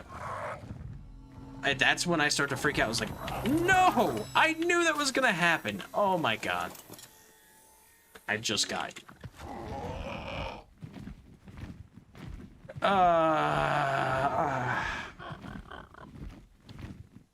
Man. Whatever. You know, that's kind of the thing, and so I feel that way about any animal. I am very logic oriented, and so in every situation I'm trying to create contingencies, because that's just how my brain works. You know, there are 50 paths. What do I do in every circumstance? I overanalyze and overthink. I have a very hard time of just adjusting and being like, oh, well, you know, this happens, so I'll just roll with it. Like, I am very much like, I need to know what could happen, and then account for what could happen. I'm still gonna be fine if something doesn't go the way I anticipated. But even in that moment, then I'm like, how do I fix this? Like, what do I do? So, you know, you're driving a car, and you're like, I'm watching other drivers. I'm at a light. I'm making sure that they're all stopped. Somebody could blow through the light, so I'm going to make sure I'm watching. As I go through, I'll drive carefully, watch the car in front of me because they might slam on their brakes. There might be people crossing at the intersection. Like, I'm actually thinking about all of these things as I'm actively driving like you're supposed to. But if, like, you know, there was a protest in the middle of the street and I couldn't get through, I'd be like, what do I do? I need to go. I can't go. I can't turn around legally. Do I wait here and call somebody? Like, what do I do? And then I would start thinking about, like, okay, so, you know, if I call, what happens? If I don't do anything, what happens? If I turn around, what happens? Like, I would actually start analyzing the new situation that's developed in front of me until I have an answer that I think is most appropriate. That's just how my brain is. So, I do that with everything. Playing video games, organizing my life, whatever it happens to be. That's just how it is. Okay, so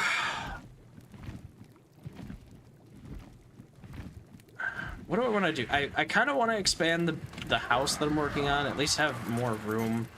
I don't really want to move all these resources, but I probably should.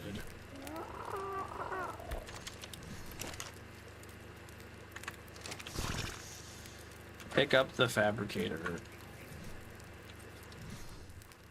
Put that over here. Can you not snap? I want you to rotate. There you go. Maybe here would be good.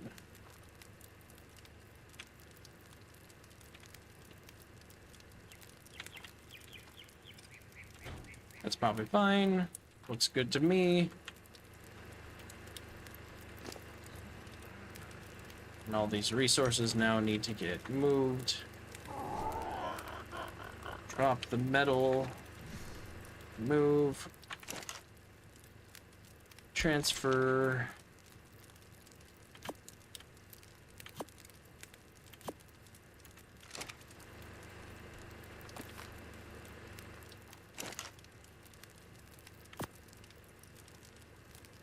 I guess it's easy for me to say all these things having so much experience with horses. I hope that one day you can have a pleasant, relaxing experience with one. Yeah, I'm not against it at all. You know, I don't have like a fear of them, and I'm definitely open to it. It's more now a thing of accessibility, you know? Like I don't know anybody who has a horse anymore. The ones that were near my grandfather's house, that neighbor is not dealing with horses anymore. His daughter grew up and he's old, so that's a whole thing of just not something he's doing anymore these days.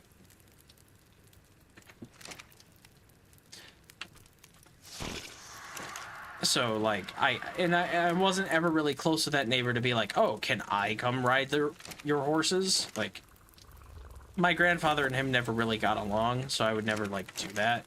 I've got people down the street, but I also don't feel like it's kind of appropriate to be like, hi, cool horses, can I ride them? So an opportunity would have to present itself. It'd have to be like I'm going somewhere and you know, there are horses there. One of the things I could do is horseback riding, and then I'd be like, okay, yeah, like maybe I do that. Give it a shot.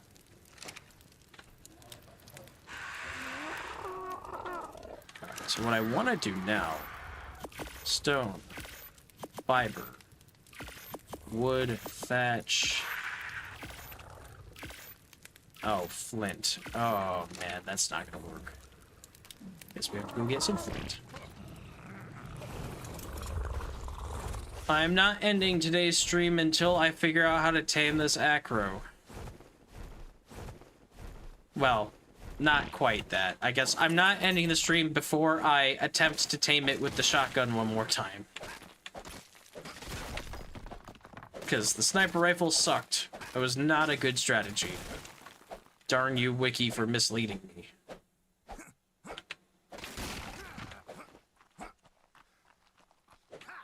So I gotta make more gunpowder. And that means more charcoal, and that means more flint, because I have none, because I turned it all into spark powder. I guess in the meantime, I can go... There was a theory that was not too far away from here at one point, and if it's still there, I can go tame it, and then having a high-level theory would be great for a start for a boss army.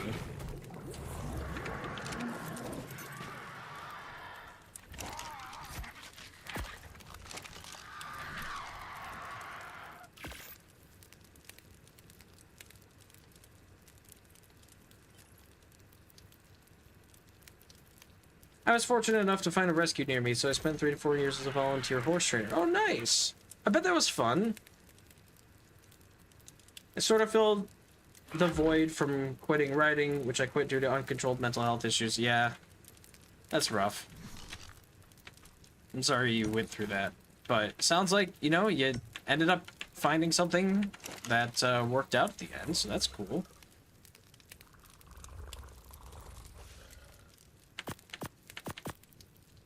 Mental health struggles are a real concern for sure. It's tough because we don't have a society that regularly accepts mental health. I mean, we do in some places, but we also don't in a lot of places, so... yeah, it's rough. Especially if you've ever had to deal with that stuff in an older era. Like, mental health struggles in the early 2000s or the 90s or even before that, you were laughed at. Like, what do you mean? I appreciate that today's society can definitely be like, look, I need a mental health day. I need a day where I don't do XYZ, where it's just me and whatever I want to do, I need a break. It's very funny. This is more of a, like, again, kind of real topic, but like, it's crazy how like older generations can be like, and I'm not trying to stereotype all older generations, but like, you know, the thing that you often hear is that like, whatever, boomer generation, Gen Xers, whatever, they're like, oh, I don't understand this whole like mental health day, it's just somebody being lazy. It's like, well, no, it's more the fact that things are really crappy. The conditions of working have not really improved at all. In fact, they've gotten subtly worse. And because those conditions are not improving, people like are experiencing more stressful environments in which they need these breaks now. Never used to have those breaks because it was reasonable. People worked 8-hour days. They weren't expected to be on calls and all this other stuff.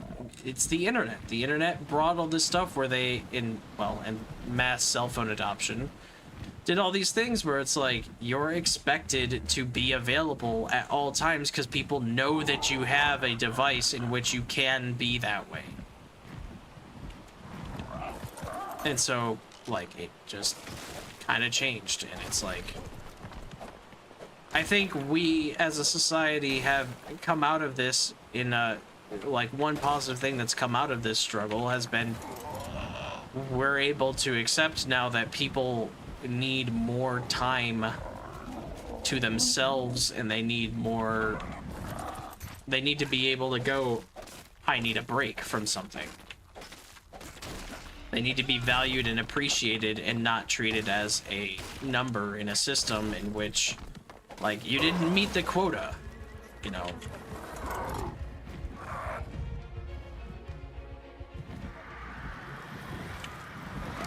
So, the downside, early era didn't really consider mental health issues, but now that we have a lot of mental health issues spread across a lot of different industries, the good thing that's come out of it is people are acknowledging that mental health is a thing that we need to worry about and actually work on and acknowledge as a human population.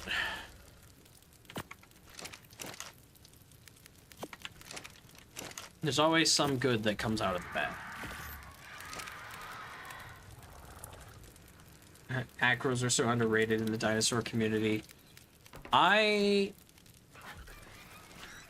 don't know how people feel about them in Ark, but I really want one. They look cool, and I really wanna play with them and see what it's like to use one. In terms of actual dinosaur community, like paleontology, I believe, is the whole dinosaur thing. I don't know anything about Acros. Sometimes it's a 50-50 on whether or not I believe this dinosaur actually existed, because Wildcard throws in, you know, on one hand they'll be like, Acrocanthosaurus, real dinosaur that existed. Also, Griffin. It's like, well, griffins don't exist. Wyverns didn't, or probably didn't exist.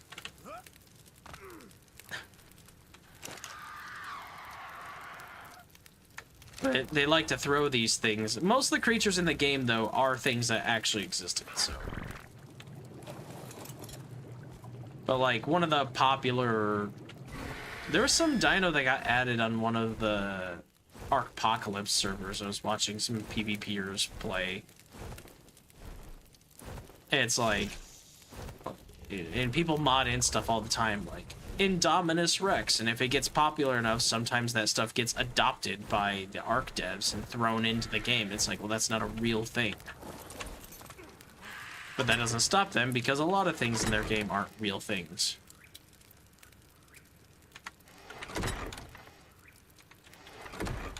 I have this gap behind these chests, and it's bothering me, but I'm gonna try to ignore it. I should have had a wall before I placed these.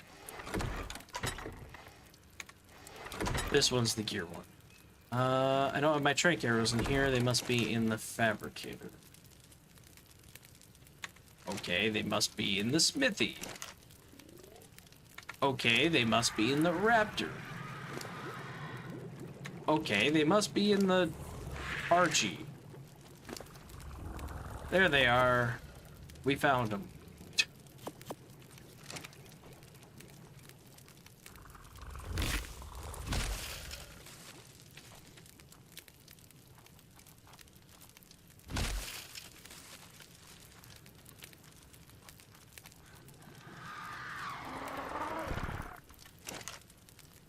What do I need resources-wise? Probably more wood. I was clearing out the beaver. Yeah, let's go get some more wood. That's not the beaver. Beaver. There we go.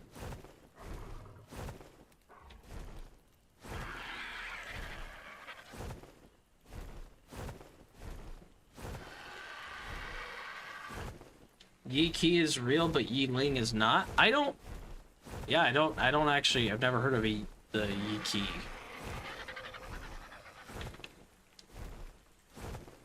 It sounds like a non-Western dino. Like, not. I don't mean like. Obviously, there wasn't that type of stuff back then, but like. It sounds like a, you know, like a. Maybe a Chinese paleontologist found it and named it. I don't know anything about that. That's actually really fascinating to me.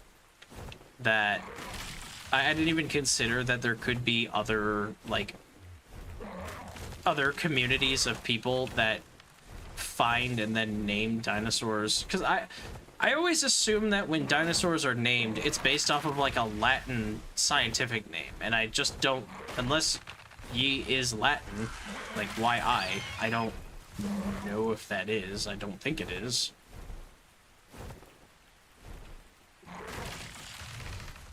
Pretty sure that would be an Eastern, like, pronunciation. Probably Chinese-based, would be my guess. I don't actually know. That's, again, ignorance on my part, but forgive me for not having encyclopedic knowledge as a guy that lives in the United States, just trying to hang out with people. I'm not studying languages, and I don't know that many. I know a little bit of Spanish, because the US doesn't really require that you learn languages like other countries do. Yi Qi is a Chinese avian-like dinosaur that is tied with like 2 other animals for shortest possible binomial name. Huh. That's cool. See, I just always assumed that dinosaurs would be named based off of a Latin. Because, like, that's how a lot of scientific names for things are, and dinosaurs tend to have scientific-based names.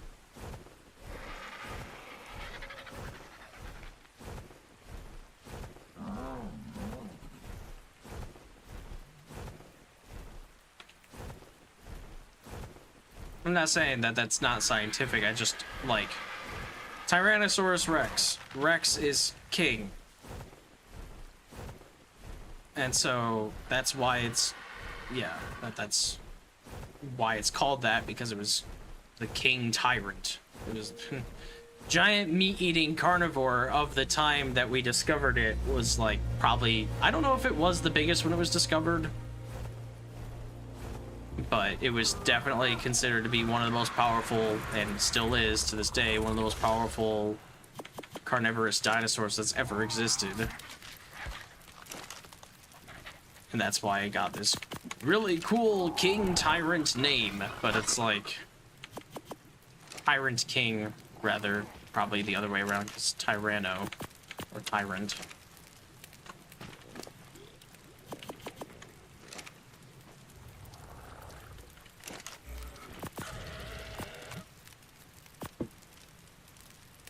But, like, I just assumed that it was gonna be named that way because, like, you think about, like, cats and dogs, it's, you know, Felis catus, domestic cat. That's just, like, I didn't even consider that it didn't have to be that way because I kind of just assumed the scientific community settled on Latin for the naming convention for everything.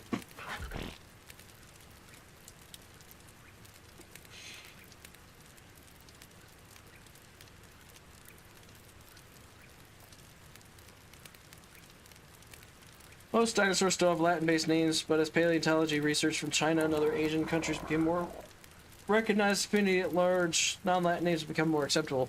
Yeah, I don't have a problem with non-Latin names. I just kind of, I had this understanding, and maybe this is a false understanding, but I kind of always had this, like, understanding that scientific stuff was in Latin. Like, always in Latin. That was just what we have come to agree upon as a society. That everything is Latin-based when it comes to naming conventions, because that's, like in music.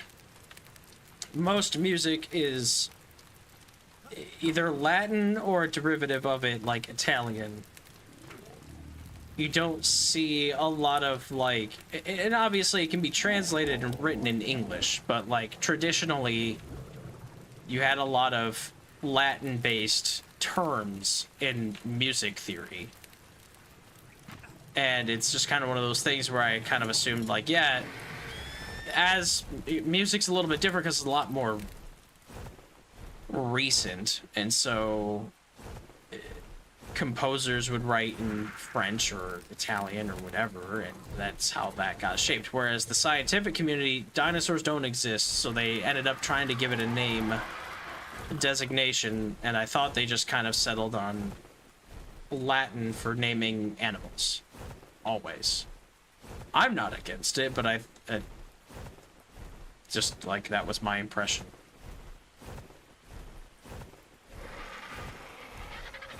So it's really fascinating to me to actually hear that that is, like, there are other names for dinosaurs that are not Latin-based.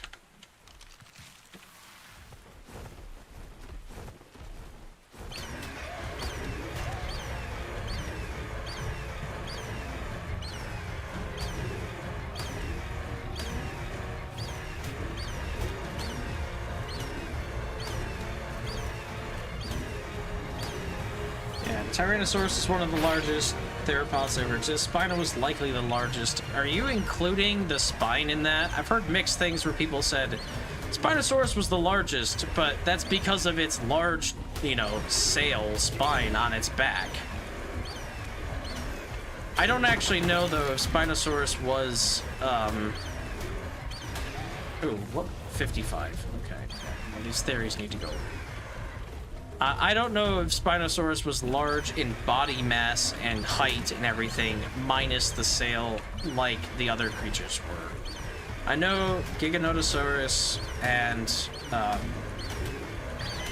Carcharodontosaurus were definitely listed as, you know, other contenders for largest theropod. Hence the name Giga in Giganotosaurus, but I had actually never heard of Acrocanthosaurus before Ark. I'm assuming it comes from a different region, because Giganotosaurus, I think all of its fossilized remains are found in South America, mostly. T-Rex was found mostly in North America, I believe. And I don't know about Acros or Carcas. But I assume same thing, different time period. Another large theropod that existed, probably in a different time period. It didn't compete with the other ones because time.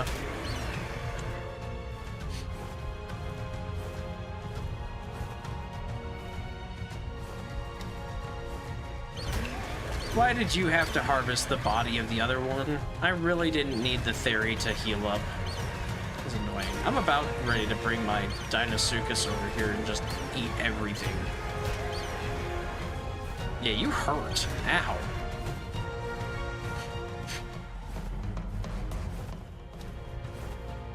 There was a 145 sitting around here somewhere. That was Friday. It's probably wandered off and died somehow.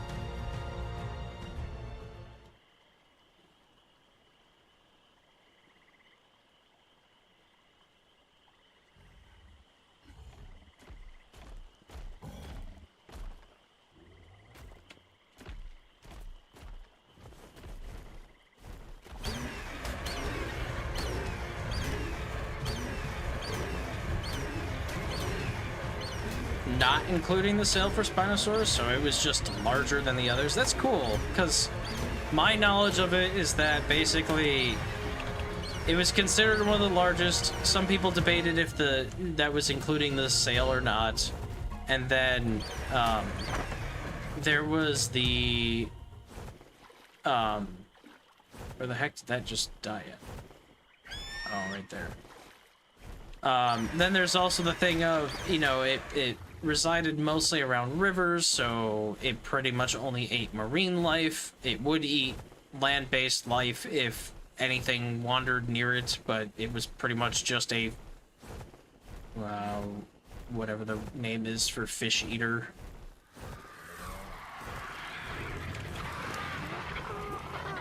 Is that piscivore? I don't remember what it's called.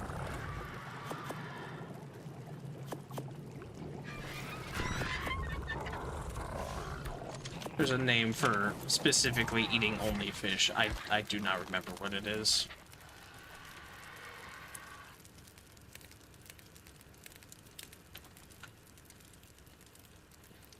I gotta log off. I just want a nap means I'm demanded to go tuck her Royal Highness into the bed, give her treats.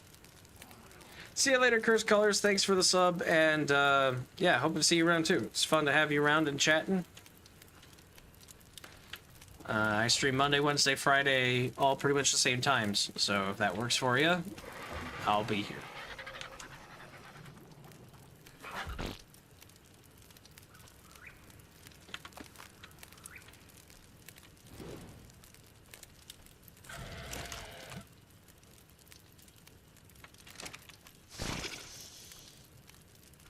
Okay, so I wonder if that theory wandered somewhere. There's a theory. What level are you? 60.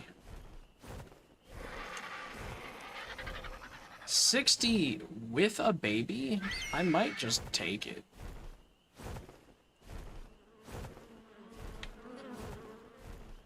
Theories are really obnoxious to tame because of the high torpor drain.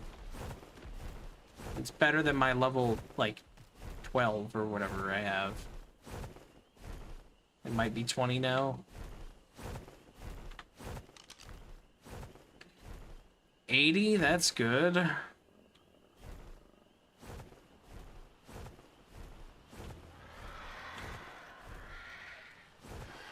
$35.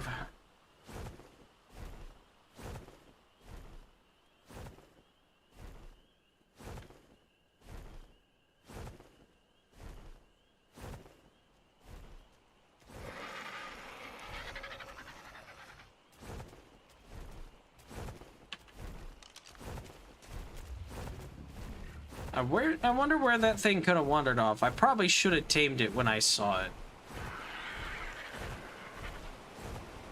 But that was in the middle of me trying to get an Acro.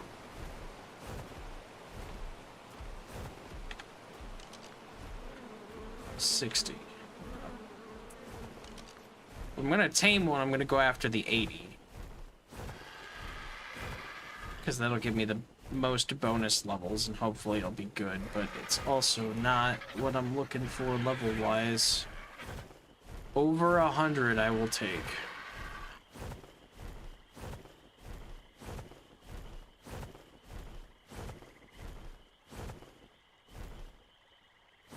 And there used to be one, which I angered and then lured over to my base, kind of. I unintentionally angered it, it got really hurt, and then I wandered in, or I kind of went into my base, it got stuck against the cliff, and I got away. So, if I had to guess, it wandered down the river, probably.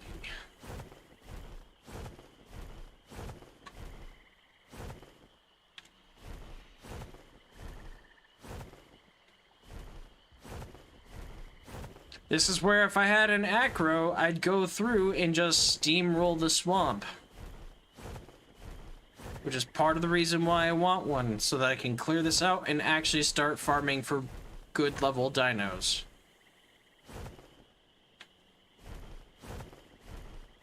It couldn't have died. All it needed to do was attack anything weak like a Dillo. And it's level 145, so everything is weaker than it, kind of. So all it needed to do was attack a low-level anything that decided to piss it off, and it would have harvested it and healed completely.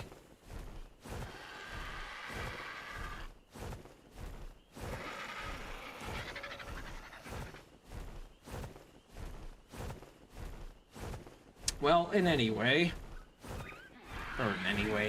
case, rain.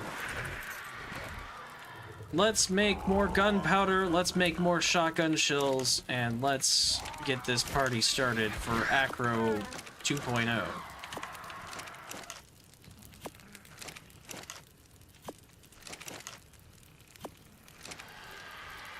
And what are we sitting at?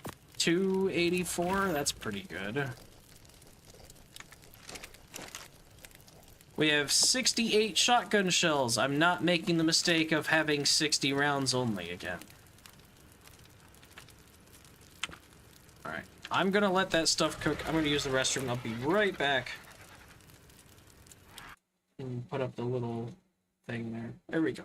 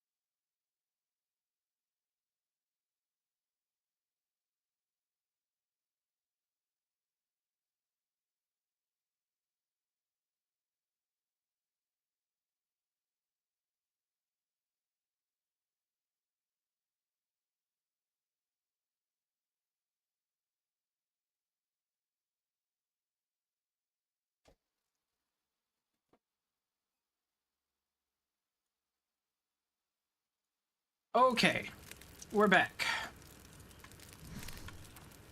So this should be done.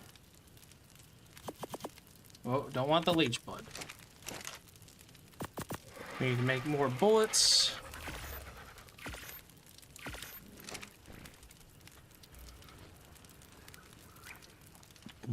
Excuse me. Ooh. Just had a sip of soda before I sat down. And my body was like, that needs to come right back out right now. Okay, so no matter how much I don't want to, I'm probably gonna have to take the RG out to go get the oil. Maybe I could fly there myself.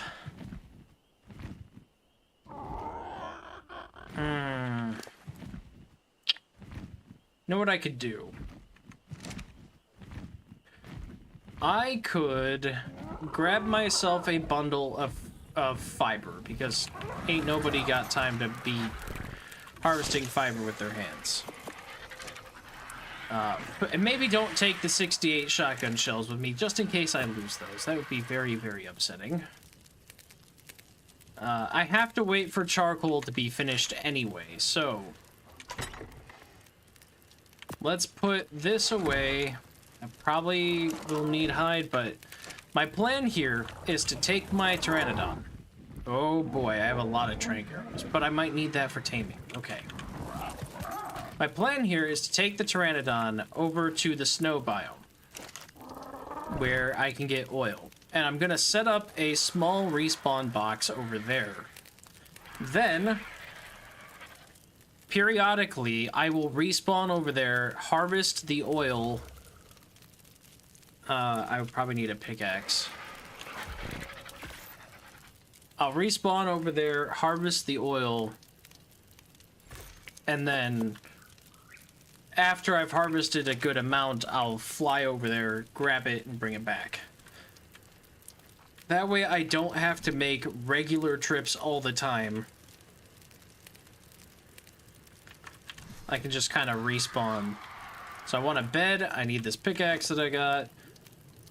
We've got some hide, and the reason why I want to take the Pteranodon to do this, even though it doesn't have the weight for really hauling much, especially because I have 147 narcotic arrows, and that's probably not the best thing to have on something that has no weight, is I'm hoping that I'll be able to level this thing's weight stat by killing maybe an alpha creature or something. I didn't grab a cryopod! Yay me! Also more theories over here. What level? 35, 30.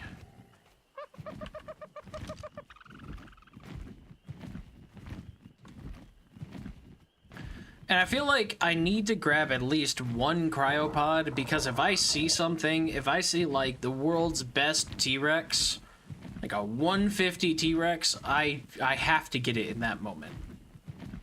Because I didn't do that for this 145 Theory, and now I'm regretting it. So let's grab, I think my cryopods are in one of these boxes now. This one.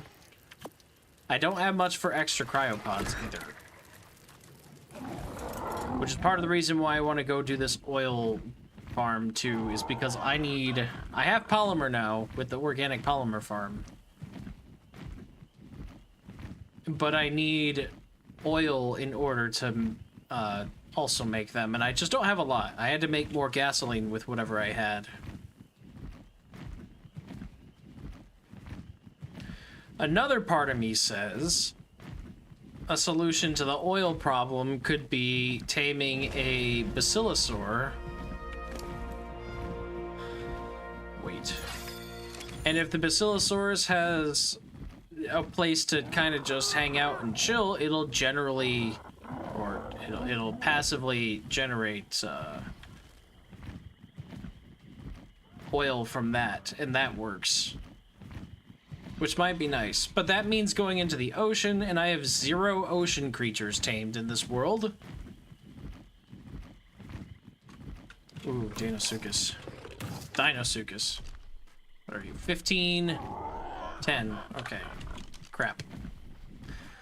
Crap, and not something that I can actually fight right now, because if they gigabyte me and I lose my Pteranodon, it's over.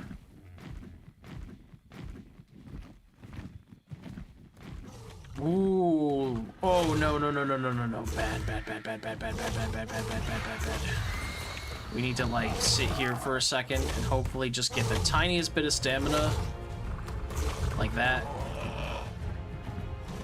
Just enough for me to fly, like, over here. Good enough. Even if they try to follow me now, they're gonna get kind of stuck.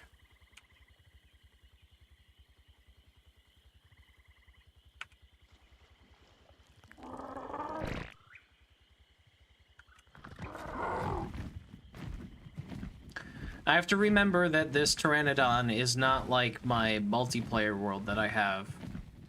That one that I have in that has 900 stamina and I think like 220 weight, so I can usually go a little bit further faster.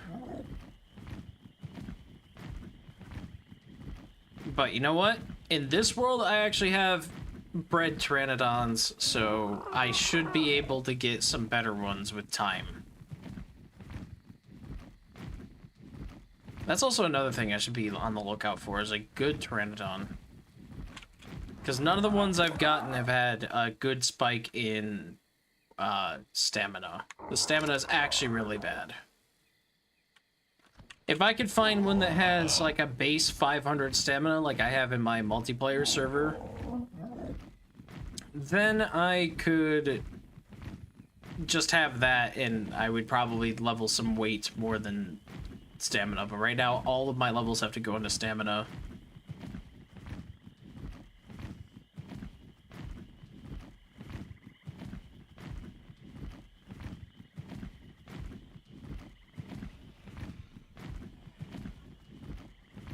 And you can probably imagine now, seeing this, why I don't want to fly to the Arctic all the time.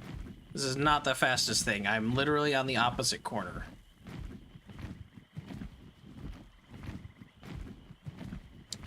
Funny enough, in the server that I'm playing on, there are... We're kind of in the same situation on that. We built over here.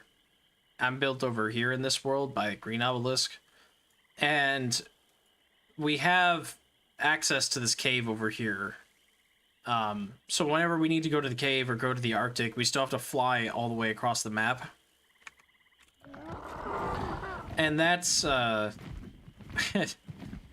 that's not very fun. So we've built some beds and stuff in those regions so that we can just like fast travel there, harvest stuff, and then when we get a stockpile built up, do what I'm doing now.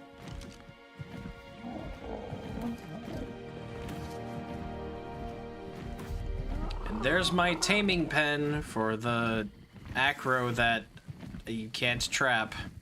And he's not in there anymore because I think he despawned.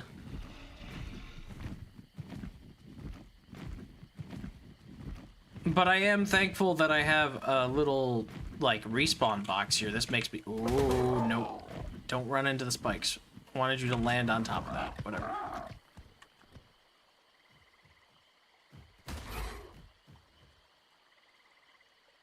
Did they fix the bug with the crazy high-level aquatic animals? I'm not aware of that bug, actually.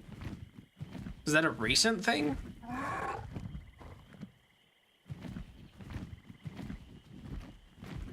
I'm actually going to look this up and see what the issue was.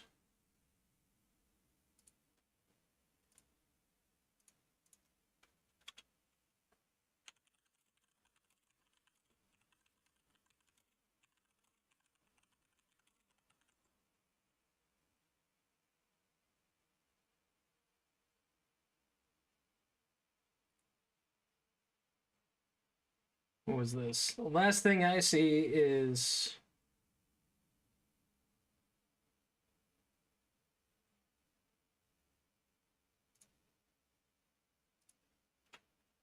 Let's see. This was July 4th. Genesis. Oh, okay. Yeah, I don't know, actually. Yeah, I just looked and saw Genesis. I have not played Genesis yet. I didn't particularly love Genesis on ASE. I thought it was okay, but it was fine.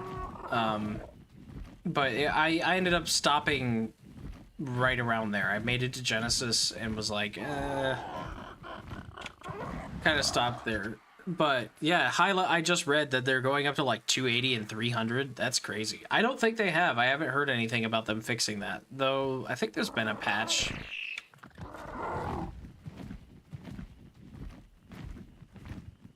I liked part 2. Gen 1 was annoying. See, I stopped because at the time I played Gen 1 and I liked the idea of it, that they were like split up into these different biomes, that the creatures were there, but I didn't really like the you teleport from place to place thing, and I didn't really like the ocean biome. I was gonna go live there. Like, that was one of my main areas where I was like, I want to live out here.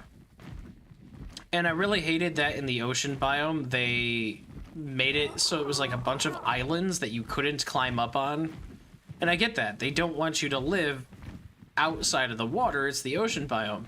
But it means that it's not actually viable as a starting location, which is one thing that I think every map has that Genesis 1 didn't have, where it was like, look, if I really wanted to on the island right now, I could spawn in the snow and it would suck, but I would eventually be able to make it. Go tame a penguin or something. That'd give me insulation, build some campfires, whatever, build a house with that, avoid the snow creatures, kite them away. And like, Genesis 1's ocean was just designed in a way where it was like, yeah, you can't get on any land, so like, how do I get berries and fiber and stuff to make narcotics? And you just kind of couldn't. And that kind of killed it for me, because I had a base in the swamp and I wanted to live in the ocean, but I didn't have the like tech, like vacuum sealed compartments thing yet. I was like, I don't know. It kind of killed my interest at that point. I never played Genesis 2 because of that, because at the time I played a ton of Ark, and when I wasn't interested in, I think I did a ton of Fjordur, and then I stopped because I made it to Genesis, wanted to try it, and didn't like it as much. I never got into Gen 2. I can't wait for Fjordur. Hey, we were just talking about that. You had a level 1000? Oh my god. Yeah, people were saying it was 280 to 300 on one of the forums I was reading. 1000. God, that's... Yeah, you wouldn't even step foot in the water at that point. That's... actually, though, like... I can't even imagine being out here and being like, oh yeah, let me go tame like a megalodon, and then it's level 1000. How the heck are you gonna get that? You'd have like as many trank arrows as you would have for a giga, probably more.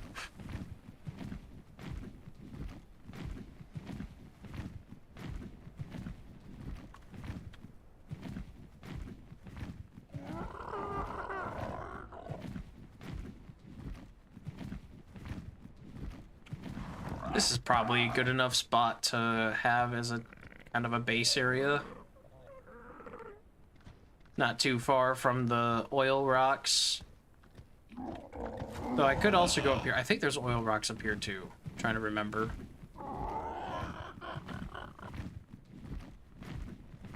On Gen Ascended, they changed it. Ooh, okay. That might have just won me over on trying Genesis again soon. That really bothered me in ASE. That was really bad for me. Also, somewhat the same way with the space biome, but I kind of understood the reason why the space biome was the way that it was. That's a Daedon.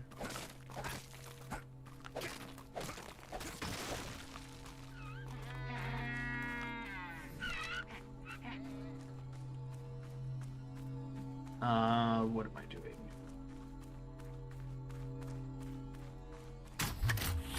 I'll build it out of wood. I have a little bit of stone, but I want to build it out of wood for durability, but also not hating myself.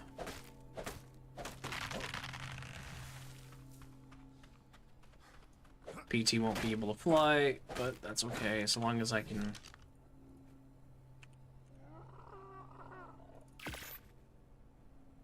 Foundation, wall, and some more.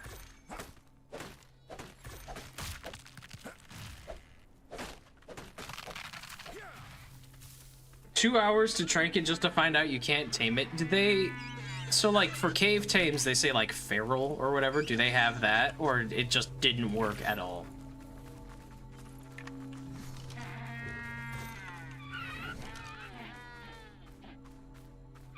Like, did it mess up and they, like, swapped it with cave tames or something?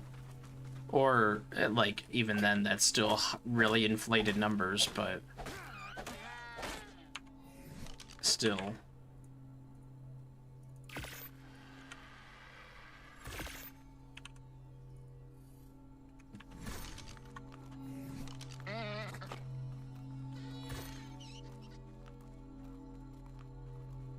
.40 hide and a little bit of wood.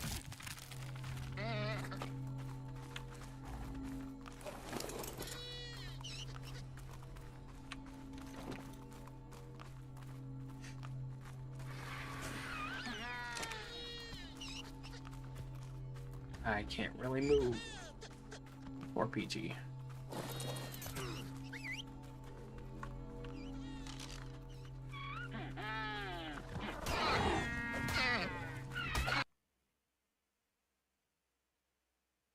Game puts a hard lock on taming above a certain level. Not even commands can tame them? Really? Didn't know that. On Ascended version, Genesis is now basic start location. You might like it now. To give you some sort of information on it, now Genesis Ocean Biome is full of islands. Like the top by... Okay. There's like 40 of them? Yeah. Huh. Oh, day done. Day done. Day done. Day done. Day done. Day done. I don't really have armor for you, and I can't fly, and you're level 55. This is a problem. Ditch the stone. Ditch the wood. Kite the day done.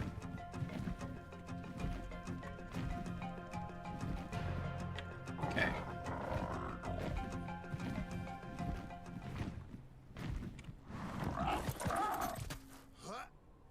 I just wanted a little bit more hide. Right, and just ditch the wood. I, you know, I don't think things before I actually look.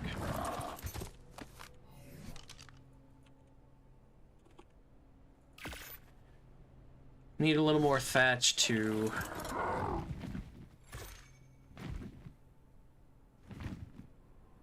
Okay.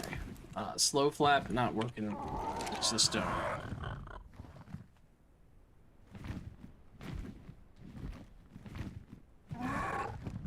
I hope people like the islands. So they did change. The only other thing I know about Genesis Ascended is that they changed the ocean biome to now be more pirate-like, which some people didn't like. I don't know. I don't really know what the consensus is on it.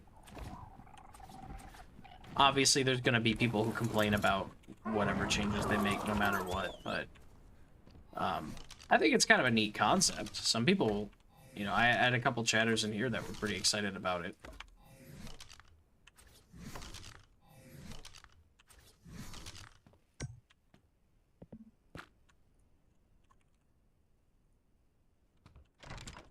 Should probably build a box.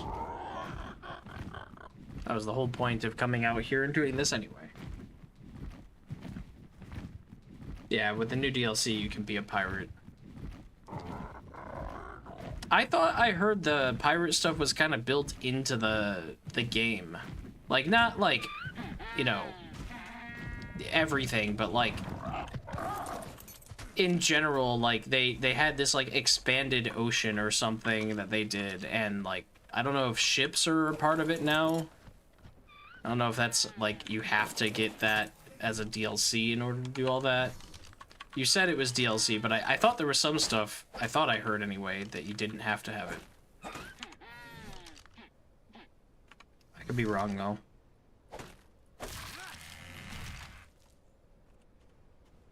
Maybe I misheard, or whoever told me that was misinformed. I haven't been following it because, like most Ark expansions, I expect it to be buggy.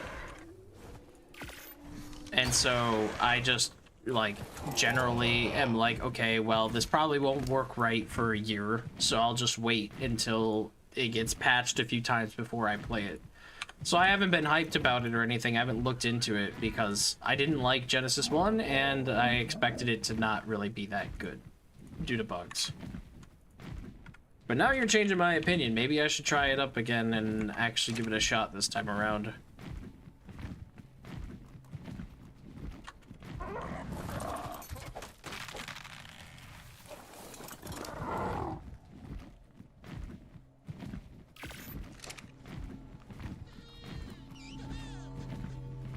Doubt there's anything useful here. A box. Gee, thanks. After I built one. That's okay, though.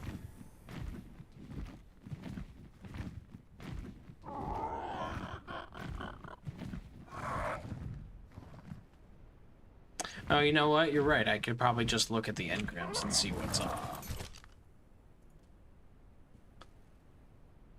Tides of Fortune is that thing. They also added Dragontopia, which I heard some people were memeing on because of the similarity to How to Train Your Dragon.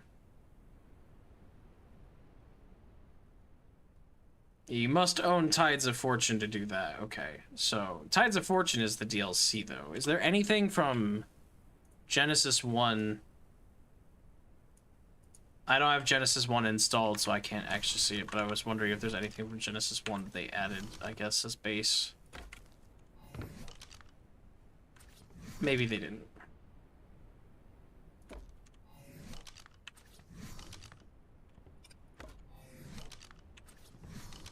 Just in case it's, like, freakishly cold, I'll have a campfire here, since the game was kind enough to give it to me.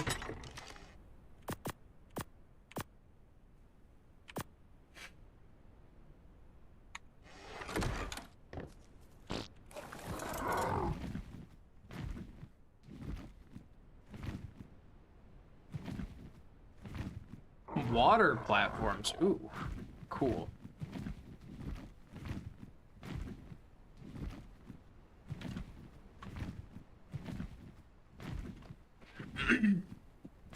Wasn't Genesis 1... I know Genesis 2 gave you a tech suit, but did Genesis 1 also give you a free tech suit, or was that specifically Gen 2?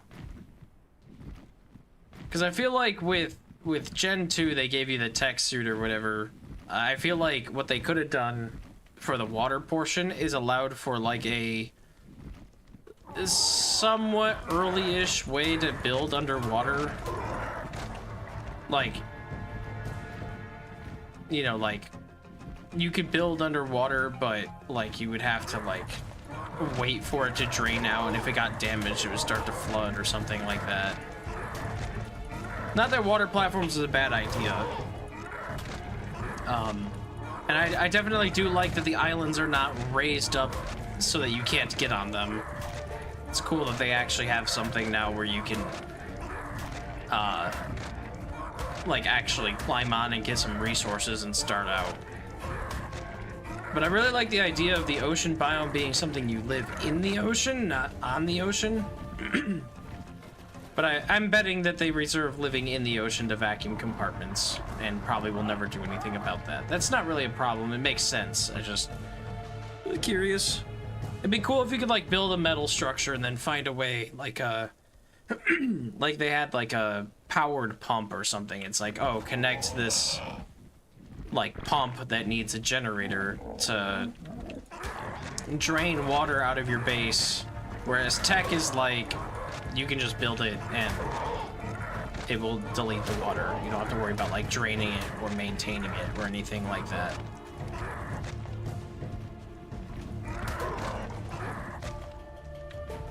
Yeah, it was really weak, but it still powered like a tech suit, right? So you could still do like tech punches and stuff, I think. I watched people do PvP, and anytime ASE PvP is a thing, they're like, yeah, let's go to Gen 2 and harvest resources, and then they just tech punch everything.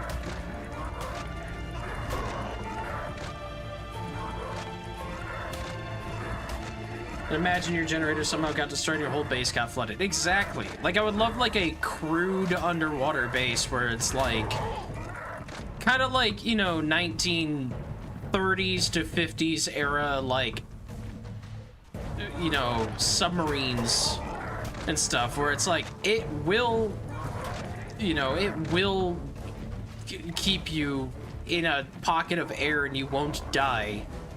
But like, it's not future tech. It's like, this thing barely works for its intended purpose, but, you know, it does work. I would love for something like that in that tier to be like, yeah, you could. Like, they added the Zeppelin and Bob's Tales for ASA. I would have loved something if they had, like, for Genesis, a, like, steampunk-esque thing like that that's like, yeah, you can make it work, but you gotta like worry about maintenance and power. Never lose power, otherwise your base gets destroyed, or something crazy where the stakes are really high. Maybe it can get attacked by sea creatures.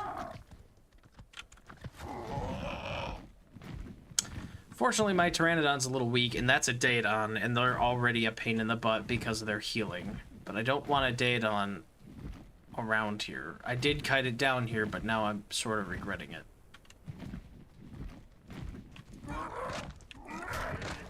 Why is fighting a Daedon like fighting an alpha?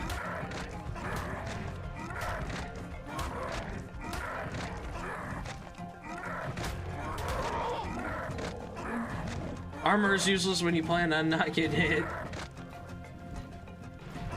I don't really play PvP, it's kind of the worst part of Arc. Yeah, I'm 50-50 on it. There are certain aspects of PvP I think are cool. And I do enjoy like raiding people. I think that's really fun. But the balance is awful. Arc's PvP doesn't really have balance. That's probably the main issue with it. But I do enjoy watching people do PvP, and I did do about a 4 months of small tribes PvP on official servers. I had fun, but that's also because I got in good connections with other tribes on the server, and we kind of looked out for each other. And it was like a cool server where it wasn't being operated by some alpha tribe that was trying to absolutely annihilate anybody on the server. Like, it was actually a good experience for once on an official server. Stop healing yourself. I'm hoping this pike in my melee will win this battle against the Daedon better than the PT, because PT is not doing it. Come on, circle around. Don't bite the PT. If you start going after PT, I'm gonna be mad. There we go.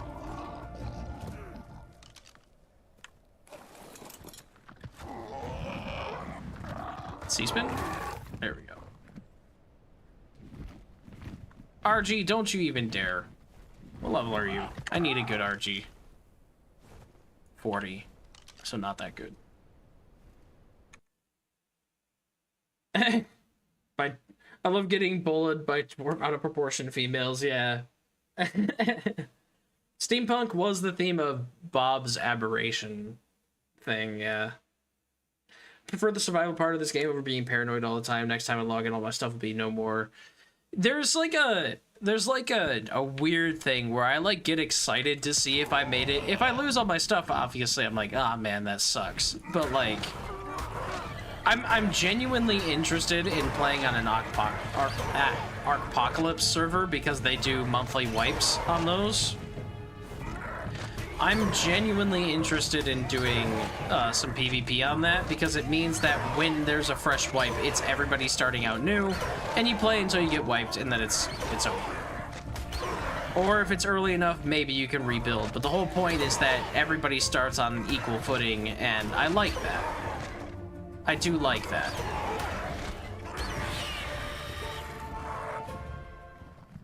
And this is coming from somebody who really doesn't like extraction stuff that does like seasons. I hate extraction shooters, but that's a little bit different story, because at least in Ark you can get like the beauty of Ark, even in PvE, but PvP does it too. Dinos have different strengths and weaknesses, and while there are some that are just better than others, like you'll never see a PvPer tame like anything crazy like a Packy Rhino. Why would you tame a Packy Rhino in PvP? It basically serves no use other than to be a soaker, but there's other soakers. But you can. You totally could in PvP tame one and use it against somebody who's walking around on the ground and take them out, if you really wanted to. And I think that it's cool, because my first PvP experience with Ark is I was playing on Valguero, and I battled a guy who was a solo, and I beat him with an Anki. Of all creatures, I got him with an Anki. And I thought that was like super fun, because I had a high level Anki because it's Valguero, and he came at me with flak armor, like primitive flak and C4 charges, and the Anki survived the C4 charge and then clubbed him with the tail, and I was able to like take his stuff, and that was like really fun to have that dynamic type of battle where it wasn't just, oh, somebody's got a wyvern and you're, you know, riding on a mouse chops. Which is what happens if you join any official PvP, even if it's big or small, it doesn't matter. If it's not ArkPoc, then you really don't have any good defensive options. Unless you're really good. There are some people that are really, really good at Ark PvP, and they can put a dent in small tribes. Which is fun. Though a lot of times they're like, oh, that's the alpha tribe, I'm not gonna mess with them. And I kind of hate that there are alpha tribes on a public PvP game. You should never have a person basically own a server without them actually owning the server and paying for it.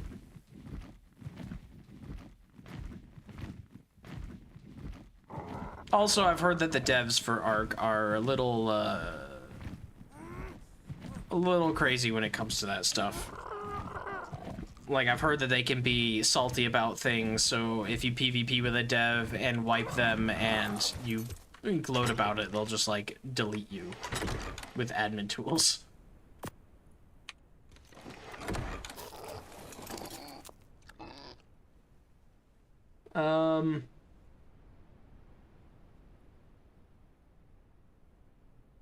Most survival games aren't built for PvP. That is absolutely true. Once a month is a bit too often. I think the point of once a month is that it's like, and I think ArkPoc is once a month. Maybe it's once every 2 months, or maybe they have like these wipe, a month later these wipe, but this one's still going, and then they cycle. I don't know. I think the point of ArkPoc is to like play for a week or two, whatever, play until you get wiped, and then just quit and wait until the next wipe, or, you know, you can try to earn your way back. But I think once a month is cool because it's like a team of people. If you're playing ArkPoc, I think it might have small tribes rules. So you're not gonna have any like major tribes where you're like 12 people deep. But, you know, a good team of people in PvP can make it to heavy turrets in the first day. And so, if you have a month and in one day you've already made a metal base with heavy turrets, then, yeah, you're looking at some crazy progress where in a week people are beating bosses and getting tech gear.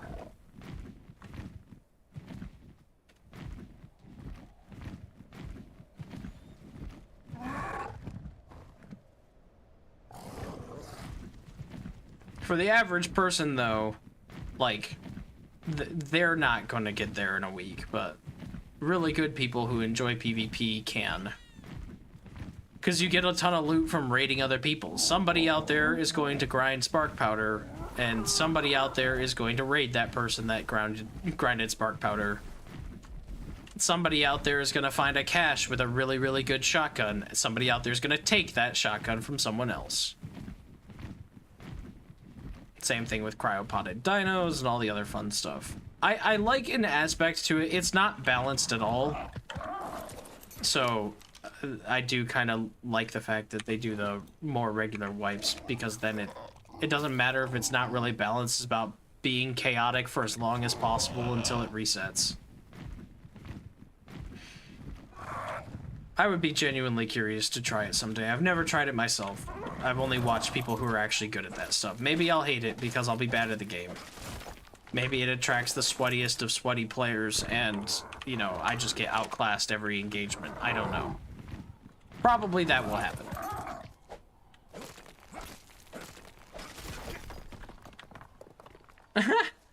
Your first experience with getting caged. That's so awful. It really is. That is actually the worst thing. It is kind of common PvP courtesy. From my understanding, when I watch people do PvP, where caging isn't that common. If you get tranked and handcuffed and caged, like, people really frown upon that in the PvP community, because you're just locking somebody out of actually being able to play the game. And that, like, while it can be cool to, like, have a prisoner and to, whatever, deal with all that, you really are ruining the game for them and making it so that person never wants to play again. But that's another thing. There's so much gear in this game. Speaking of, like, tranking out players, there's so many things like narc nades. Like, you're never going to use the poison gas grenade in PvE. Is purely meant, or like the narcotic tripwires. Even then, in PvP stuff I see, a lot of people don't use tripwires. But like, that's kind of the thing, is I would love to see that get used effectively. I need some flint anyway, so I'm getting these. Gonna make spark powder eventually, right?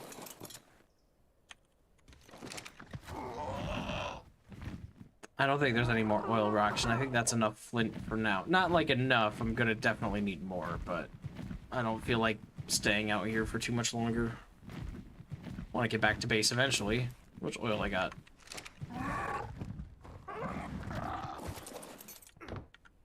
Let me up. Let me up. 57. And I have an extra pickaxe in there. Oh, sleeping bag. I must have been... You know what? I think I do remember being out here last time I was farming oil and nearly dying. No, no, no. Come back. I think it was like freezing to death, so I placed a sleeping bag, and then like it stopped freezing to death me, and I just flew away. That's cool. I guess I got that.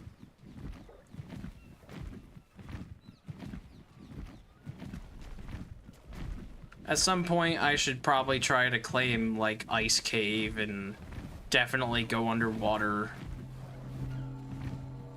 But I'm not doing that today. Today is Acro Day, or at least an attempt at getting an Acro. Like I have been for the last couple times.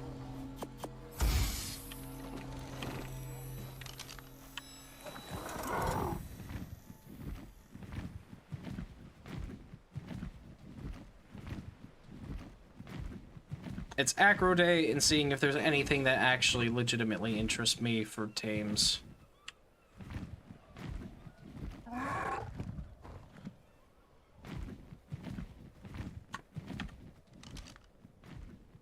RG level 40. Nope.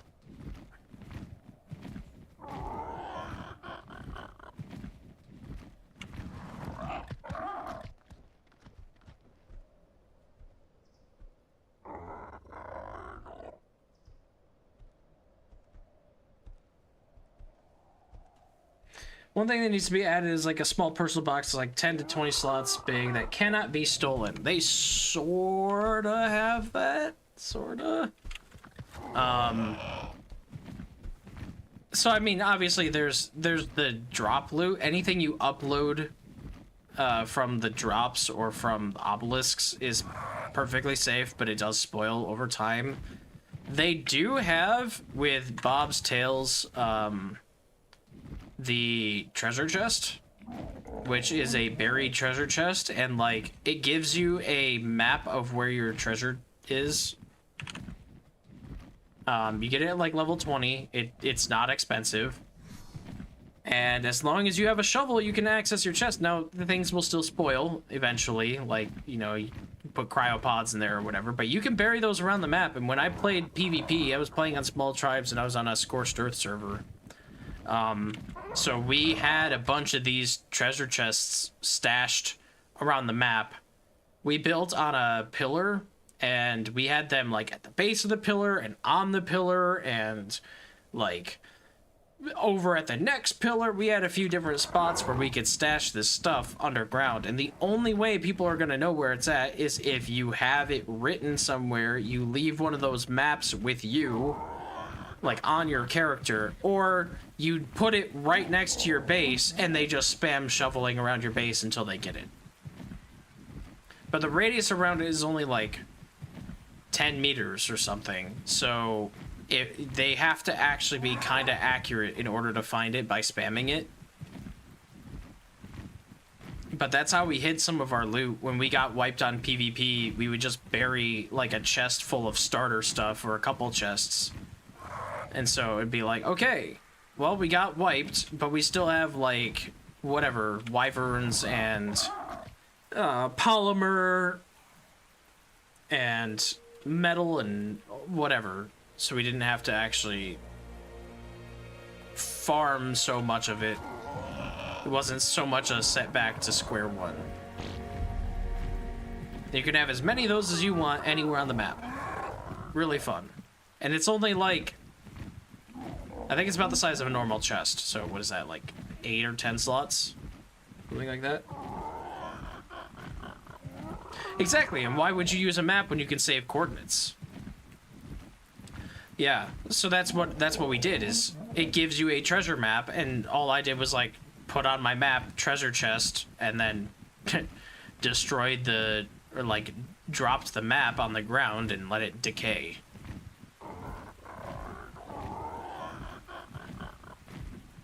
And also, I liked to bury near landmarks and stuff. So, you know, if I was, like, playing on this server and wanted to stash something, I would probably choose, like, you know, at the foot of this tree by the redwoods or something, maybe. Or I would do, like, you know, along this river somewhere in one of these banks, maybe I would put a treasure chest. Which one, you know, I'd have to find something that can't be destroyed that I can use as reference.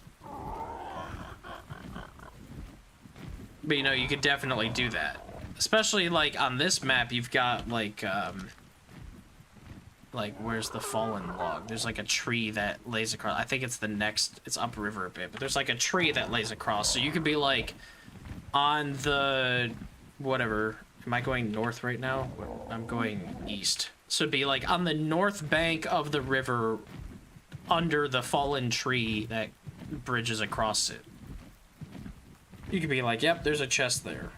You could also just mark it on your map, but a lot of times if I like forgot, or if I knew the landmark well enough because I flew past it all the time and just knew that I put stuff there, be fine. Yeah, like this tree. So I could be like, yeah, under the tree on the north side or something.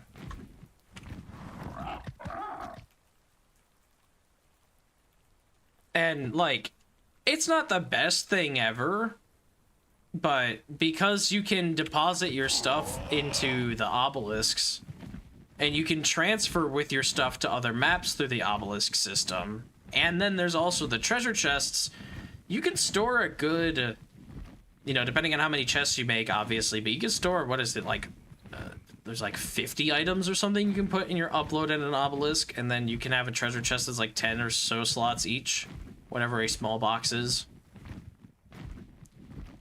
You know, so you're looking at like, you know, a couple dozen things that you can keep away from people and never quite lose it. And that's what a lot of PvPers do, especially when they're starting early, and especially in like Arcpocalypse. If they are playing Arcpocalypse and they loot like a cryopotted dino, in PvP you have to have a cryo fridge nearby in order for you to release your dino out of a cryopod. So a lot of them will loot it and then they'll just go straight to one of the supply drops or obelisk and they'll upload it in there. And then when they get access to it, boom, they now have whatever, a Theory or Wyvern or whatever it was.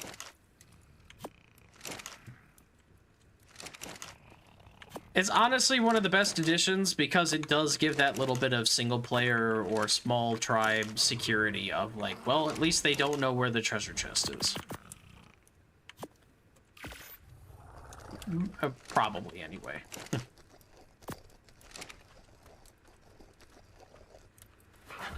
Is the beaver...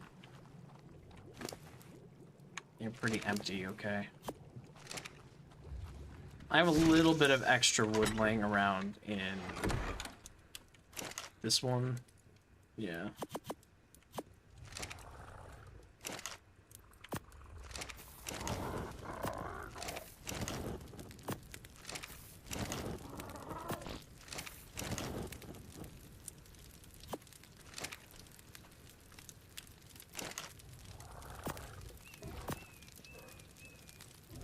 Okay.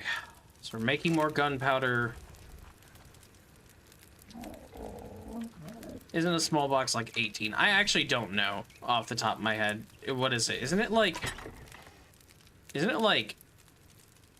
a row and a half or something? Or like, it's because a row is 6, so it's like 9 or 12. Is it 2 rows? Maybe it's 2.5 rows.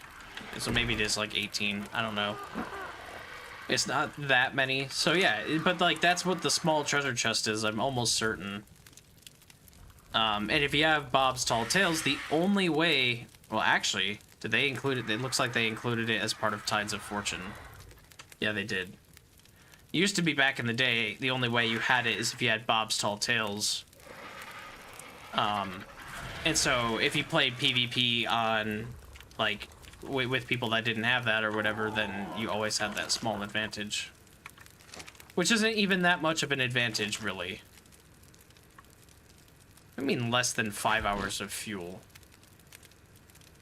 That doesn't feel right.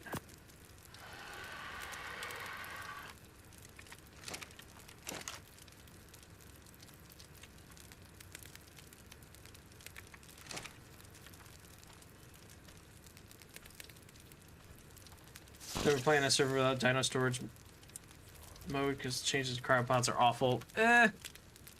Yeah, I mean, your best bet would be finding an unofficial server that has what you're looking for with that. The cryopod, you needing a cryo fridge thing is honestly not that bad. Because cryo fridges are so incredibly awful to destroy that once you place one, you kind of always have a cryo fridge in that location, and then all you need is to power it with a generator, which isn't that bad to get. Because the idea with PvP, too, is that you're not on one server. So, you know, like, for me, right now, silica pearls are kind of a pain in the butt because I don't have a good way of getting them. But if I just went to, like, the center, under the floating island in the center, a ton of pearls down there, go down there, harvest that. Or, you know, you can go to, oh, there's a couple other places. Aberration has a couple rivers that are like that. Scorched has some pools that have pearls there, if you know where to look. And a lot of those on Scorched aren't really, because it's a tiny pool of water, they don't really have dangerous dinos swimming. So as long as you can clear out the dangerous ones that might be patrolling it, good source of pearls there. I'm sure there's good stuff on Extinction and Genesis. I don't know Extinction that well. I've played it a few times, but never really got like super into it. I had a base on top of one of the skyscrapers in the city, which was cool, and then I got tired of it after a while because I was like, well, there's no danger. I've successfully built myself away from all forms of danger, so, like, I kind of lost interest at that point.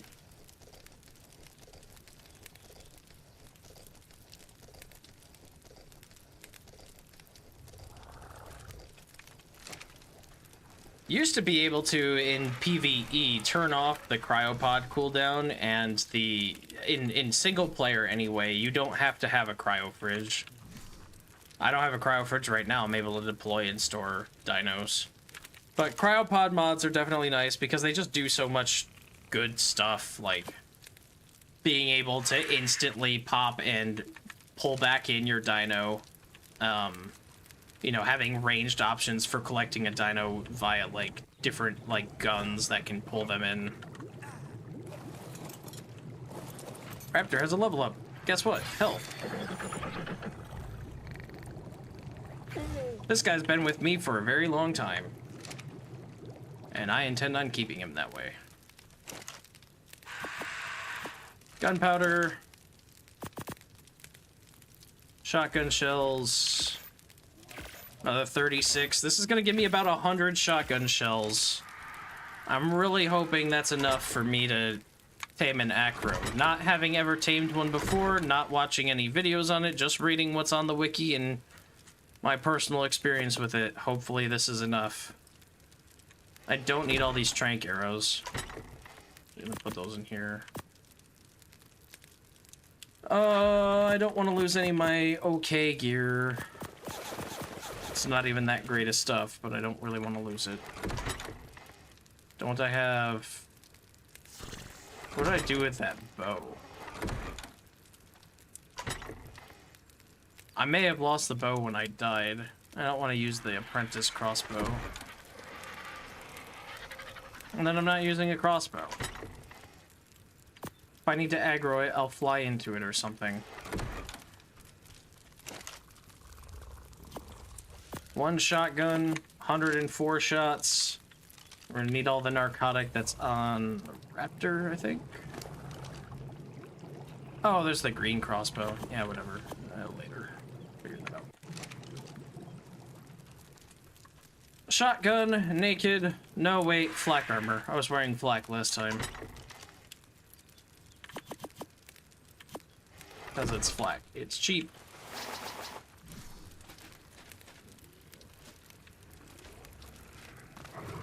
PT, get everything off of it.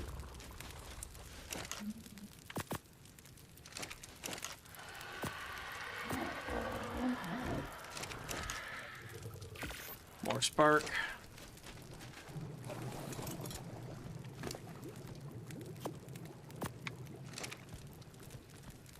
All right.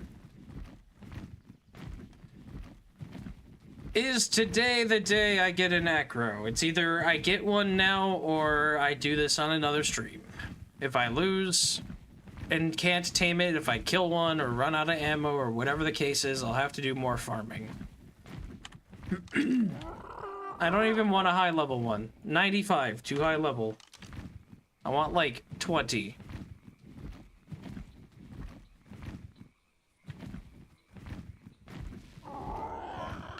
Having never tamed one of these before and not really understanding the tranking schedule and how it works, I want to go against something a little bit lower level.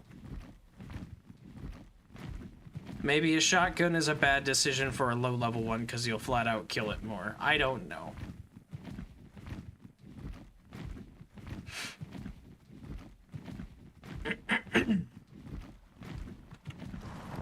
Get a drink real quick. Where's my soda? Right there.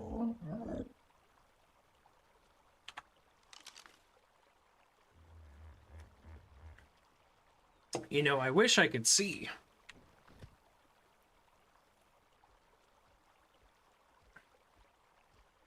$75.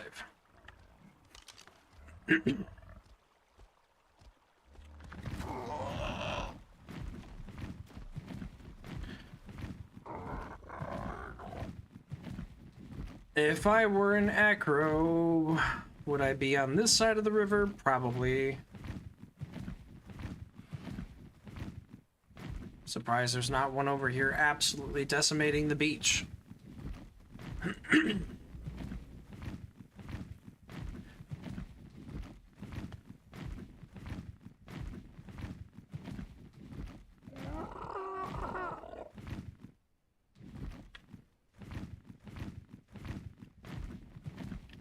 There's one.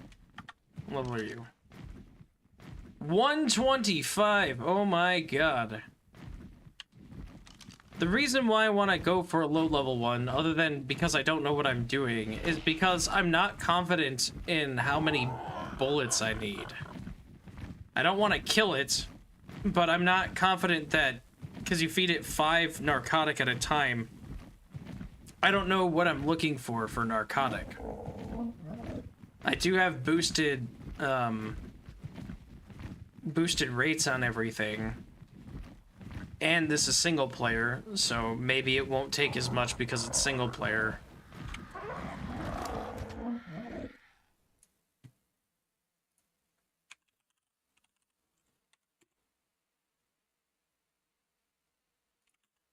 Really curious.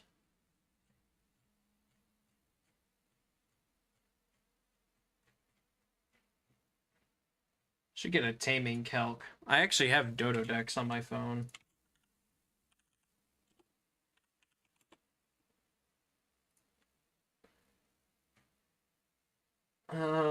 So they're saying enter in a level, I don't know, roughly 30, let's say. It's kind of what I'm looking for. Taming speed, I don't remember what my taming speed is. 10 times, maybe?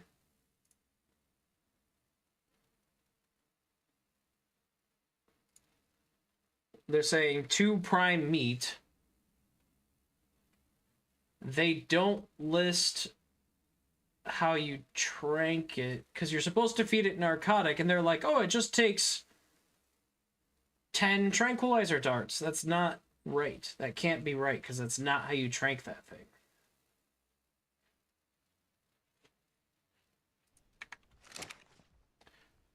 And you can't tame them with a trap. I tried. They don't let you anymore.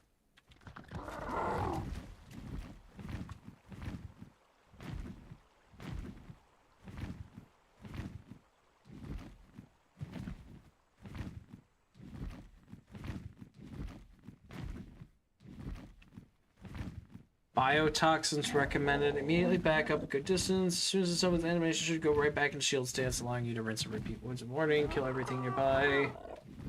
Not mess the process. Yeah, well, I have a PT, and I don't really have much for other dinos.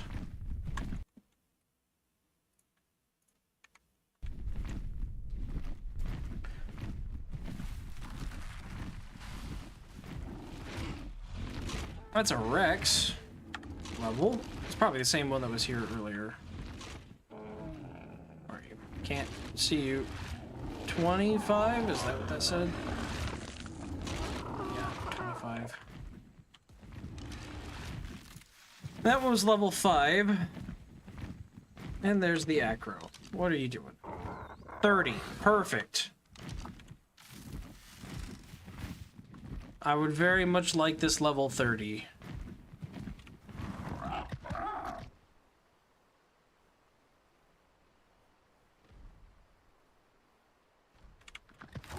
Come here, you.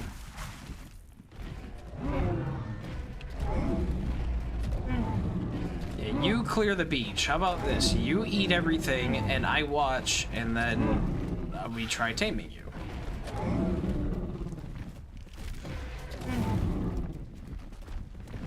It might take a while for this thing to eat it, though.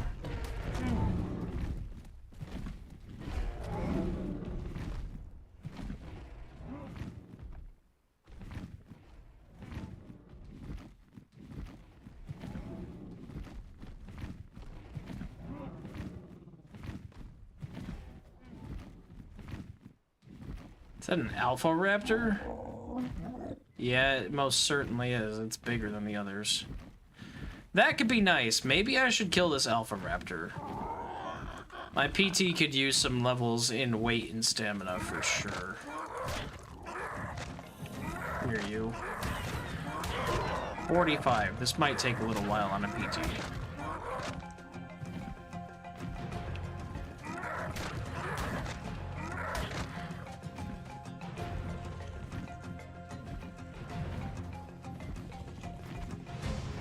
I'm like not quite low enough for it to stay aggroed on me. There we go. Oh no, 15. Okay, good. That's good then. Maybe this won't take forever.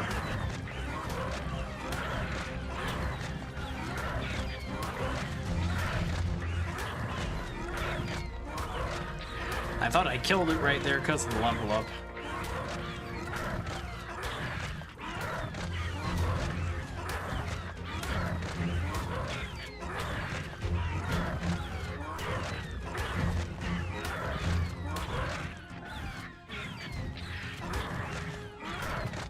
Looking pretty beat up.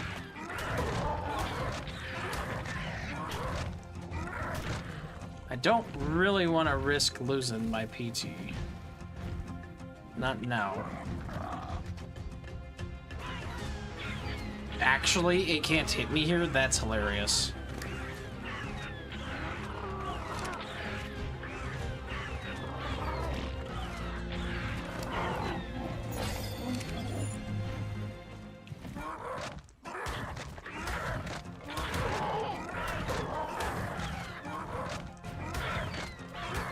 Come here, you. Give me some levels.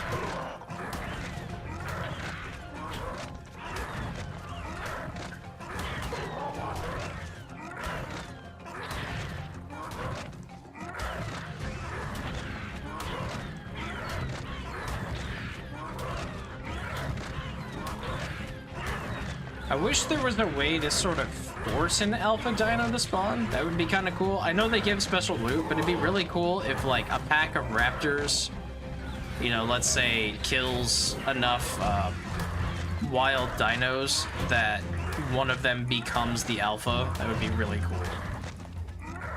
I've always thought that, like, when I first started playing Ark, that's how I thought it worked, honestly. I saw like an alpha raptor and I was like, oh, do I tame that? Like, what causes that? And then I found out it's just a random spawn. I was like pretty disappointed. I was like, ah, so it's not actually like the alpha of a pack. It's just a random higher level dino spawn.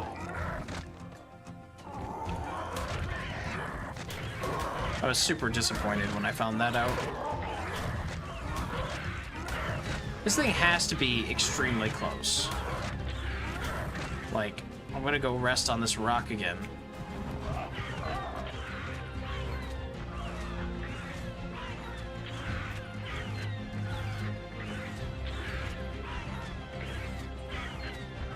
Looks like my Acro is knocking over trees. I'm perfectly okay with that. Come here, Raptor.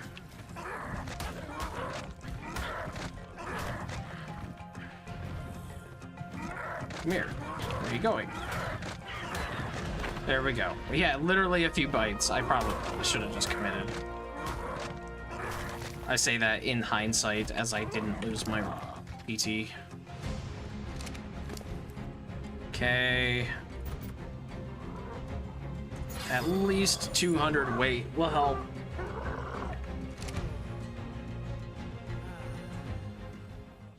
Okay. Oh, Acro.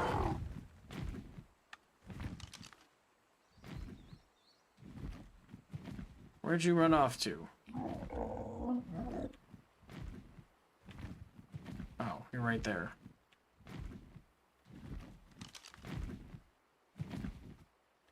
Oh, there's another one up the hill. Oh boy. And let me guess, you're a much higher level. You're probably like level 130 or some crap.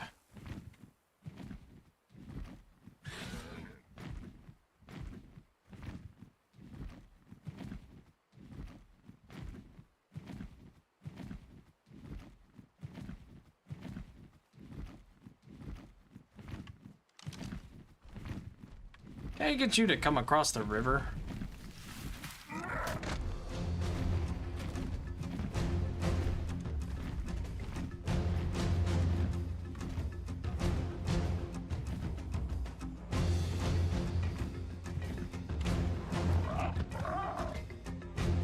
Actually, be really cool if it would go eat the T-Rexes.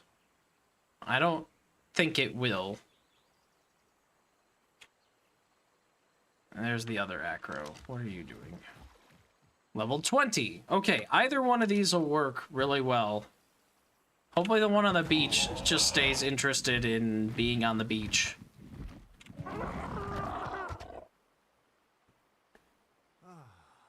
No, it's running off. Great. I love watching trees topple over somewhere in the woods because I know that means there's another one nearby. Come on.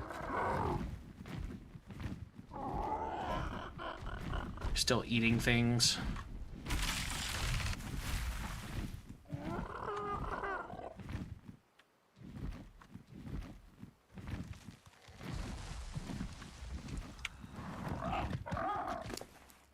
It is a really hot day, and I don't know how to combat that.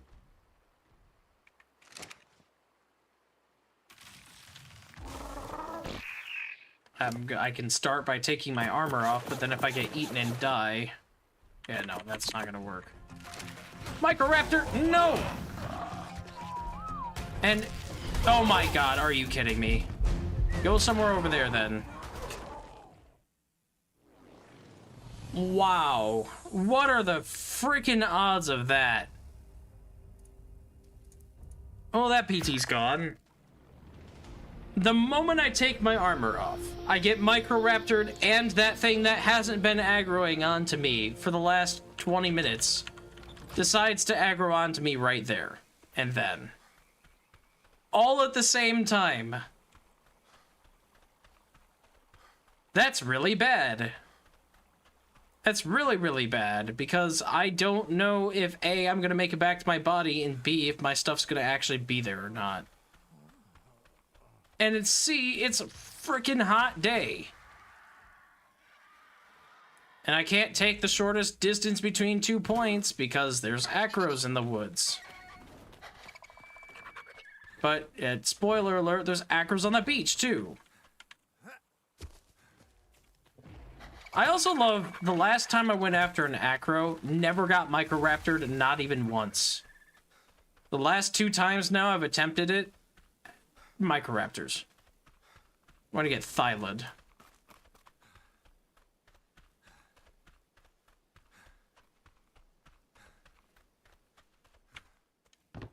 I don't have this frickin' microraptor. Stop. Thyla. Yep. I'm getting arced so hard right now. So hard. Actually, impossibly difficultly hard. Acro, eat this stuff so when I die, at least you eat it.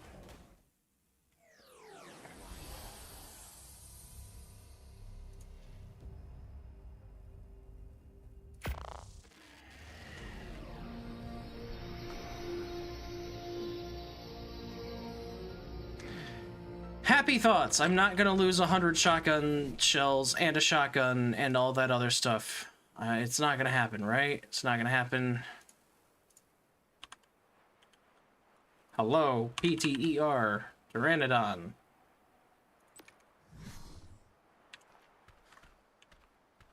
This way. 1,000 meters. Here we go, taking massive fall damage like I did last time I did this. It's probably gonna happen again.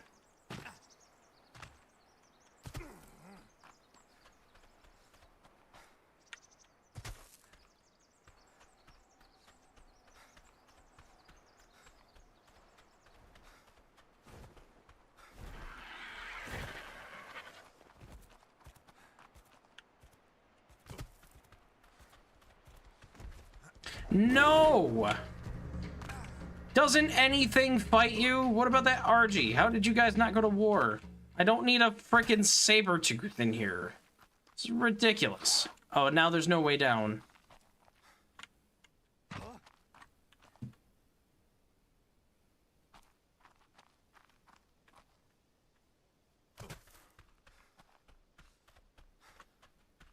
Gotta not sprint down this hill, otherwise I'll get fall damaged. I also need to conserve my stamina for the actual run to the PT.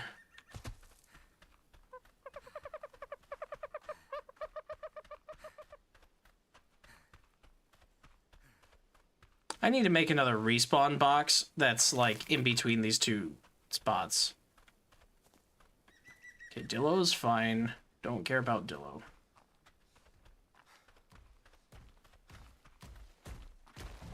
No! Come on, Carno! Oh, tunnel. Yes.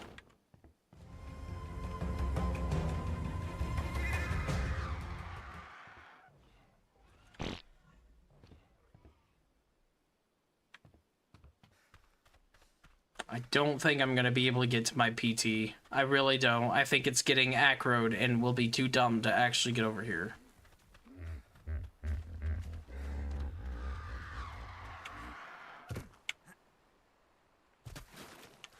And there's too much water, so I'm not gonna be able to move at full speed as it's getting eaten.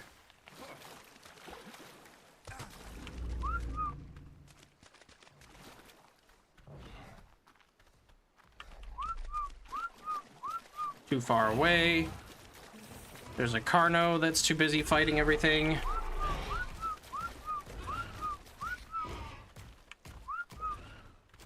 Come on, PT.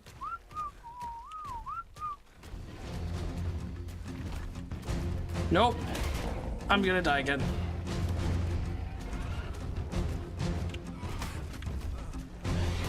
Did my PT die? No, it's right there. Come on. No! Stupid Carno! Oh my god! That PT is so gone. It's so dead. It's so gone. It's so not gonna happen.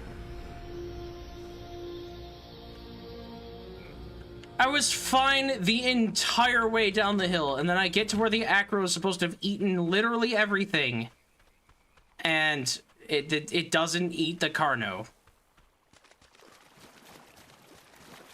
That PT is so dead, and so are all my things.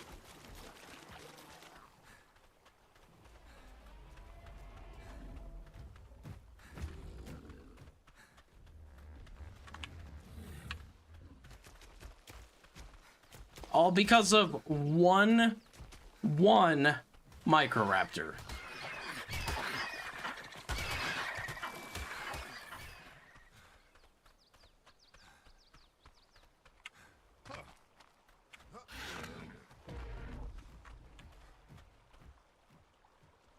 Spino, 2, 3 Acros. Oh, man. And I have to run past all this. Alpha Carno. I think, maybe.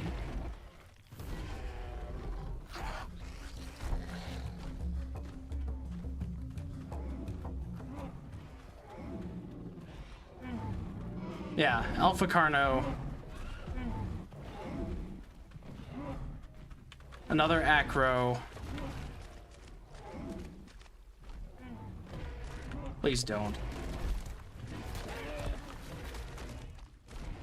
Eat the deer. You're fine.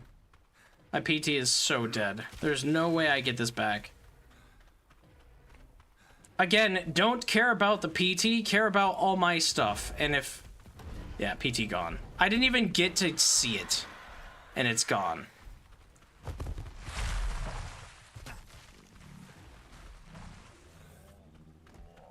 They really need to do something about flyer behavior and getting it to come to the player better. It's always been terrible, but this is really bad. PT body? Maybe here? That's me. At least I got my stuff back. And all of this happened because I took off my stupid armor for 1 second.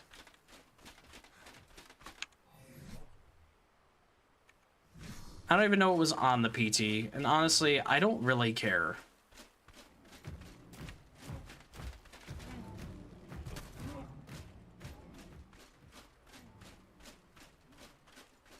There is a saddle, which I can make.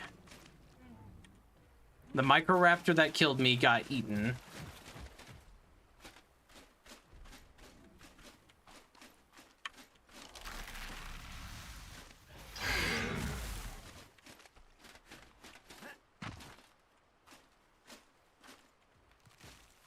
Carno, no.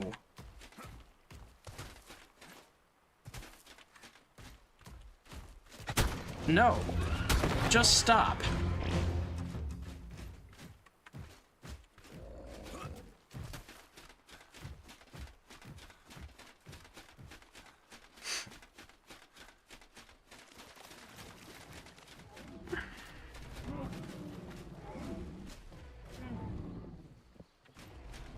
All right, we're in it for the long haul now. Either I get an Acro and walk through the redwoods with my new Acro, or I die again. I don't want to get all the way back to base.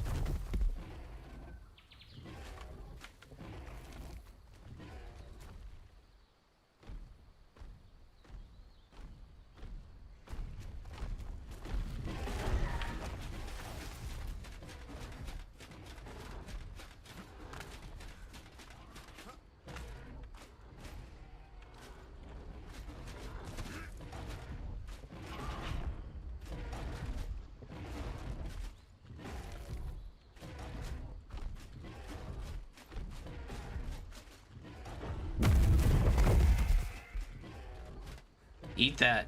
Eat it, and then we're doing this.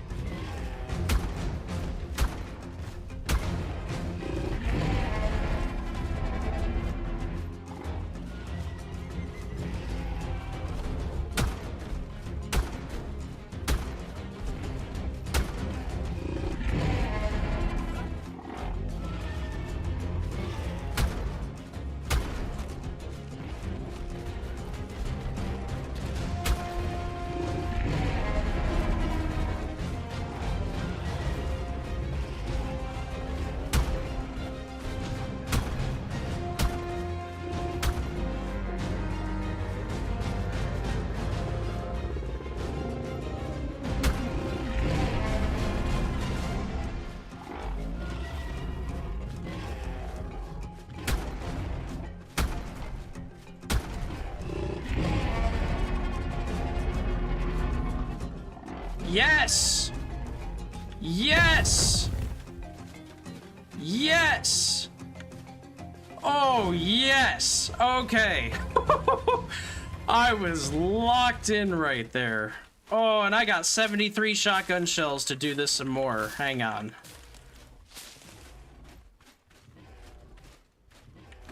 How long you be tranked for? Quite a while, it looks like. Oh, I was locked in.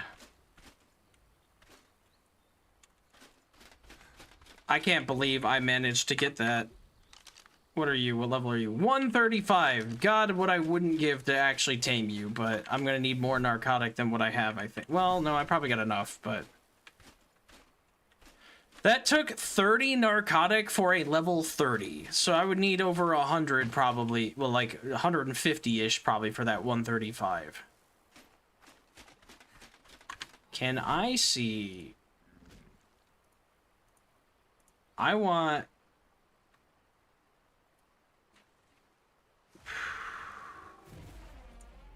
Sort of tames in progress? Okay.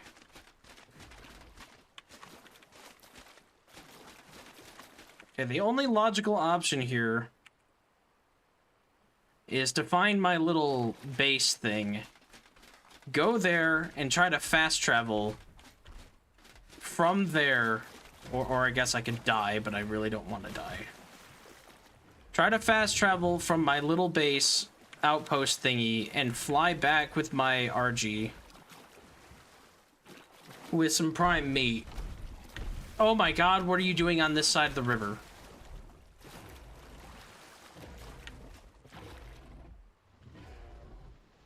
As long as you run away somewhere else, I don't care if you're over here. Please run off. Go somewhere, not here. Biomia, you need to not be luring stuff into the water right next to me.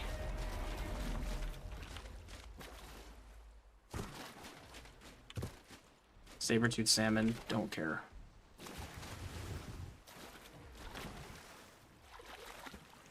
Acro is losing some of its trank right now. Every second counts.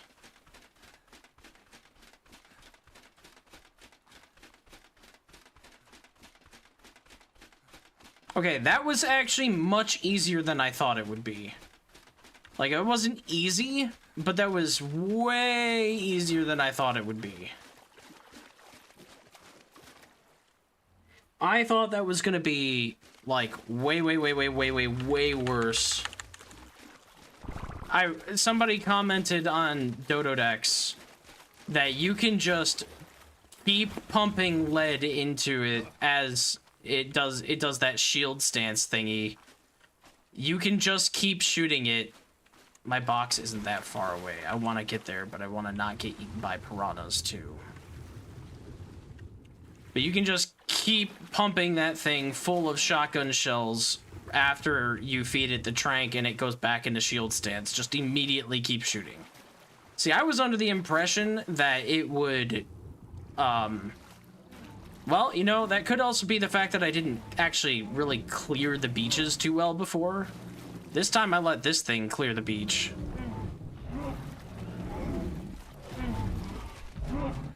Okay. Assuming that Alpha Carno can just keep being distracted. Spino, we are not playing this game. If you come... Oh, Microraptor, we are still not playing this game. Where are you?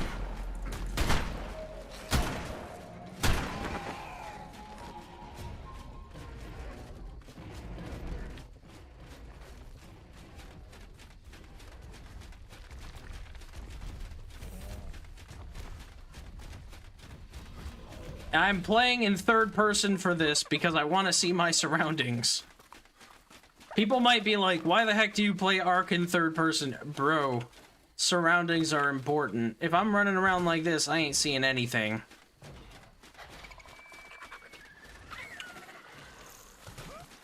Out of the way, salmon. There's my taming box.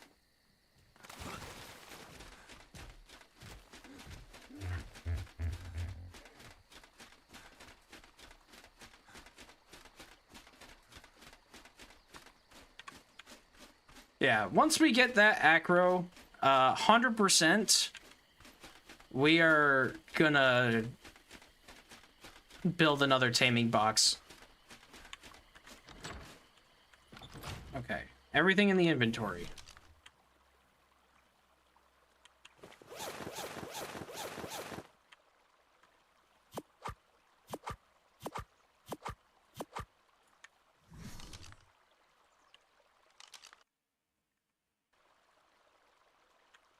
Fast travel over at base. Ooh, wow.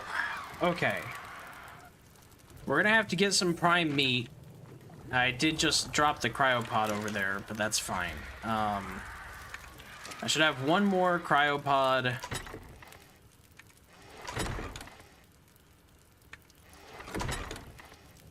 Somewhere. This box. More cryopod, and then there's the Acro saddle. RG, where are you? RG, right here.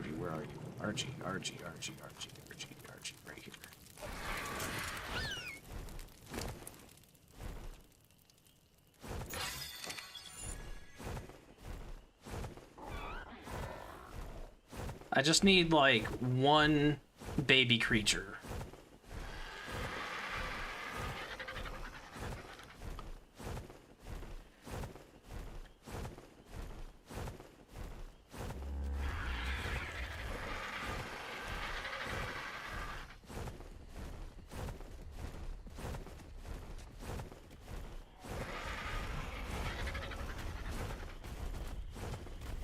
Baby Fiumia, it is your lucky day.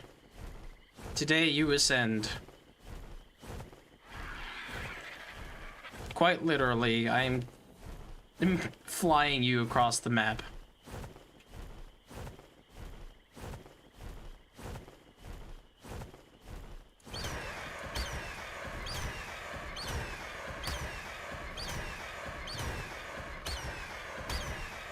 I don't need you teleporting back to your parents, so...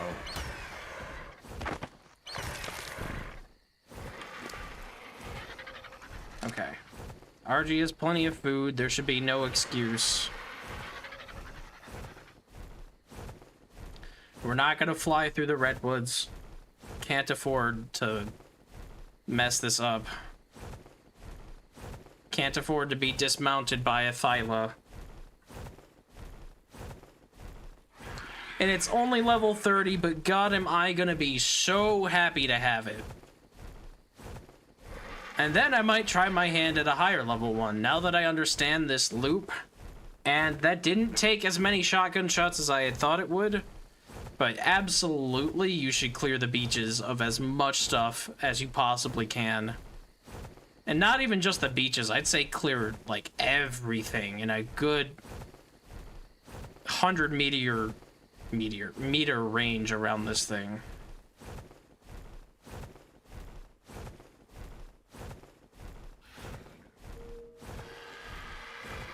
Well, the good news is, when I get over there, its food should be low enough that it'll immediately eat, and I might insta-tame it, which will be amazing, because it's already lost 220-ish in food. So that should be at least a couple bites. Like, probably 3 or 4. And seeing as how it's only level 30, and I have boosted tame rates, this shouldn't be terrible.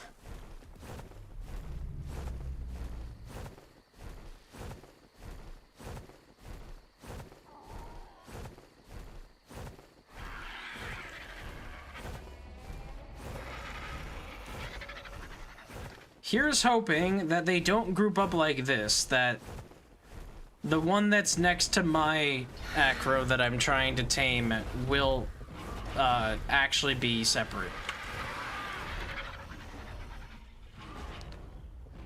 God, there are so many of them.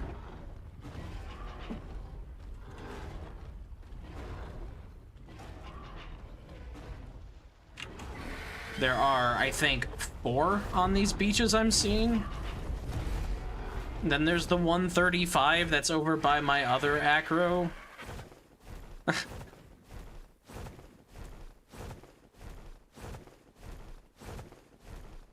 has 2,000 health, which is not that much.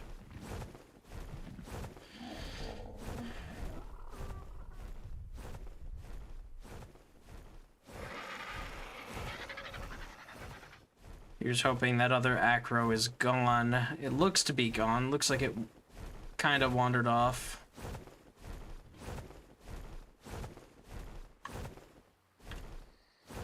It's fighting a bear, maybe?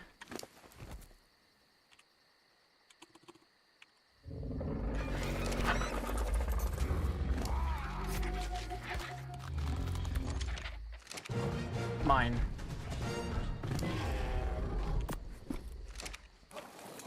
RG, come with. We're leaving. Don't care about the darn journal entry.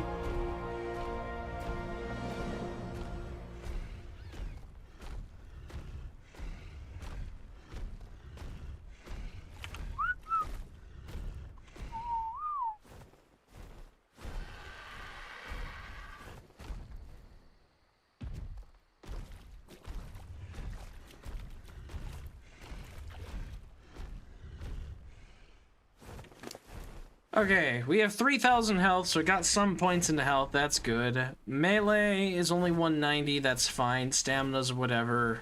Weight is 700. It gets a couple hundred points per level up. I'd say 4,000 is a good spot to start, and we'll push for...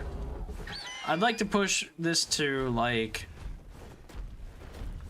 at least 250 melee, and at least, like, 6,000 health.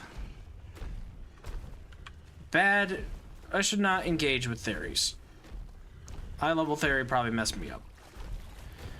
I can say, absolutely love that this thing just gets to walk across this river.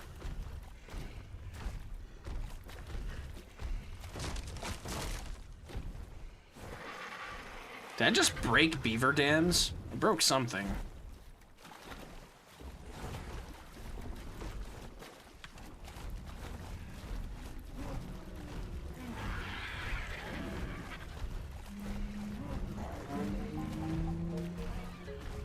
Ignore it, RG.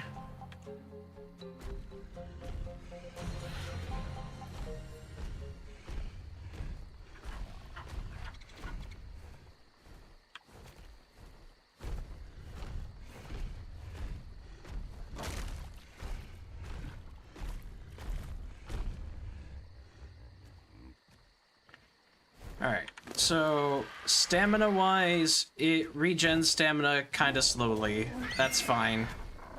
Most big carnivores do.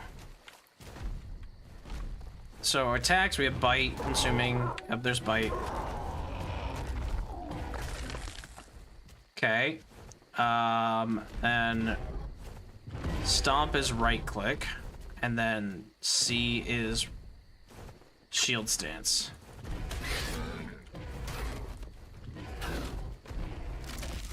Okay.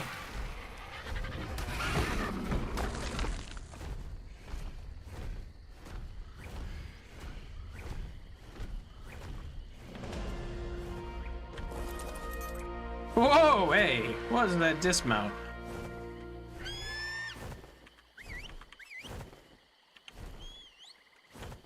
Acro's kind of freaky. It looks at you kind of funny. Don't love that.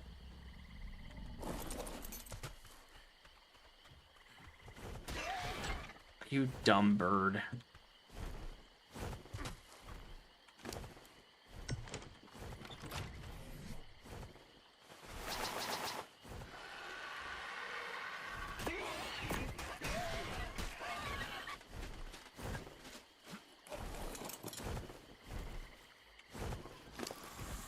Okay, I didn't bring anything with me, and I'm debating on if I want to. Like, if I want to, like, put stuff in the RG or what? Is this a... No. Okay. We have 4,000 health. Let's pump it to... Maybe at 4,000 health, we should just go all into melee now at this point.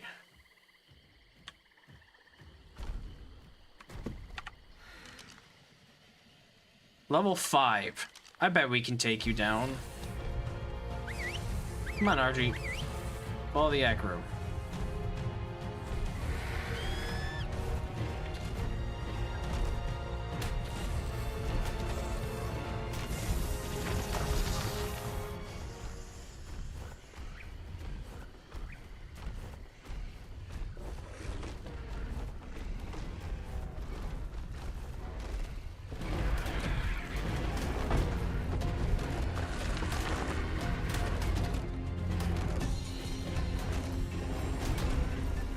Oh, I wonder how I can do the shoulder charge if I can.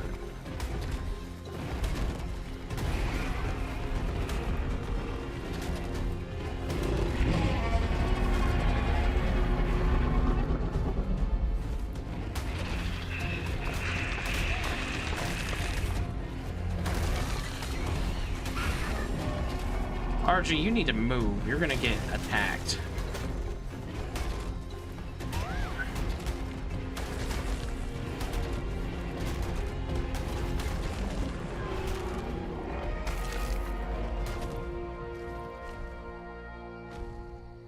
Out of stamina. Okay. Definitely want to think about pumping stamina on this thing.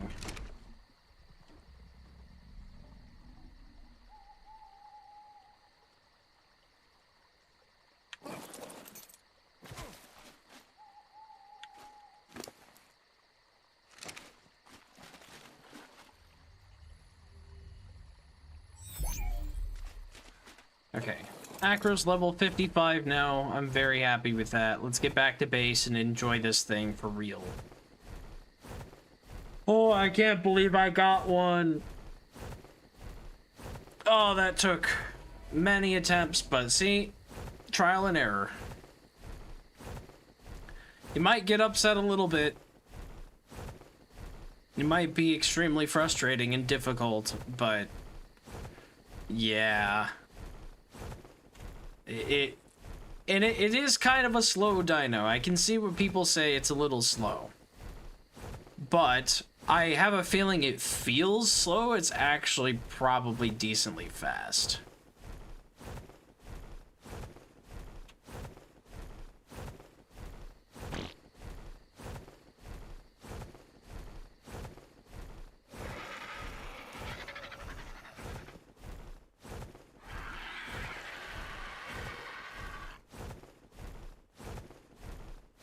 But now, here's what we can do. We'll be able to take the Acro through the redwoods and start eating everything we see. And when we find a higher level Acro, we'll have to stay clear of other Acros, probably. Unless I want to just power level this thing as much as I can. I might not go through the redwoods with it to do that. I might go through the swamp. But once this thing gets a few thousand health, like I'd say somewhere, ultimately what I would love is for this thing to have about 10,000 health and 300% melee.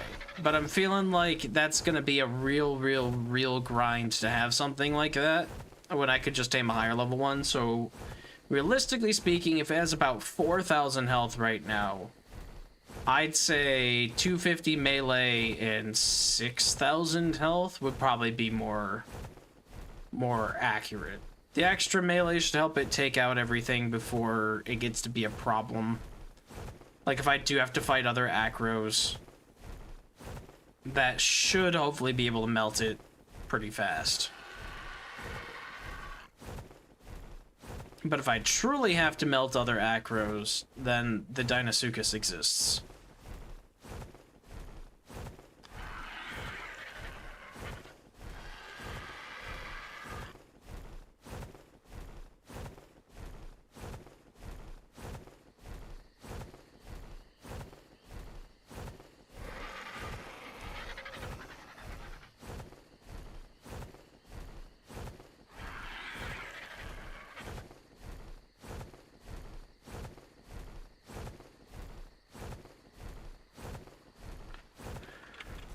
Oh, you don't know how much of a weight it is to have off my shoulders that I got one. Finally got one. I do kind of want to read up on the book entry for it, but I still gotta fly home.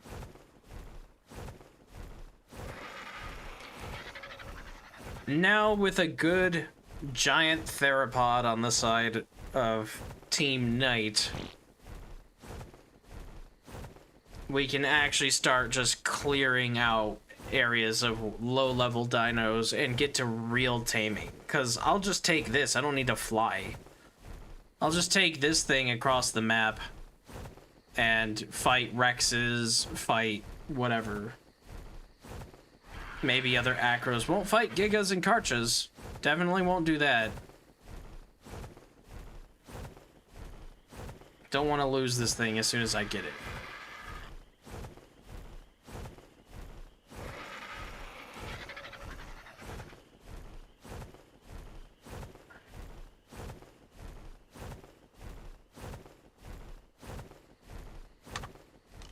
We have a Theory, level 15.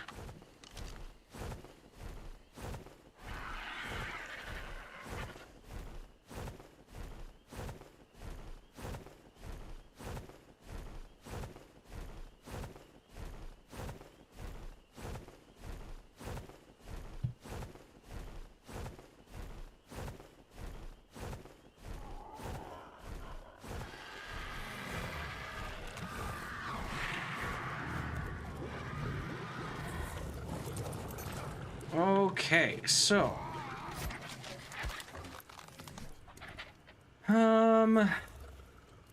Let's see. Crossbow wise, yeah, we're fine here. It's actually healing quite fast inside the cryopod. I don't know if that's its natural healing rate. I would guess no. Hi, Acro.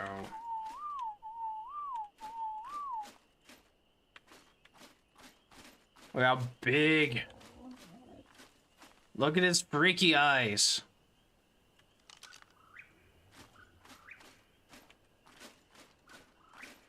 Look at his little arms.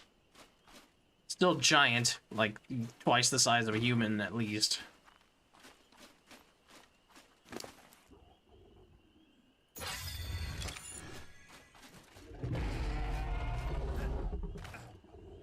Oh yeah. Oh yeah. I mean, like, it's just so cool. I love seeing dinosaurs come to life because, like, Allosaur, big dino compared to a human, ain't nothing compared to the Acro.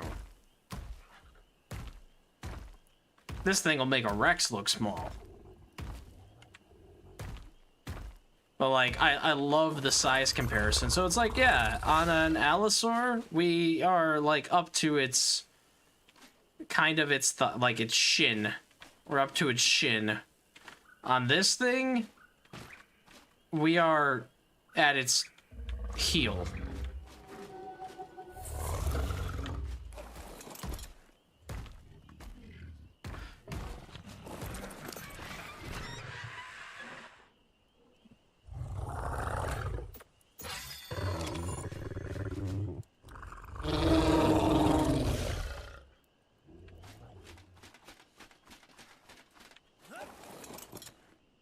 Is there a roar?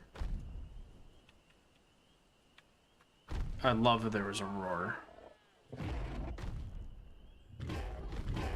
Okay, so you do the shoulder check when you're in shield stance mode. I guess it's over there. There is a roar. Hold left control. Yes. Yes. Taunt roar?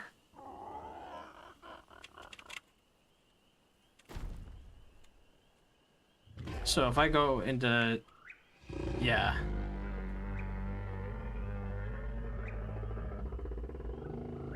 Oh, so cool.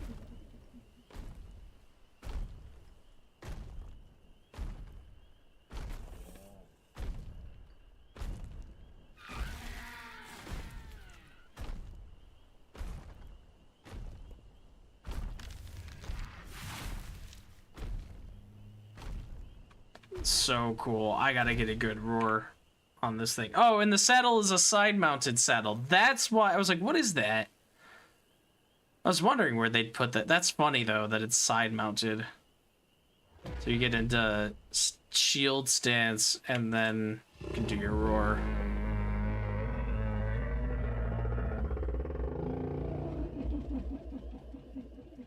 That's really cool.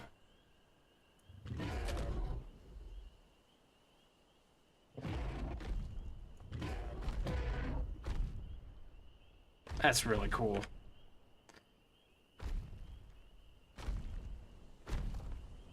The side-mounted harness is so funny to me. Explains why you fall from its, like, shoulder.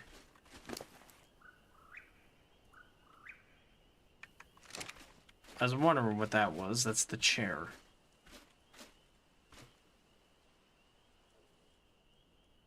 Oh, the quivering jaw.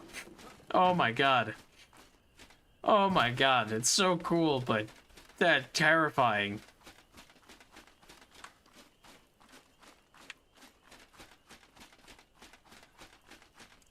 Well, I think that calls it for today, honestly. I did the thing.